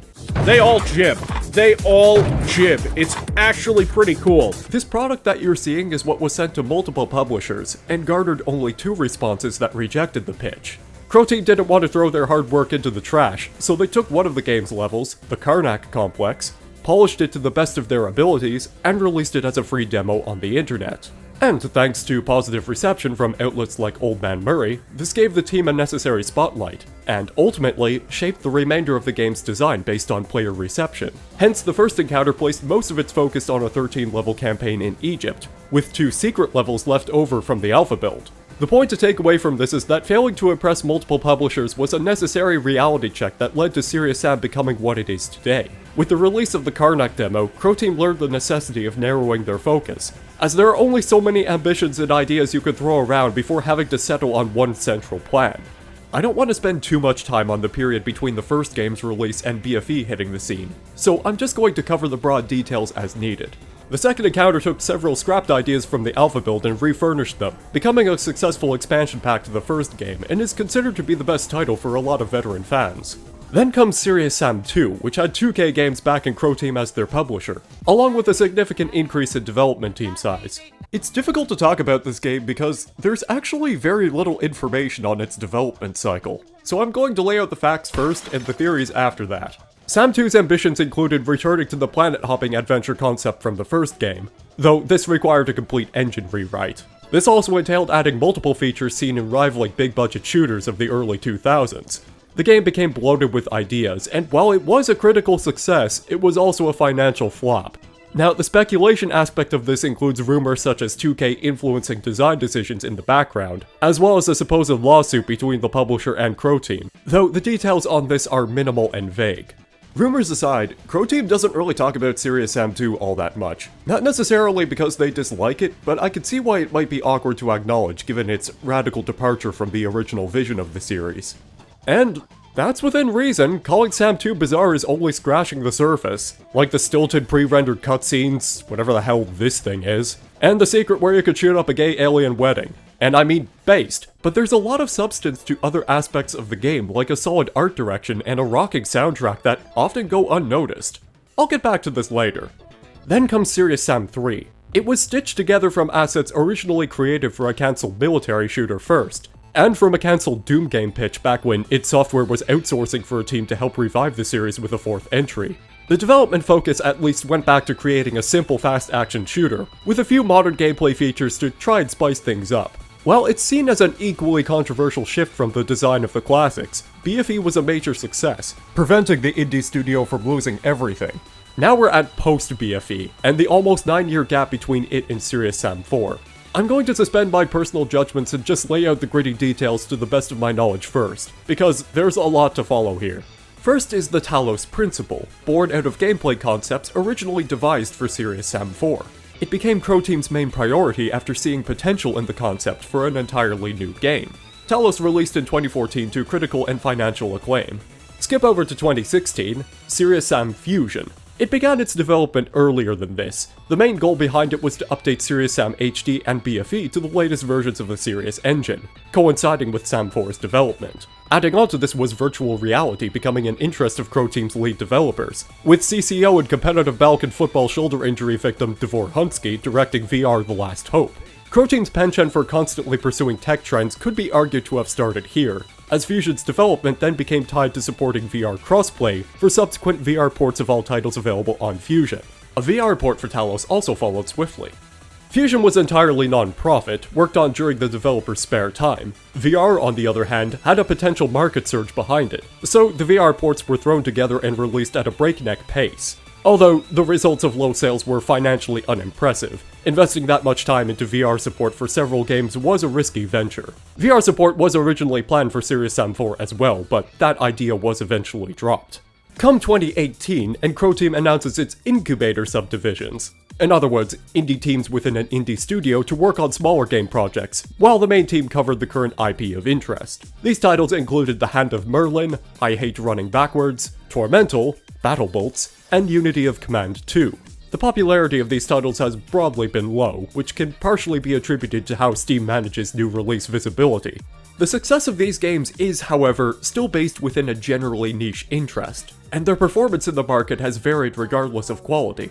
So, in combination with having to manage indie subdivisions, VR support, Fusion support, and porting their games to other platforms, or otherwise focusing on supporting other tech such as to-buy eye tracking. Okay, look, I have to comment on this personally. This kind of attitude implies that working on Sam 4 was the last thing the team wanted to do. To say nothing over how spreading a team of less than 50 people this thin is already a bold strategy if I had to put it lightly. In spring of the same year, Serious Sam 4 was finally revealed, featuring a trailer and the playable demo at that year's E3. Behind closed doors that only journalists would be permitted to view. Naturally, as the gameplay leaked and surfaced online, the pre-alpha footage was not reflective of the otherwise polished trailer and screenshots demonstrating the advancements of the engine, and needless to say, this did not earn positive reception. The footage was subject to the less than flattering comment that it looked like cheap DLC for BFE. Further reveals of SAM 4 were few and far between, with most information found in a scant few developer interviews, discussing plans and features of the upcoming title. It was also around this time where development of SAM 4 then became Croteam's top priority, because while the incubator teams continued to work on putting their games into early access, Fusion and VR support began to quietly drop. To briefly contextualize the situation with Fusion, the plan was to have its development continue alongside SAM 4's, and offer continuous support and updates, with a sub-team working on remasters of the HD and BFE campaigns, inspired by works from the local modding community. Additionally, SAM 4 was going to be part of Fusion, allowing all modern titles to be accessed through one central game hub, as all owned titles would act as DLC without requiring the original executables to be installed. At some point, the changes made to the engine proved too difficult to sync with Fusion, so cross-development for both engine branches was dropped. So, where does this leave Fusion? Still being a side project that earned the company absolutely nothing, the last updates it received were tied to the Serious Sam collection released for consoles and the emerging Stadia platform by Google. Fusion for other platforms, essentially. After this, official support for Fusion ended, and the plans to remaster the titles on it have long been forgotten. In a partially broken state, I might add, as you may recall, one of the advertised features of Fusion is crossplay between VR players and regular players. So if players wanted to run a co-op session with standard PC users, or flat users, this was possible. That is, until some patch came along and broke it. Attempting to even use this feature now crashes the game. This has been reported on numerous occasions, though it's never seen a fix. Next up is Serious Sam Revolution, a fan-made port of Serious Sam Classic promoted by Croteam. It was designed to combine the first two games into a single cohesive campaign. This also included features such as a planned bonus campaign, Steam Workshop support, removal of DirectX rendering, and this stunning multiplayer character model. The team who worked on it, Alligator Pit, had shifted a few times as some initial members had to leave for other priorities. While updates for Revolution proceeded as normal, they were unable to finish the bonus campaign due to the lead developer quietly walking away from the project, leaving said campaign locked in development hell for years. Come July of 2019, Croteam assigned 2 members of their external branch to finish working on Revolution. It began as a simple task of fixing pre-existing bugs, though it also included the mandate of finishing what was started off of the bonus campaign, dubbed Bright Island. This task was fraught with several complications, as the engine left over from Alligator Pit's work was rife with bugs, such as an editor bug that would cause the application to slow down when doing so much as adjusting textures on models and brushes, or a bug related to entities registering damage, where if one enemy died or 2 enemies received damage at the same time, it would cause the game to freeze for a second. This kind of occurrence was not unusual for Revolution, and it did require a third developer's assistance in fixing the code. The time frame to have the project finished in a playable state was from late June to August 25th, roughly 2 months to finish things up. Having to work around Revolution's newly introduced bugs and crashes with a very small team put the project into crunch mode, giving the developers a short time frame to fix various issues, and testers only had so much time to even test and report everything. Bright Island's reception is fairly mixed as a result. So then, now we've arrived at Serious Sam 4, with all members now officially focused on finishing the game. A developer update video was published in May of 2020, and the beta testing period began around June. Obviously, I'm not permitted to say much about the beta testing process, though I can give some insight based on the development of Talos and the footage from the developer update video. Croteam does not apply the final polish until very late into development. Thus, during the beta testing phase, you can practically see their games transform in real time with each update. This is part of the rationale behind keeping reveals of the game secretive, as not only are products subject to heavy changes over time, but many bugs will still be present throughout beta. It's no different with how Fusion's development was handled, though that of course was tumultuous in and of itself, due to the engine constantly being updated while still tied to SAM 4's branch. Things would break a lot more often in unexpected ways. Although the case with SAM 4 is more unique. This was also strapped with the difficulty of attempting to finish the terrain and legion systems and new shader system as well. This was on top of many other facets that go into beta testing. Gameplay mechanics testing, visual design feedback, performance reporting, crash debugging, and a plethora of bugs which can sometimes result in more crashes and game-breaking issues. And secrets which are usually added about a month before release. This hasn't been an unusual practice for Croteam's games in the past, though the weight of all the new technical bloat probably added a lot of undue stress on the team. One other thing to note is that the project's direction was taken over by Devore after Alan's departure in 2019. And of course, we all know the original August deadline could not be met, hence the delay to late September.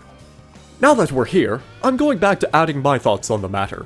Serious Sam 4 is what you get when a studio grows too ambitious in what it can accomplish. It also seems nobody was willing to ask if these new features would benefit the series at all, not helped by Crow Team's insistence on absolute secrecy during development. And I think because of this, the lack of engaging with the fanbase on how the game was going to look and play ended up hurting it more. This is where the difference lies. The first game had publisher rejection leading to the game's demo becoming the driving force for its completion, thanks to player feedback. But compare that to Sam 4, there were no pushbacks or limitations that prevented Crow Team from going full speed ahead with whatever they wanted to do for the game. The lack of engagement with fans on what the game would be like didn't exactly help. It's once been stated by Devore that their technology has largely been the driving force behind the development of the Sam games. And if Sam 4 isn't proof enough of that concept, for better or for worse, I don't know what is. And yet, despite its lack of polish, poor optimizations, and other questionable design decisions, I can't help but feel that something was trying to be salvaged out of all this. I'll concede that much was subject to change between the footage demoed in 2018 compared to the beta footage in 2020, but there's a part of me that wonders at what point the gameplay became the major focus. While it certainly is flawed, especially with the skill trees and vehicles, it's the one part that is broadly considered to contain the most polish. Crow Team knows how to make a fun game. When it's down to the wire, they can craft an experience that, at least for my taste, causes those brain chemicals to start flowing. Like whenever I see someone else playing Serious Sam 4, that makes me want to boot up the game and start playing it myself. And I can see the honest attempts at trying to improve upon BFE's shortcomings. But in a way, Sam 4 is like a reversal situation of BFE. BFE had a load of presentation polish and a script as long as 4 pages to keep it moving forward. But it starts out slow gameplay-wise. It's not until you're about halfway through the campaign where the pace picks up and begins to resemble Serious Sam again. Sam 4, in keeping with JT's words, explodes in your face from the start, going all out with the action and just wanting the player to have fun. But the cracks in its presentation and writing begin to show the longer you play, and eventually the gameplay begins to suffer as well. There's just a lot of little things that constantly irk me the longer the experience goes on, only interrupted by a solid gameplay sequence on the occasion. To say nothing over how the story is like the video game equivalent of a one-night stand. It's fun and silly from the start, but the longer it drags on, the more it loses sight over what attracted people to the game in the first place. When you have to resort to waxing poetic about the nature of humanity, you might as well be performing in an empty theater by this point. And I'm saying this having gone out of my way to dissect the story and writing because I believe that these aspects, if done well, can enhance a game even if it's not the main focus. But it's just not selling me here. There's also another thing I've noticed. Serious Sam games have always had some aspect to them that parodies other shooters of each game's time period, or at least ones which had a presence a few years prior. Serious Sam 1 parodied the classic shooter with horde-based arena gameplay and unconventional traps, all well crafted in the image of macho 90s action heroes. Hell, Sam even looked like a Duke clone before the second encounter. Serious Sam 2 was constantly poking fun of sci-fi action shooters, such as Halo, Doom 3, and Half-Life. It also had enough fourth wall breaks that you could feel the game's fist physically punching you in the face with its utter lack of subtlety. I can see a rocket launcher on the altar. Take it. I love collecting big guns. It looks so unreal. Serious Sam 3 dropped Sam into a gritty military world with new features like more weapon reloading, iron sights, and sprinting. Doubtless inspired by the surge of modern military shooters of the time. But BFE maintains that familiar gameplay approach the series earned its reputation for. The "no cover, all man" slogan was made to take a jab at third-person shooters with cover system gameplay, though without this clarification, it sounds quite misleading given the amount of hitscan mooks in the game. As for Serious Sam 4, it's still keeping up the tradition by making fun of games like Borderlands and Half-Life. Again. But I almost feel as though it's more so trying to parody itself. Like, it's Serious Sam! You know Serious Sam, right? Everything in Serious Sam is big. Big enemy waves, big levels, big guns. So let's just make everything bigger. You guys like one-liners, right? Don't worry, we've got lots of them. And the characters are all really self-aware, too. It's just like it always was. Hey, remember when Sakor used to not be an edgy and ironic lunatic? What the fuck happened to him? This is also the point where the cracks in the gameplay are beginning to show. See, if you take away the add-ons like vehicles, skill tree, even headshots, gadgets, and weapon upgrades, you get what's essentially the same games as before. There's a part of me that finds this just as refreshing as it is monotonous. Serious Sam has always had some aspect of familiarity that draws a certain crowd to it, but it never really keeps the crowd's focus and is nothing revolutionary as it was 2 decades ago. So much of what you get is a similar game as its predecessors, with janky gimmicks attempting to mask the underlying simplicity of Serious Sam. And the very flat, uninspired level design doesn't help it either. For some reason, Crow Team wants Serious Sam to be so much more in every aspect other than gameplay, but they seem to have forgotten how and why the series became popular in the first place. Now, I think there is a simple solution to enhancing Sam's gameplay, which I will talk about shortly, but I want to first address how the presentation holds up in the eyes of the public. Overall reception of the game seems to largely agree that the base gunplay formula is solid, with some mixed reception on whether the new features enhance the game or damage it. Other parts such as the story, art direction, presentation, and performance have the common opinion deeming these as more negative aspects. And although performance has varied depending on user hardware, the occasional glance at news updates for Sam 4 typically contain comments regarding the current state of optimization, asking for it to be further improved. I believe it's more efficient to simply align the common points of agreement that fans have had regarding Serious Sam 4. And the one point of critique in particular from Modern Sam that frequently rears its head is the visual presentation. Just a disclaimer before I let the community have its word, I'm merely drawing attention to a very specific point, not painting a negative impression about the entire game by selection of certain clips. The intention here is to provide evidence of a common perspective shared by all these people. And if it need be stated at all, rather than just having me ramble on about the art direction and presentation myself, many voices conveying their thoughts should speak for themselves. It feels like an unfinished mess. It looks generic as hell, like asset flips. It's devoid of any of the charm of previous games in terms of the graphics and the, not serious art style.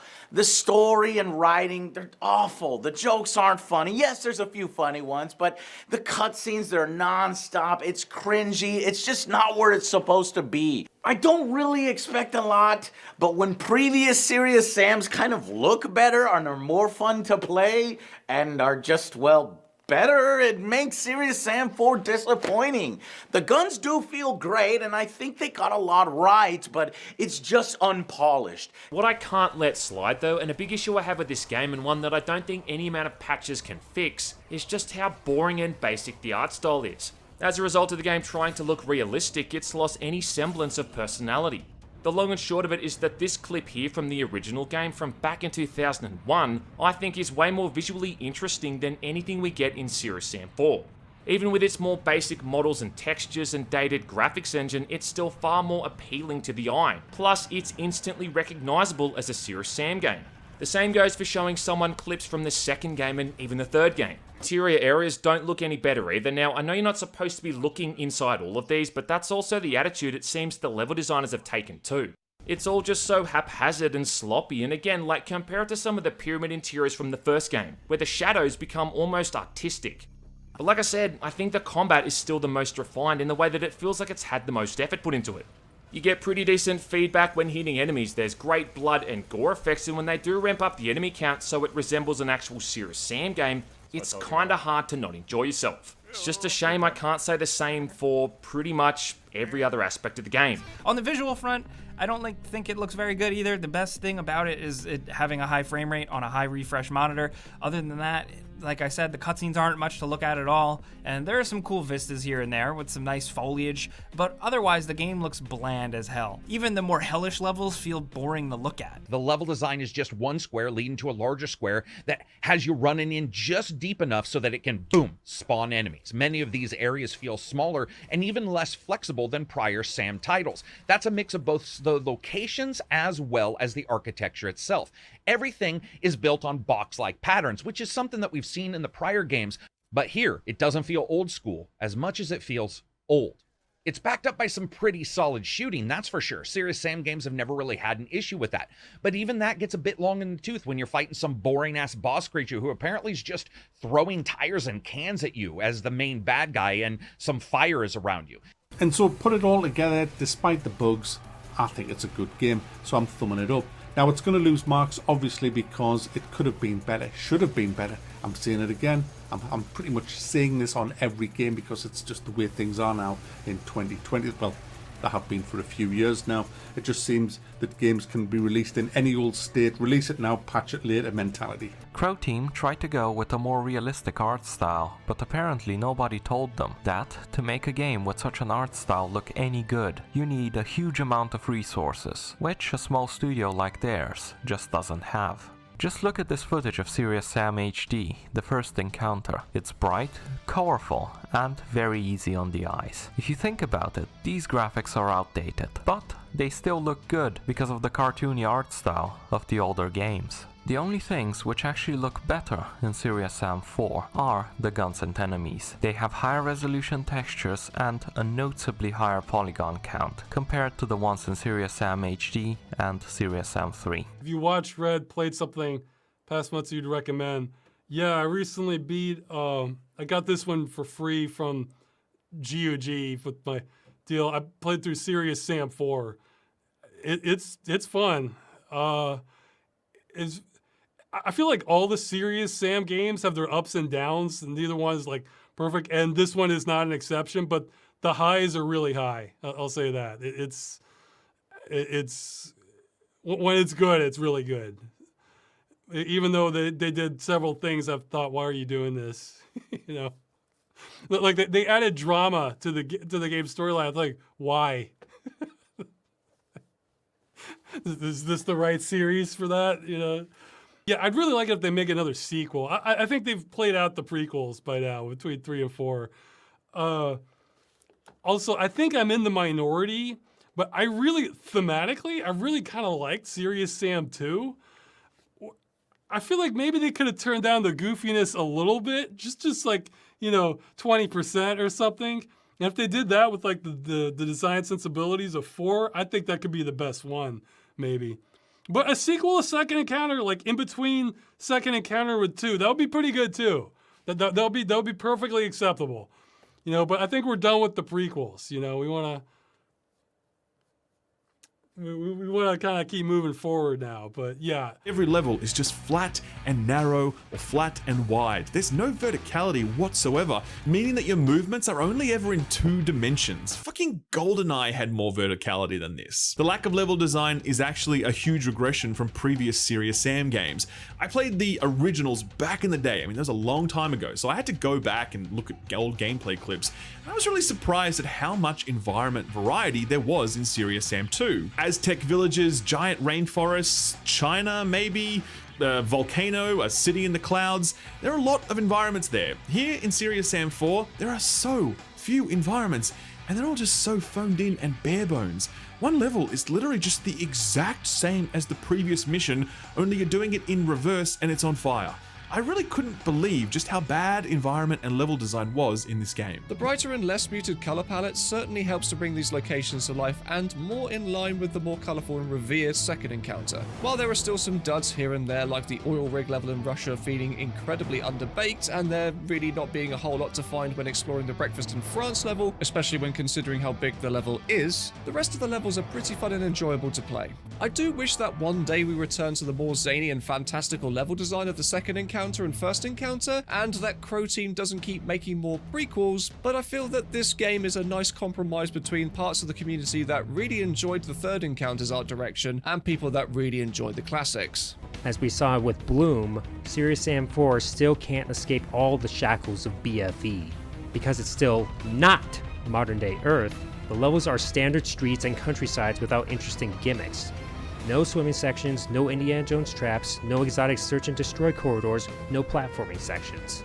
I've seen comments saying that this game looks like a Unity asset flip, and while I'm not a graphics whore, that point of view isn't unfounded. If you go for visual realism in your game, regardless of the price tag, you're going to be judged by the benchmark set by the industry. Moreover, going for photorealism makes you run the risk of making your game look boring and not stand out from the rest. I don't know for certain, but I feel like if Crow Team had decided to go for a more compact and unique looking design like many throwback shooters of recent years, then I feel it would have been better received regarding presentation. Crow Team should embrace an art style that's easy on the eyes and not too taxing on the environmental artists. I'd say something like the HD encounters mixed with military sci-fi. This doesn't look like a Serious Sam game to me. If I showed you Serious Sam 4 and told you it was a Serious Sam 3 mod, you might believe me. In fact, Serious Sam 3 looks way better in many ways. And that game came out 9 years ago. And like I said, some things do look genuinely good. The weapons and enemy animations are fantastic. It just feels like the rest of the game wasn't finished. I've not really liked how Serious Sam has evolved over the years artistically. To me, the best looking Serious Sam games are still the first encounter, the second encounter, and the next encounter. These games have a pseudo-realistic look, but it's still cartoony enough to pick out that it's Serious Sam, and it doesn't take itself too seriously. Serious Sam 2 went full cartoony, which I don't think kills the game by any means, but I definitely didn't like this art style as much as the first games. Serious Sam 3 took the complete opposite direction, which is more realistic looking, which I like even less than Serious Sam 2's art direction, and Serious Sam 4 seems to have just continued on what Serious Sam 3 did. Except in this regard, you can't even tell it's a Serious Sam game. And you know what, that's just kind of how I feel about the game as a whole. Like, it's got a lot of good in it, but it's so muddled down by just terrible technical performance, lack of polish, and anything relating to that story. The gameplay, it's quite fun. The levels are fun. The weapons are quite fun. Killing stuff is quite fun. The bugs, the glitches, the animations, the graphics as a whole, the storyline, the characters, the dialogue, the huge open, like, lifeless areas. No, that's not good. That brings the game down. At the very least, a majority of the issues I brought up in this video could be fixed. But it's like we shouldn't have even gotten into that discussion to begin with. Like, when will they fix it? How long will it be before they fix it? Why didn't they just delay the game? They should have just delayed the game or put it in like early access. When a game comes out, it should be good and then can become great. It should not be like half finished and then becomes good over time. Many games like Avengers, Anthem, Destiny, whatever follow that trend, and those games I don't give a second chance with. I don't bother with. You get one chance to come out. This is a little different because it's not a live service and it's Serious Sam, but my point still stands. The game should have come out good or great and then could become excellent or great or whatever it is. So, although the game does look really old, there were some highlights here for me. Despite those good things though, graphics were without a doubt the game's biggest weakness in my opinion. Every time I jumped in, sadly, I couldn't help but think, wait, when did this game release? The locations are beautiful in this game, artistically, but they look a bit samey, especially the woods of France. They look like stock assets taken from Unreal Editor. Then there's a myriad of other technical problems.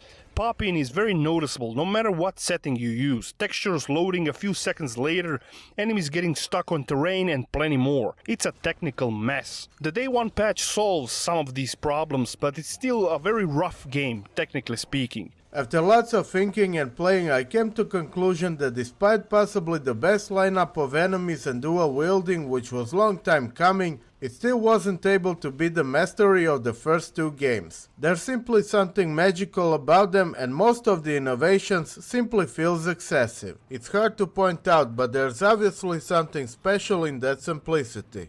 Unlike some, I don't mind the modern setting actually. It may be restricting by horizontal level design, but it is what it is. However, there's definitely a certain charm and playful atmosphere in those unusual historic places that the modern ones are missing. There's no denying that. Whatever the Crow team does next, I hope that they play to Sam's strength. They are not a AAA studio, and so I wish they don't try so much to make a spectacle that ends up being just spread too thin. But I have to say that the realistic style itself is kinda bland and lacks personality, if that makes sense. Like, I can look at the encounters and 2 and clearly know that this is a Serious Sam game, whereas 4 doesn't really stand out in the same way, and a handful of levels also just plain look bad. And I can't shake the feeling that the game is a bit inconsistent in what it's trying to be. France and Italy are generally colorful and full of foliage, but the multiple city levels are all the same boring crap. There's nothing spectacular about Serious Sam 4. The over-the-top set pieces are silly, the scripted moments are sabotaged by the iffy graphics, and the level design is let down by its almost pathological blandness. I say almost because there are a few stages that stand out visually, even if the actual structure is a little bit lacking. A particular favourite is escaping an army of demons during a volcanic eruption, for example. And yet Serious Sam 4 managed to be incredibly fun to play at the same time. weapons that fire enormous cannonballs, a shotgun you simply never have to reload, a decoy device that has a hologram of Sam yell insults at the enemy. These things don't necessarily make up for the game's shortcomings in any way, but they do make them matter a little bit less. The biggest disappointment I've had so far with Serious Sam 4 is just visually how it looks. Everything looks kind of a bit dated, especially when it comes to the character models and all the cutscenes found in-game. Animations are kind of weak and floaty at times, and it just looks kind of like a PlayStation 2 game at times. Now, I see what they're going for with the art style, and it does look alright.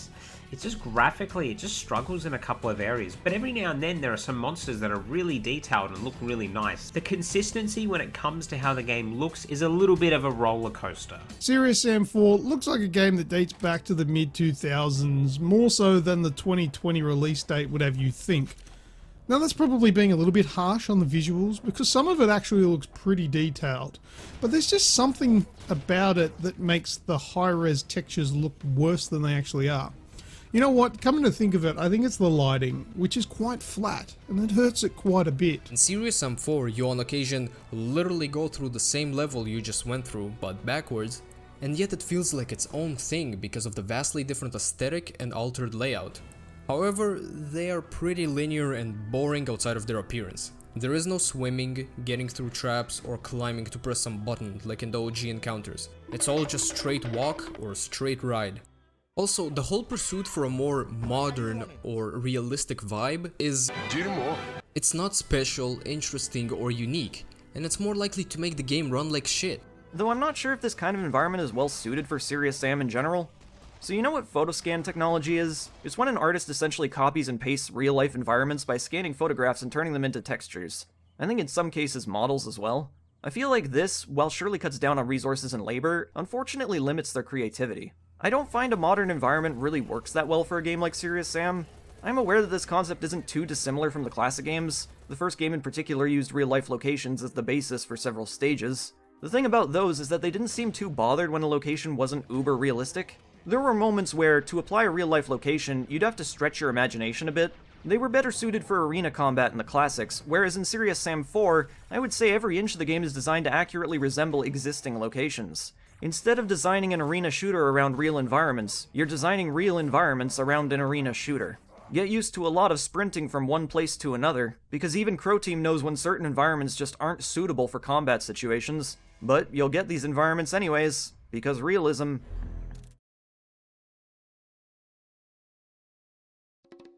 This is just a sample of inputs from a variety of personalities, from more popular pundits to lesser-known creators. And I think you'll often find similar input throughout other videos, streams, and written reviews across other platforms and discussion forums. If there is any message that should transmit clearly by this point, the modern approach to Sam, already a contested issue since BFE, is at the very least tiresome on a visual level. Over the past 9 years, I've seen that the trend in video game art direction has gradually shifted towards embracing unique and colorful art styles. But in a tragically poetic manner, Crow Team, once defying the industry standards of art direction, embraced those standards in 2011, and have since remained fairly stuck in place, with one foot treading slightly into the waters of colorful and creative visual design, while the other foot is shackled to the lengthy shoreline of grit and realism, as if the developers would rather spend more time modding Microsoft's Flight Simulator by throwing in legions of headless kamikazes erupting out of a literal giant shithole.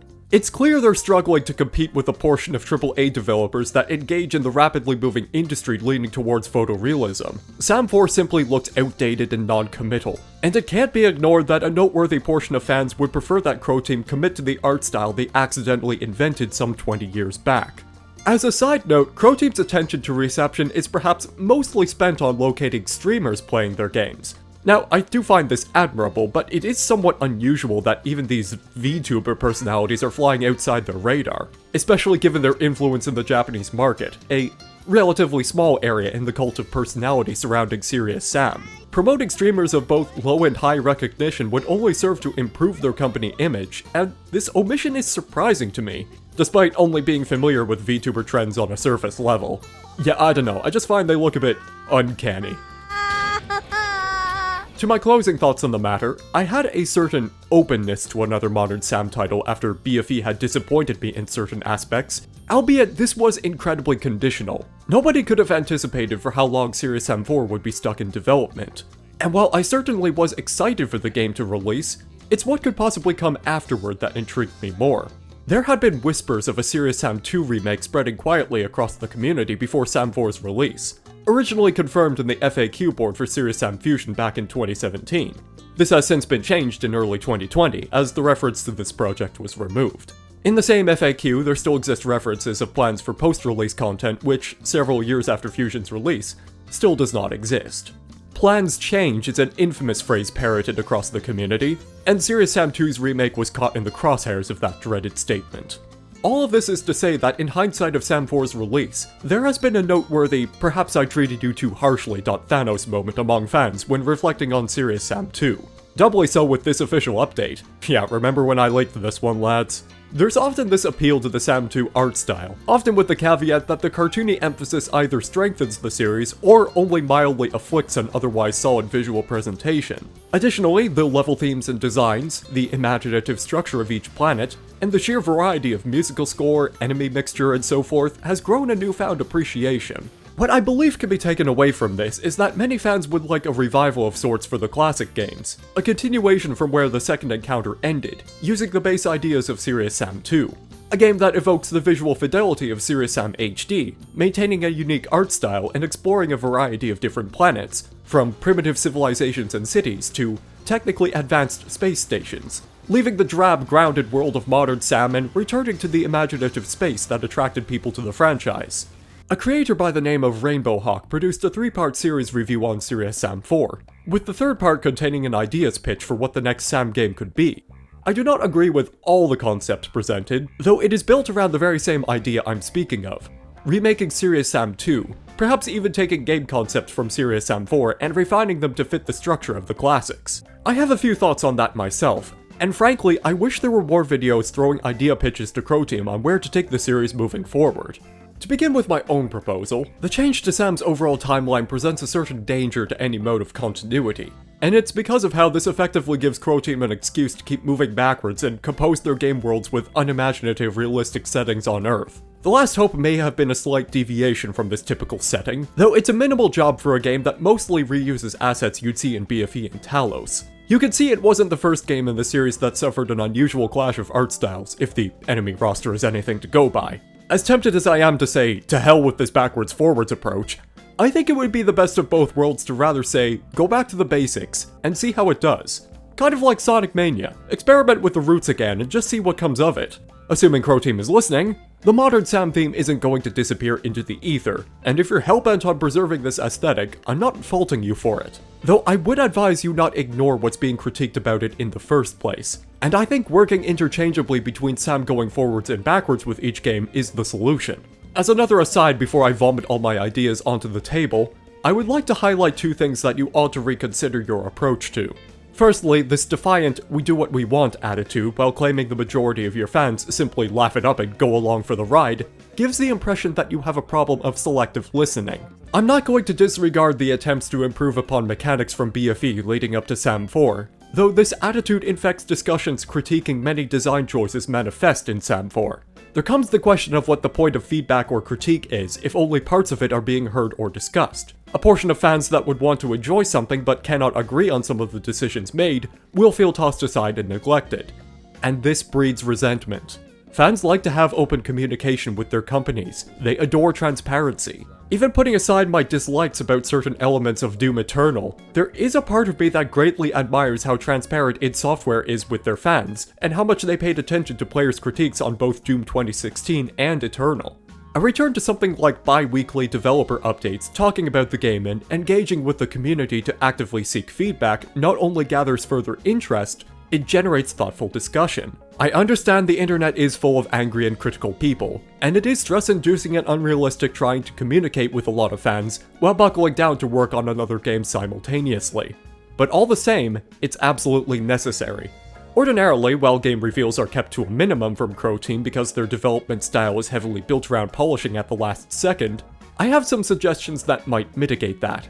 To remake Serious Sam 2, as it were, cut the project into 2 games. SAM 2 as a whole is very cumbersome, so reduce the project workload and structure it in a fashion akin to 2-second encounters. This allows for greater direct focus and doesn't overburden a development team of moderate size. Hire some environment artists and redefine the visual concepts worked on for the original 2005 release. I don't care that photogrammetry is easier. As in the Talos Principle case, it is a tool. A tool, and not something that ought to dictate how every one of your games is built visually. From a basic gameplay perspective, I also see it as a common complaint that the series is hesitant to evolve in any manner. Furthermore, the ability to generate excessively large levels is merely another tool in the toolbox. Do not go bigger than necessary. Serious SAM levels are strong when they're contained and boundaried. You can still sell the illusion of a much larger world, perhaps more impressively with the terrain engine, but do not build the game around its capabilities. Also, cube map reflections are garbage. I want to see this shit properly mirrored. I would say take the basic level structure of the originals, but also add in some mechanics where arenas are made with verticality in mind. You could still keep the original format while also adding in experimental design, so the gameplay loop remains engaging. Expanding on Sam's movement abilities may assist in this, but don't tread too far into imitation of modern Doom-like combat, so as to maintain the identity of Serious Sam's formula. Even for basic level design, starting with Medigbo, a planet like this should have rising hills and towering cliffs, bridges above massive canyons, structures atop plateaus, caves and temples, and all that. For the second planet, perhaps revisit the giant world aesthetic as Magnor did. You've demonstrated some initiative on that for one stage in The Last Hope. Even the stereotypical Chifang could be refashioned into a thriving planet that dumps the wacky aesthetic and perhaps pursues a more sci-fi Shadow Warrior-esque art design. Planet Clear was a beautiful wasteland of volcanoes with ancient temples among lava-flowing caves. This would be lovely to see in updated visuals. Ancient medieval-like fantasy structures of Elenir could offer a taste of the medieval era from the second encounter, with some alterations to maintain the appearance of another planet. Lastly, Kronor and Sirius have good foundations as they appear, the latter especially with its sprawling Sky City aesthetic. Above all, do not clutter things attempting to look like a tourist location. Keep the base level design simple, and just let the artists give them life and personality. Additionally, each level should feel like an event of its own, not simply a snapshot into a picturesque setting with a static sky and the only hint of life being the swaying of grass and trees.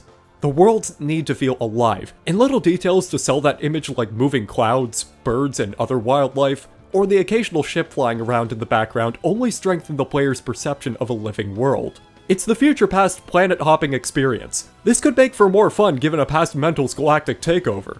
Maybe cities infected by propaganda machines, and I mean more than just drones that spout out silly dialogue. Mental's influence should be felt on each world, beyond enemies running around and some destroyed monuments.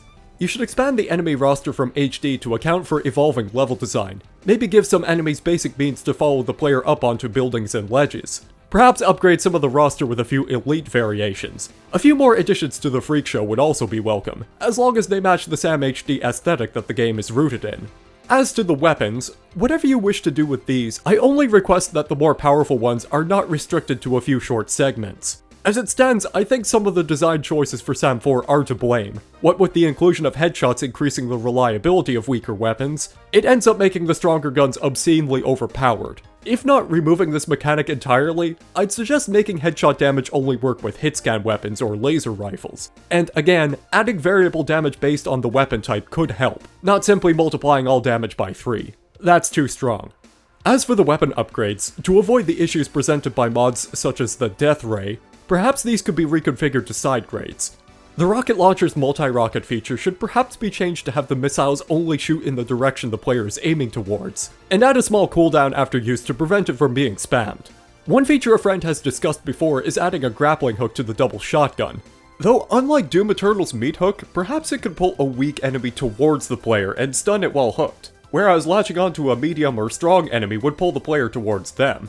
This could function in a manner similar to the Sirian bracelet, where the player is dragged across the ground so as to prevent getting out of bounds if the stronger foe is on a high ledge. Perhaps weapon side grades could be unlockable based on accumulated score points, giving the scoring system a functional use. But these should be restricted to purchasing only one at a time, if possible. Another contention is the inclusion of the skill tree, with many people only seeing dual wielding as a game changer, with the other skills being overly specialized and gimmicky, or ought to be available skills from the start. Since a classic SAM game is typically devoid of mechanics such as iron sights, reloading, and sprinting, that eliminates many of the debatably useful player buff skills. I would just remove the skill tree entirely. I'm hesitant to say dual wielding is a good inclusion without potentially upsetting the balance of the base SAM formula. Perhaps it could work as a power-up instead. As to the question of gadgets, I'm in broad agreement with what Rainbow Hawk has suggested, which would namely include a hard limit and mild retooling of each, so as to not become hoardable items. Power-ups? I'm indifferent towards those, but might be more favored over gadgets. The soundtrack ought to be reflective of each setting. The cinematic and Hollywood-inspired tracks of The Last Hope and Sam 4 are serviceable for the modern aesthetic, but they don't have a place in an ancient setting. Even when composing for the spin-off title Bogus Detour, Damien understood how the aesthetics drive the musical themes. And the soundtrack of that game is one of my favorites in the entire series. It's only rivaled by my love for Serious Sam 2's OST. Story and lore-wise, I'd prefer the approach Doom 2016 took, relegating background information into collectible logs and keeping the story foundation straightforward. And assuming you aren't complete cowards, Crow Team, British Natrixa waifu was the best decision you've ever made, and I wouldn't mind having her back as a companion that Sam could banter with. Just please don't make the writing overtly self-aware. Hell, maybe let John start writing his own one-liners again. Even if this would be best off being split into 2 games and we only got half of the suggested experience, I think it's a necessary experiment for the series, and one which stresses the element of simplicity above complexity. If there is any wonder as to why underground hits from developers like New Blood perform as well as they do, it's because they are fundamentally simple on the outset, but they also continuously challenge themselves and the player by evolving the design throughout their campaigns. I'm not going to stroke the boomer shooter shaft too much because even those games have their own problems, and there's kind of a lot of them now. But if there is one thing to take away from them, the creativity aspect is often what shines the most. You gotta keep it simple, don't spread yourself too thin, and remain focused on the project. I know you guys like the concept of a vertical slice so much, and there's no better way to get direct feedback from fans by giving them a one-level demo demonstrating what the game is about and how it plays. Just try it. See what happens.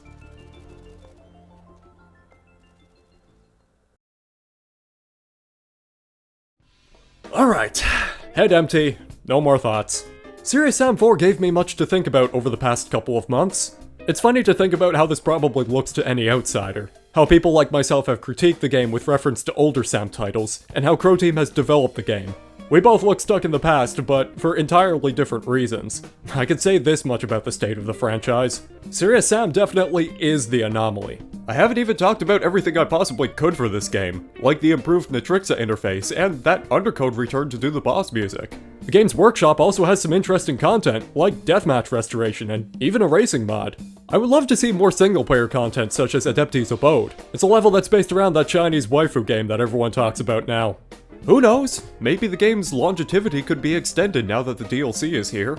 After all, the only reason Sam 4 itself had any longevity was probably due to Devolver's acquisition of Crow Team back at the end of 2020. If you've wondered why Serious Sam 4 had to be released as soon as it did, I could say it was damned lucky to have the release delayed to September in the first place. All that's left now is to pick up the pieces and continue working on new games, hopefully with improved new ideas, lest Serious Sam continues going the way of the boomer.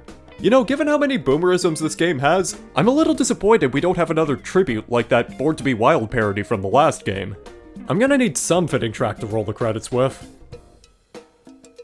Yeah, this'll do. Anyway, thank you all very much for watching. I'll see you on the flip side with another video in about half a century. Until then, take care of yourselves. I'm gonna drive off the nearest bridge now.